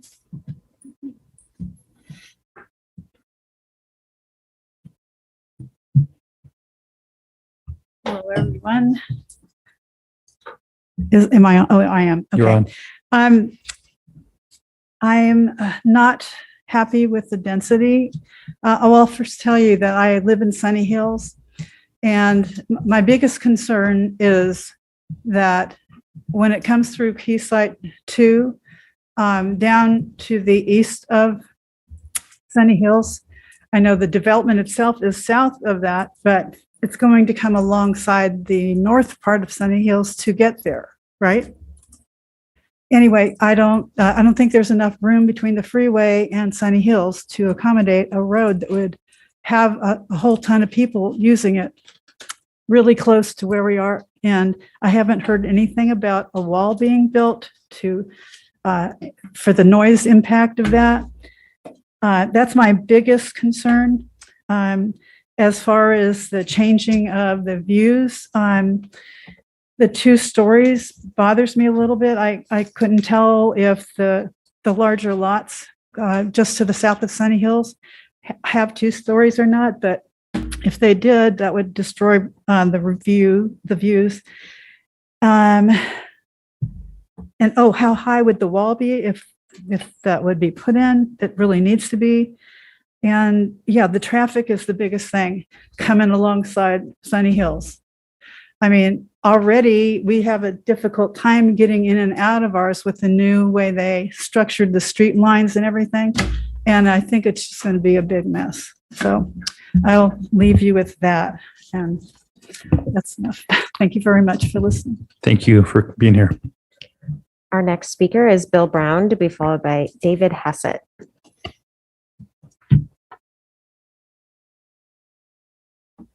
Hello, I'm Bill Brown. Sorry. I live off of Chancellor on Hamilton.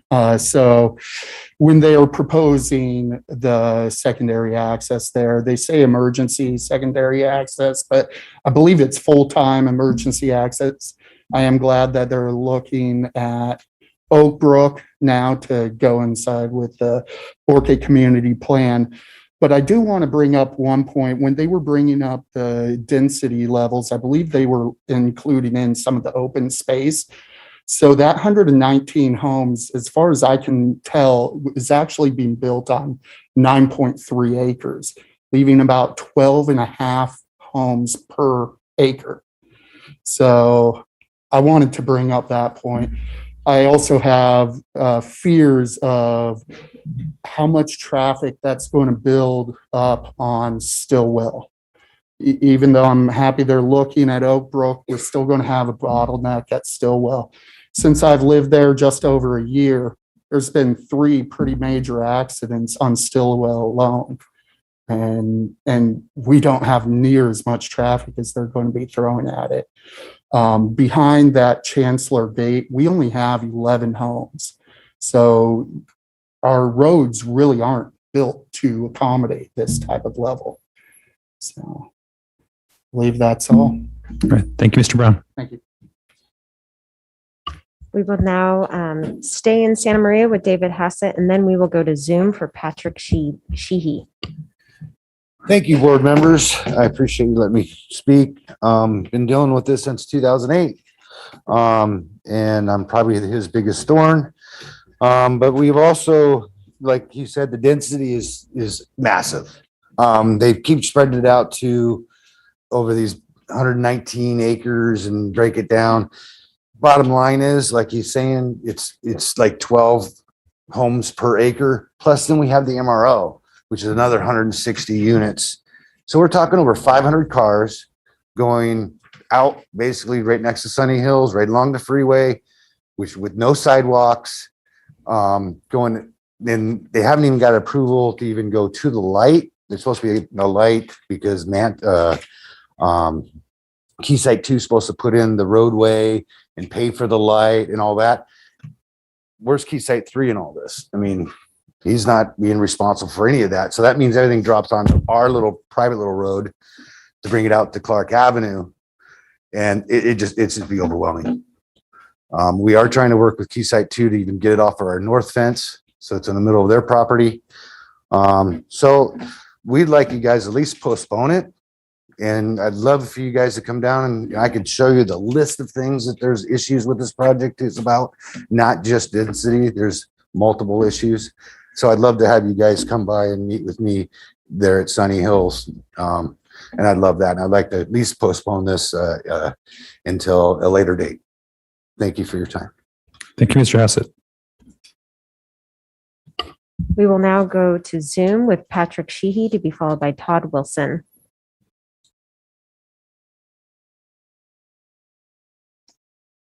Mr. Sheehy, go ahead and unmute. Yes, hi. My name is Patrick Sheehy. I was born here in Santa Maria, lived here all my life.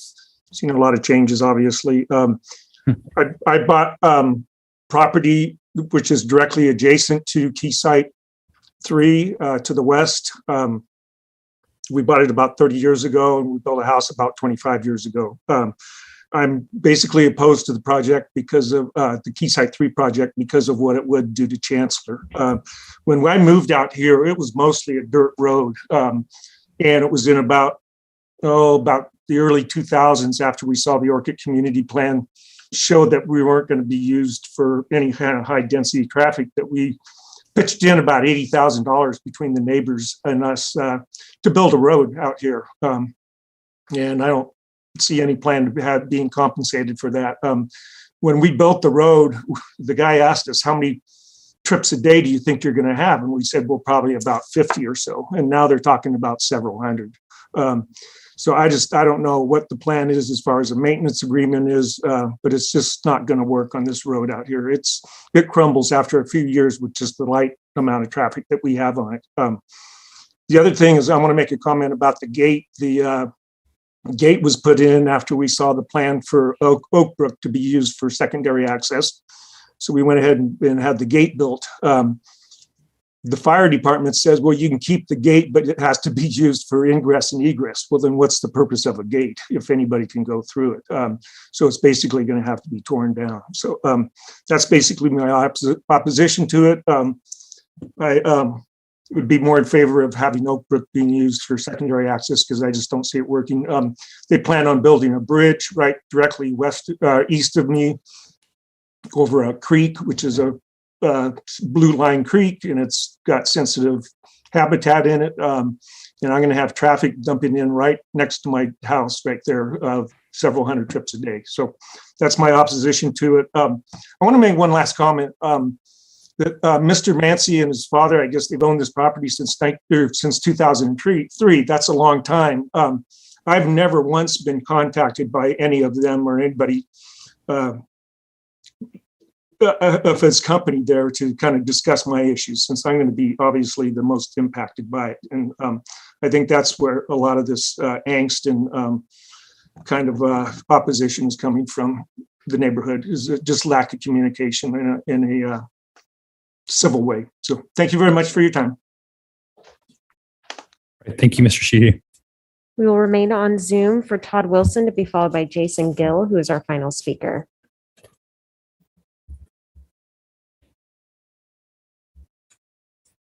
Mr. Wilson, when you're ready, unmute. Can you hear me now? We can. Thank you. Mr. Chairman and members of the board, I recommend denial of this Orchid Key Site 3 development plan. Today's Planning Commission findings for denial actually refute earlier Key Site 3 hearing representations of the county P&D, in my view, casting serious doubt on P&D's credibility and reliability. Key Site 3 development plan is one of 4 general plan amendments of the Orchid Plan area presented to Planning Commission in roughly fall of 2020. The yawning gap between the prior P&D staff report and this Key Site 3 hearing findings of denial reflect similar credibility challenges as seen in each of the most recent general plan amendments. The findings of denial are your reliable resource and should carry the greatest weight in your conclusions. 3 public comments that hit home to me in prior Key Site 3 hearings tell me planning and development is turning its back on the interests and well-being of citizens of the Orchid Plan area. One commenter said P&D has got to stop acting as agent for the applicant. A county fire marshal commented that this property of Key Site 3 is in a high fire hazard area, and we are losing cities. I recall the applicant commenting that he had done everything asked of him by P&D. He was clearly feeling betrayed by the reasonable community and planning commissioner critical thought and questions. Why is P&D so willing to circumvent public policy and community expectations?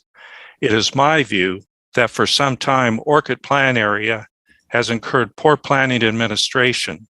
Poor planning practices are prevailing, it's chronic, and both applicant and community suffer. I suggest the Orchid Plan Area is desperately in need of the old Orchid Advisory Group, or better yet, an elected advisory council to include citizen oversight of the intent of Orchid Community Plan Blueprint, including health and safety matters. Orchid area planning processes are burdening vested neighbors and community members. I'm hearing neighbors who say they are considering moving in response to what appears egregious and unreasonable administration of our plan. Please deny this Key Site 3 application.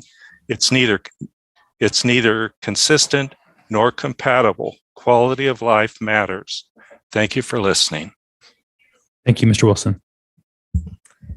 We will now go to our final speaker, Jason Gill.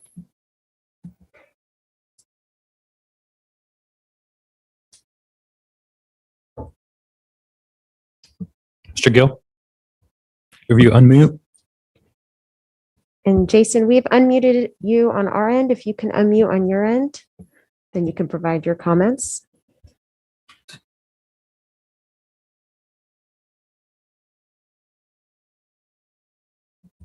Mr. Gill, you need to unmute so we can hear you.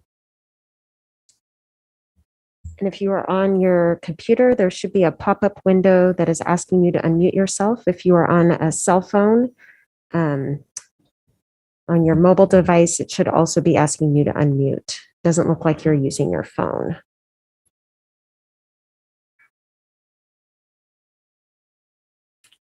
All right.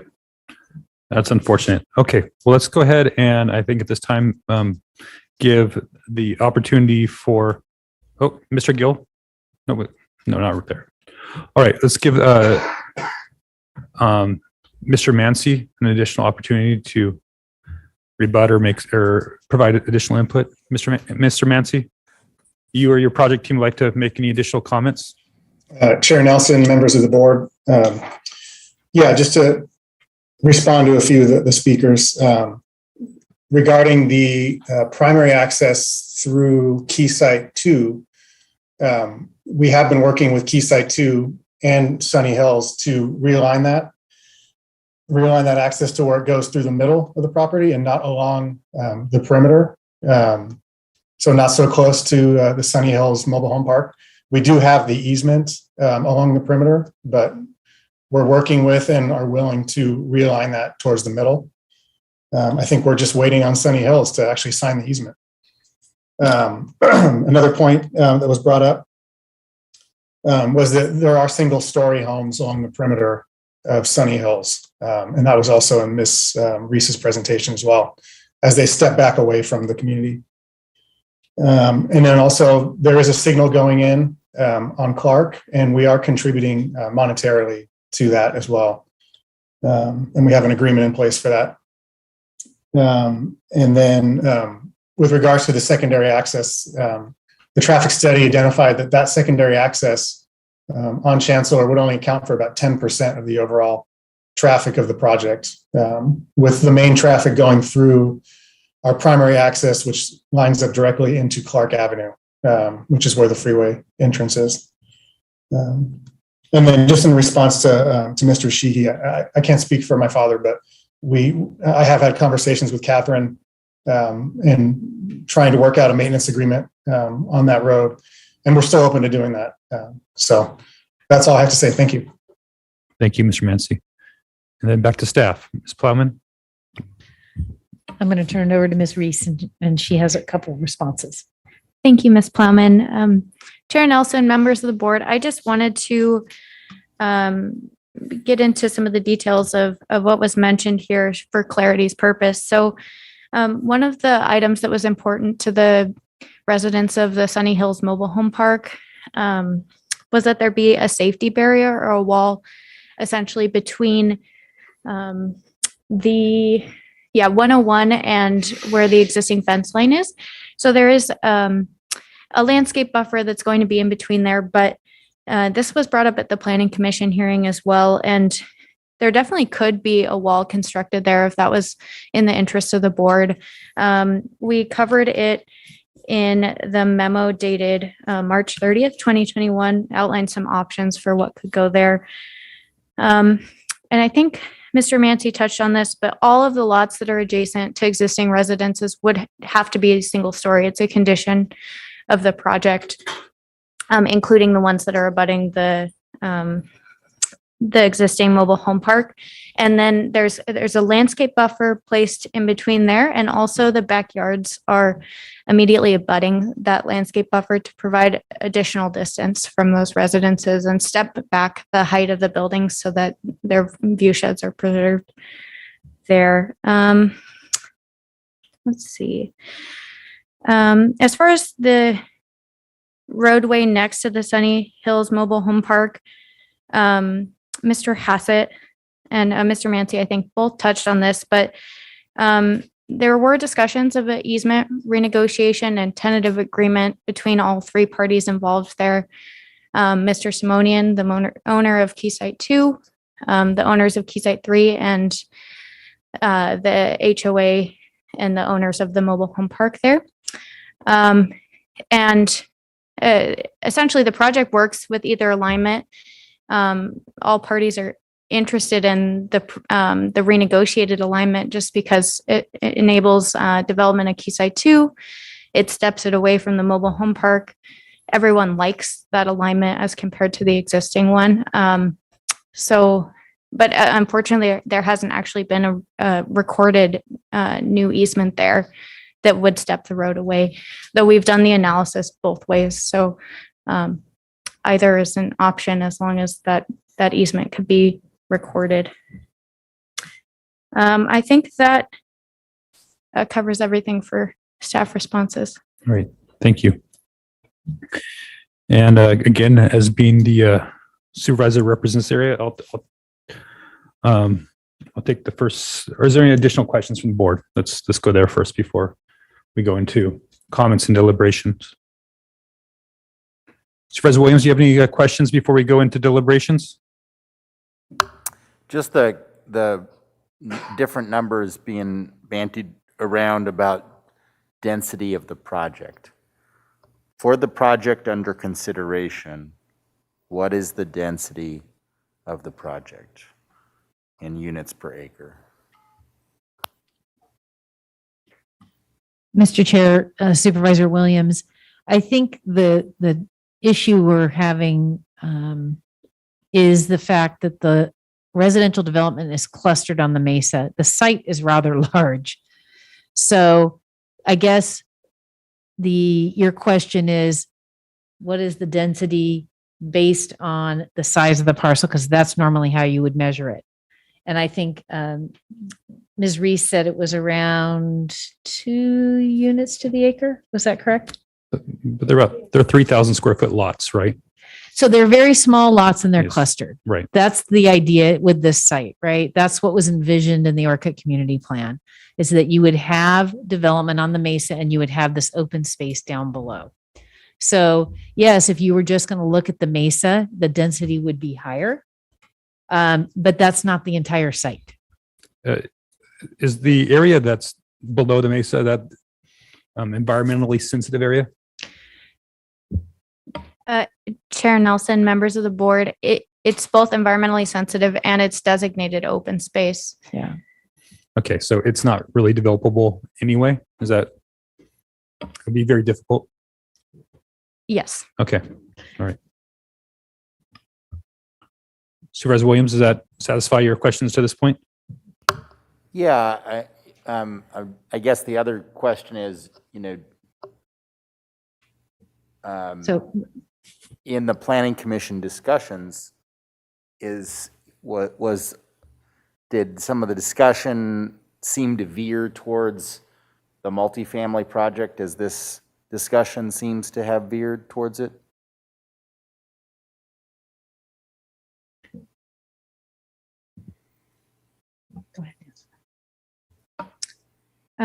Chair Nelson, Supervisor Williams, I think there's always been an interest in the MRO portion of the site based on the public comment received, and it was brought up at the Planning Commission hearings as well. And Mr. Chair, just to clarify, to get to the bottom of the question about the area that's developable on the Mesa. So if you just looked at the development with the PRD zoning, which would be the single family, it's 3.5 units per acre. When you add the MRO in, it ends up being 6.7 units per acre. Thank you. Thank you. All right, so I think I'll kick it off here. I think obviously from my questions, I've had some concerns about this project.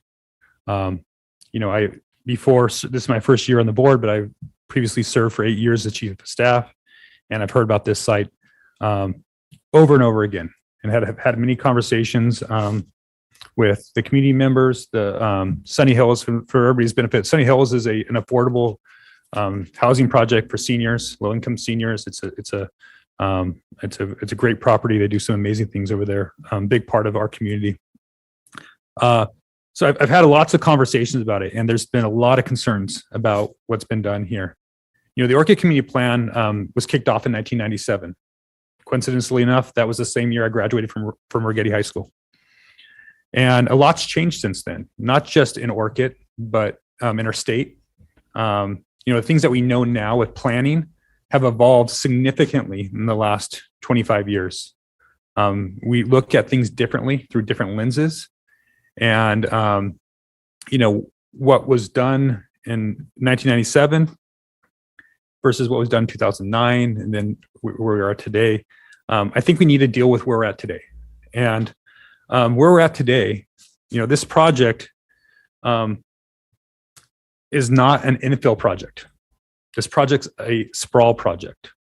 This project is on the edge of town, and cumulatively, it's going to add 289 units on the edge of our community.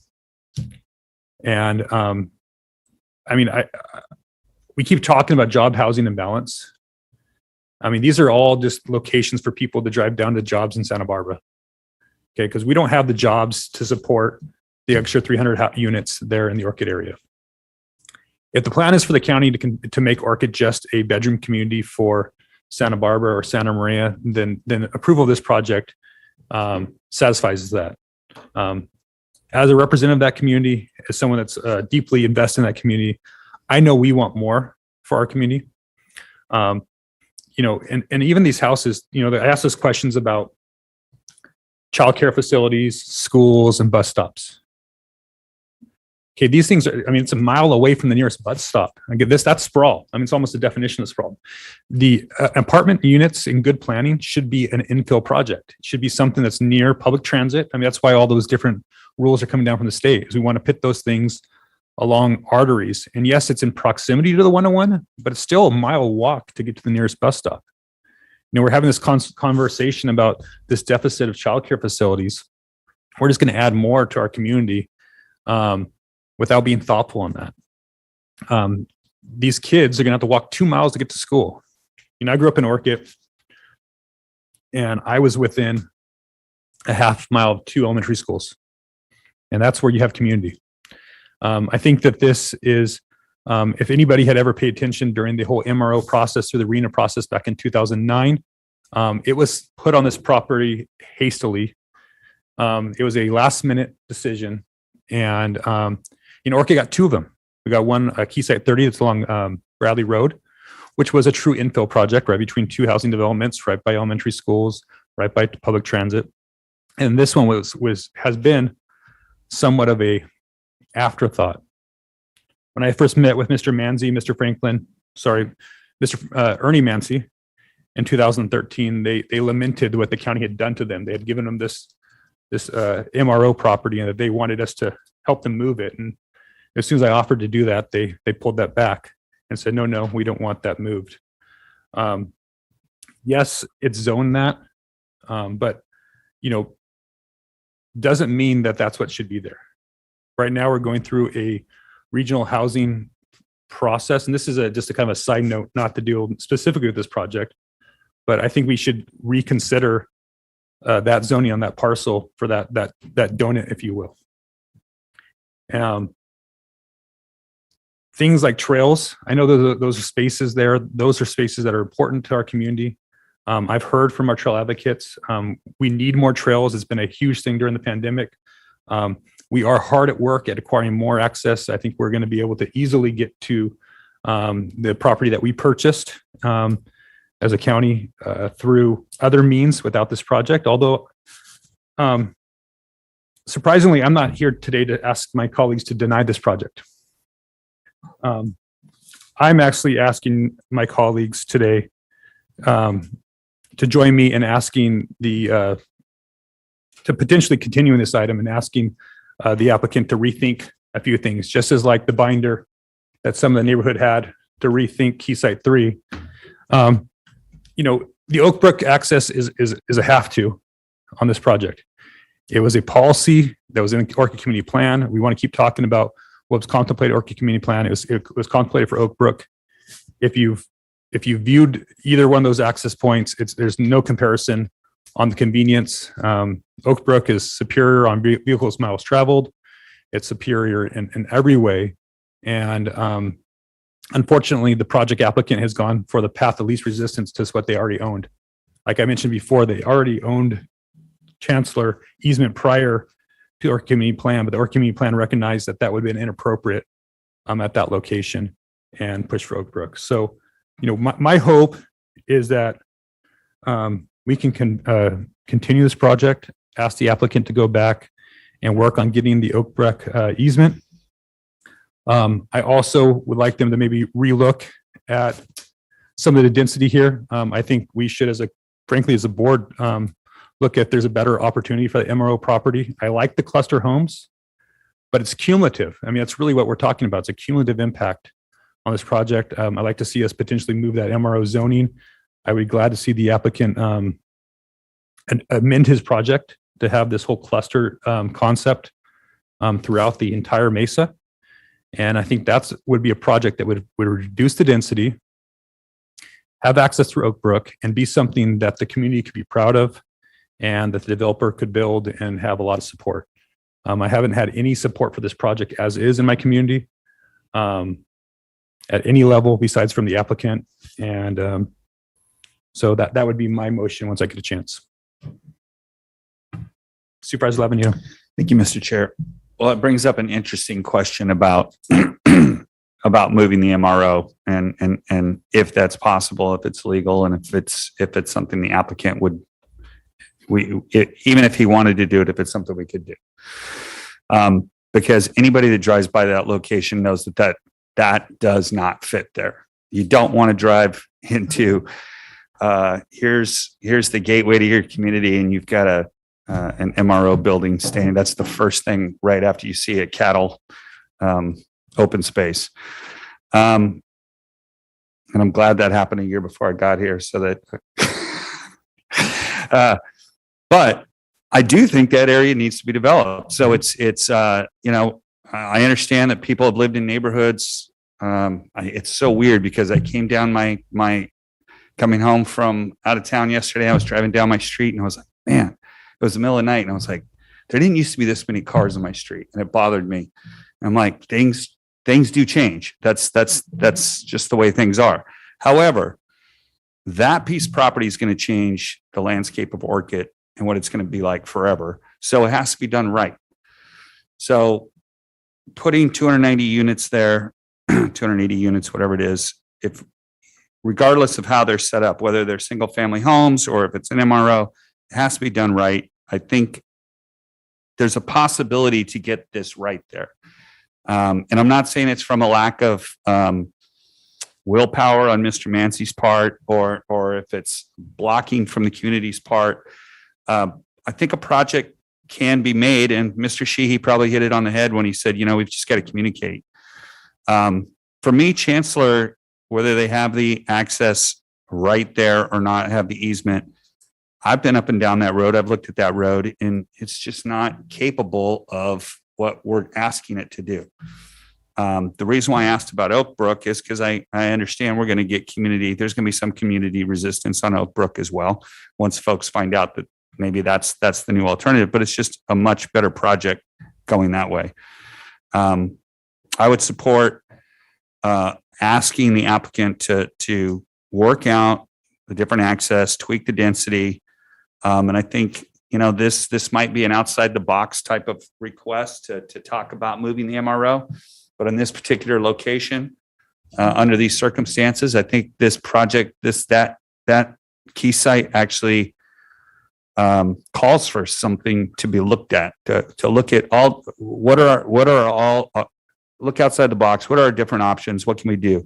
2009, when you said 19, when did you graduate from high school? You made me feel old. 97. Whew. Okay. Man.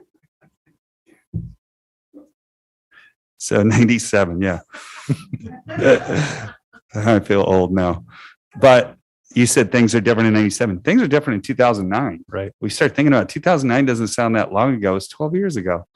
And I do have feelings for Mr. Mancy as far as, I understand that, some people are upset because you've got now the houses are clustered over here. Originally, you had them spread out all over the location, and we asked them to move them over to a certain location. They did.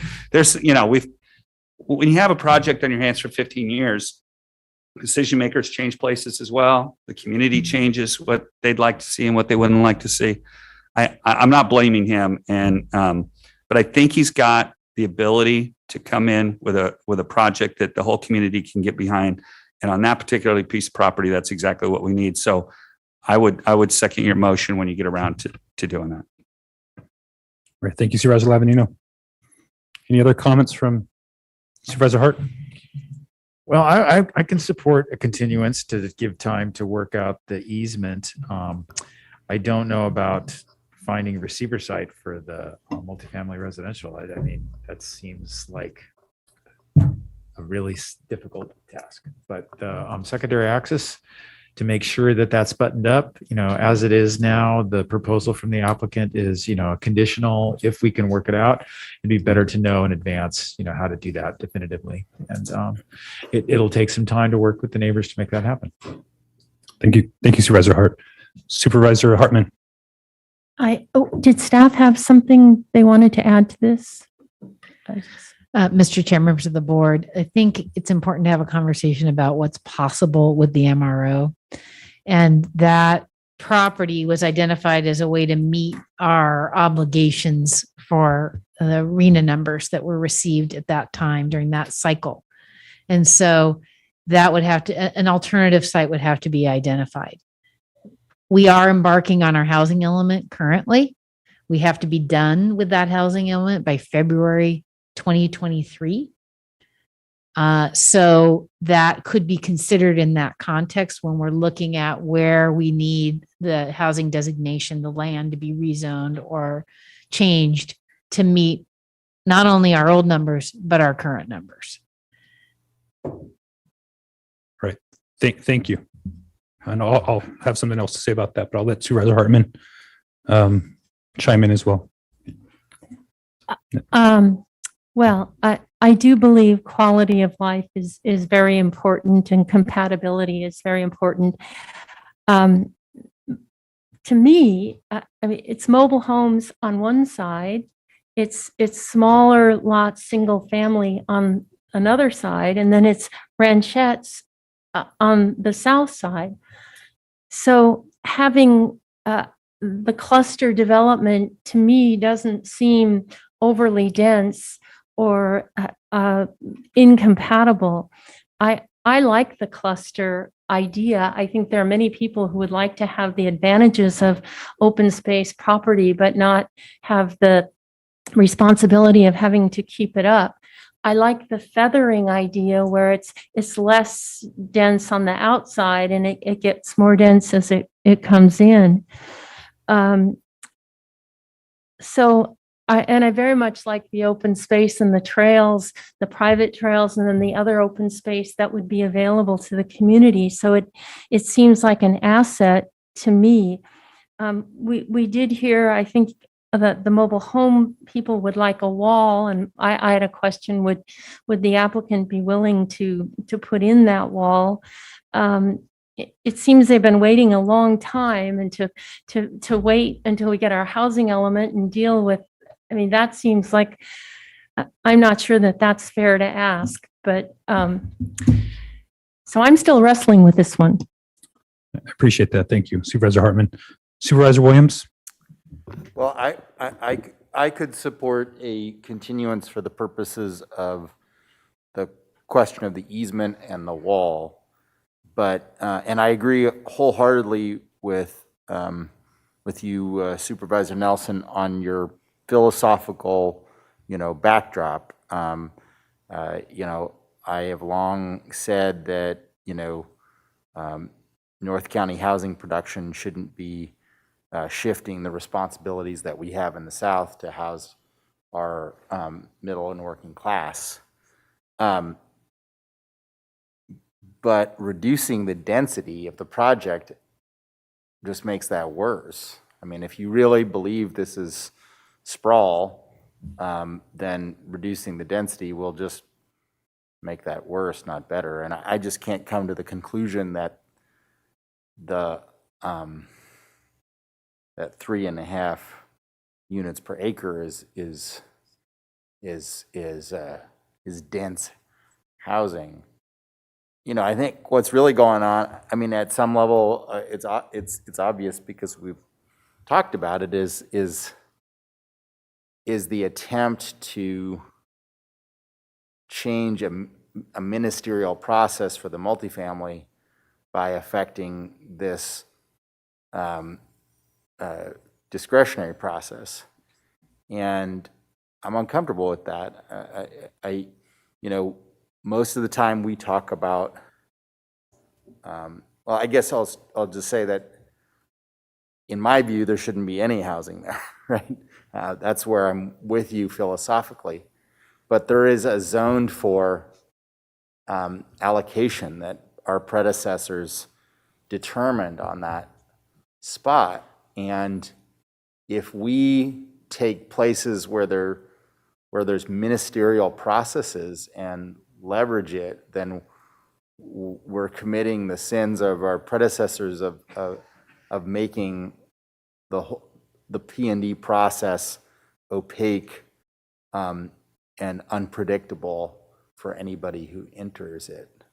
So I guess, if the motion was constrained for the purposes of the wall and the easement, I could support it. But even though I don't think there should be any housing there, frankly, I don't think that it is right or legal for us to leverage a ministerial process with this discretionary process. Well, I do appreciate the comments from my colleagues, and duly noted.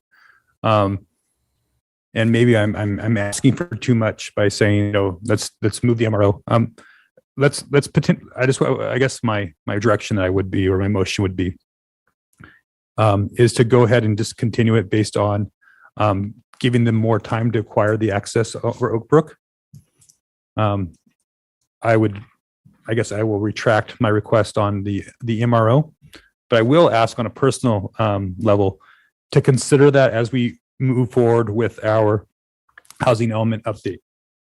If the opportunity presents itself for this board, I would like the opportunity to have that conversation. I do think there are ultimately better sites for housing that does not, and dense housing that does not add to some of the problems that philosophically that we are wrestling with. Even where this project is, Keyside 3 is one thing. It's right there on the 101, easy pathway down to to Santa Barbara. I mean, I really think in Orchid, we should be looking at our housing closer to 135 and Highway 1 so that we can help feed hopefully the commercial space development at Vandenberg. Many of the people who will work there won't be able to live on the Vandenberg Airport space, so they'll need transportation and homes, and they're going to be looking to the Orchid community, and there's some great infill sites available. And so I'm glad, and I'll be happy to talk to the board moving forward on that. I will commit, if you go along with this motion, to being open to approving a project once the Oakbrook easement is acquired. I would be open to that, knowing that this is contemplated, but I think that that's something that really eliminates most of the neighborhood incompatibility issues. And I think if we can get that accomplished, then that would be a big win for our community. And so that would be my motion, is to continue this item and ask the applicant to amend the plan to acquire the Oakbrook access and easement prior to bringing it back to the board for approval. I'd second that. Okay, I don't have a date certain on that because I think it's going to take some time for them to have those conversations. So, Mr. Chair, I think it would be helpful to get feedback from the applicant about timing that they think that they'll need. All right, Mr. Mancy, how long do you think you would need to begin to have that conversation with the neighborhood and acquire that? Chair Nelson, members of the board, I don't know. I would need to kind of circle back with you on that. And I can kind of kick it to our counsel, who's waiting here too. His name's Cameron. Mr. Goodman. Good afternoon, Chair Nelson, members of the board. Thank you for your consideration of this project. I think we've made it pretty clear in our comment letter, and Matt has done a good job. Mr. Goodman, can you speak up a little bit? Would you speak up? I'm sorry. Can you hear me okay? That's better. Want to start over? I'm sorry, I might have a bad internet connection. We've made fairly clear in our comment letters, and Matt Mancy has explained fairly well in his comments this afternoon that we believe the project should be approved as is. We've provided a pretty reasonable alternative for the secondary access that would allow the board to approve the project now as proposed with, two alternatives for secondary access. If they don't get secondary access, despite reasonable efforts to negotiate with the Oakbrook neighbors, they can fall back to the chancellor, secondary access. So we would request that be the board's determination today. And on that note, there have been some questions about overburdening the easement on Chancellor and what are the impacts of the gate that's been installed on Chancellor. And as county staff has correctly noted, that's a private dispute between the applicant and the neighbors who hold the servient easement. That issue could be litigated in the future, and we feel confident that our client would prevail in the overburdening of the easement issue and might end up having to have the gate removed. So we don't think that should be a consideration. And the maintenance issue on Chancellor is also, very easily remedied by a negotiation of a maintenance easement between the neighbors and SB Clark, the project owner. And thank you, Mr. Goodman. I think the question was specifically on how much time you would need to work on that, and I do sympathize with that. Supervisor Hartman. I would like to ask County Council again about the easement and what legitimate authority we have in this situation. Mr. Chair and Supervisor Hartman, what I'm hearing the concerns are about the access, not so much the easement. Over the easement, if an applicant has, we look at what the rights the applicant has on the easement for the purpose that's stated. But again, we don't adjudicate overburdening or anything beyond that. But the access from Chancellor is a general plan amendment, and your board has broad discretion over whether or not to amend the Orchid Community Plan. So you have broad discretion to interpret the general plan consistency and as well as amendments. So this project does include a number of amendments to the general plan, that being one of them. And I'll speak to that too. My reason for Oak Brook isn't because of the conflict necessarily with the Chancellor neighborhood. That's a benefit, but Oak Brook is the superior access point. And again, we're talking about a project that has some deficiencies. And so this is a major one that can be resolved. And a benefit is it actually reduces a lot of conflicts with its neighbors. It's not the reason why, the whole reason, it is a reason why, I would support the Oak Brook access over the Chancellor access. And so, there's less vehicle miles travel. It's a better spot. I'm persuaded by both. Okay, thank you. Ms. Van Molen. And Mr. Chair, members of the board, my recommendation is if you'd like to continue this today, that you're sending the applicant back to look at alternatives, whether that's for access, we talked about density, some of the other concerns that you raised, to see if they're interested in amending the project, okay. And then come back and report to your board on that. Okay, I think that's reasonable. So,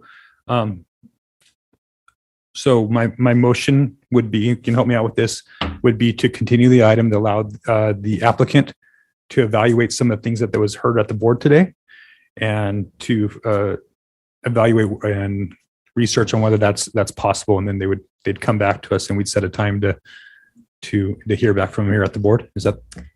Mr. Chair, yes, that sounds good. Since we're not doing to a date certain, I believe that means that the project needs to be renoticed, but planning could work with the applicant on when they're ready to return to your board. Okay, that would be my motion.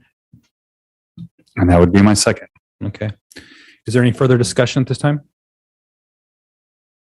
All right, seeing none, Madam Clerk, will you please call the roll? Supervisor Lavanino. Aye. Supervisor Williams. Aye.